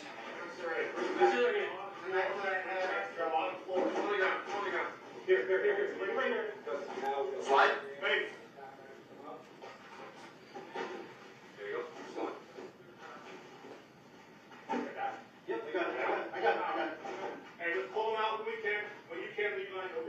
No rush. He's got a lot of wounds. Make me a hole. You're gonna need Hey. That's you. What's up? That's you. Pull out. Keep going. Keep going. Hey, we don't have a lot of room on this landing. Right here's good. Right here's good. Put it down. Okay, got a lot of space. Listen, hey, you want to take him out? You want to take him out? Hey, check it out. No, SWAT guys. One guy. Levi was medical. One guy. Everybody else start backfilling and clearing. Yes, sir. Levi stays with medical. Everyone else start backfilling and clearing the rest. Hey, Mark, got a room over here as well. I'll go with Mark. Hey, push back. Where? A lot of significant blood loss in the bathtub. You want to get him outside? Just get trashed. Let's just make sure there's nothing material. We need to stop right away. You want me to knock? The rest of the team is clearing up now. Hey. Down, we're cutting all these Marks are no big deal. They're superficial. They can get addressed and make sure no junctional. Attack medics are working as well as the attack doc. They're clear to hill, yes. Take it all the way down. It's all superficial. Our attack medics, but it's all superficial to the arms. Rolling for stack. Here we go. Doc Yancey's going to be your attack doc. Okay. Let's go over and check his bag for any blood source there. Otherwise, I'll show you blood from his arms. Which way? Away from us? Hey, I won't control those arms still, okay? We're just going to stop at 312. think I'm reading that right, 312. Essentially, the rest of the footage kind of shows you guys administering that emergency aid at the top of the stairs. Would that be correct? Correct. Okay. At this time, I have no further questions for the witness. Cross-examination? Just briefly, based on your recollection in the images captured here, it appears that Mr. Tellis had lost a substantial amount of blood. Correct. Did you have any indication at this time whether he had ingested drugs or alcohol? I didn't. The attending physician, John Anson, they made the determination that he possibly ingested something. I believe they gave him 2 doses of Narcan. Thank you. I have no further questions. Any more direct? No, Your Honor. Thank you very much for your testimony here today. You may step down. You are excused from your subpoena. Thank you for being here. And you may... Yeah.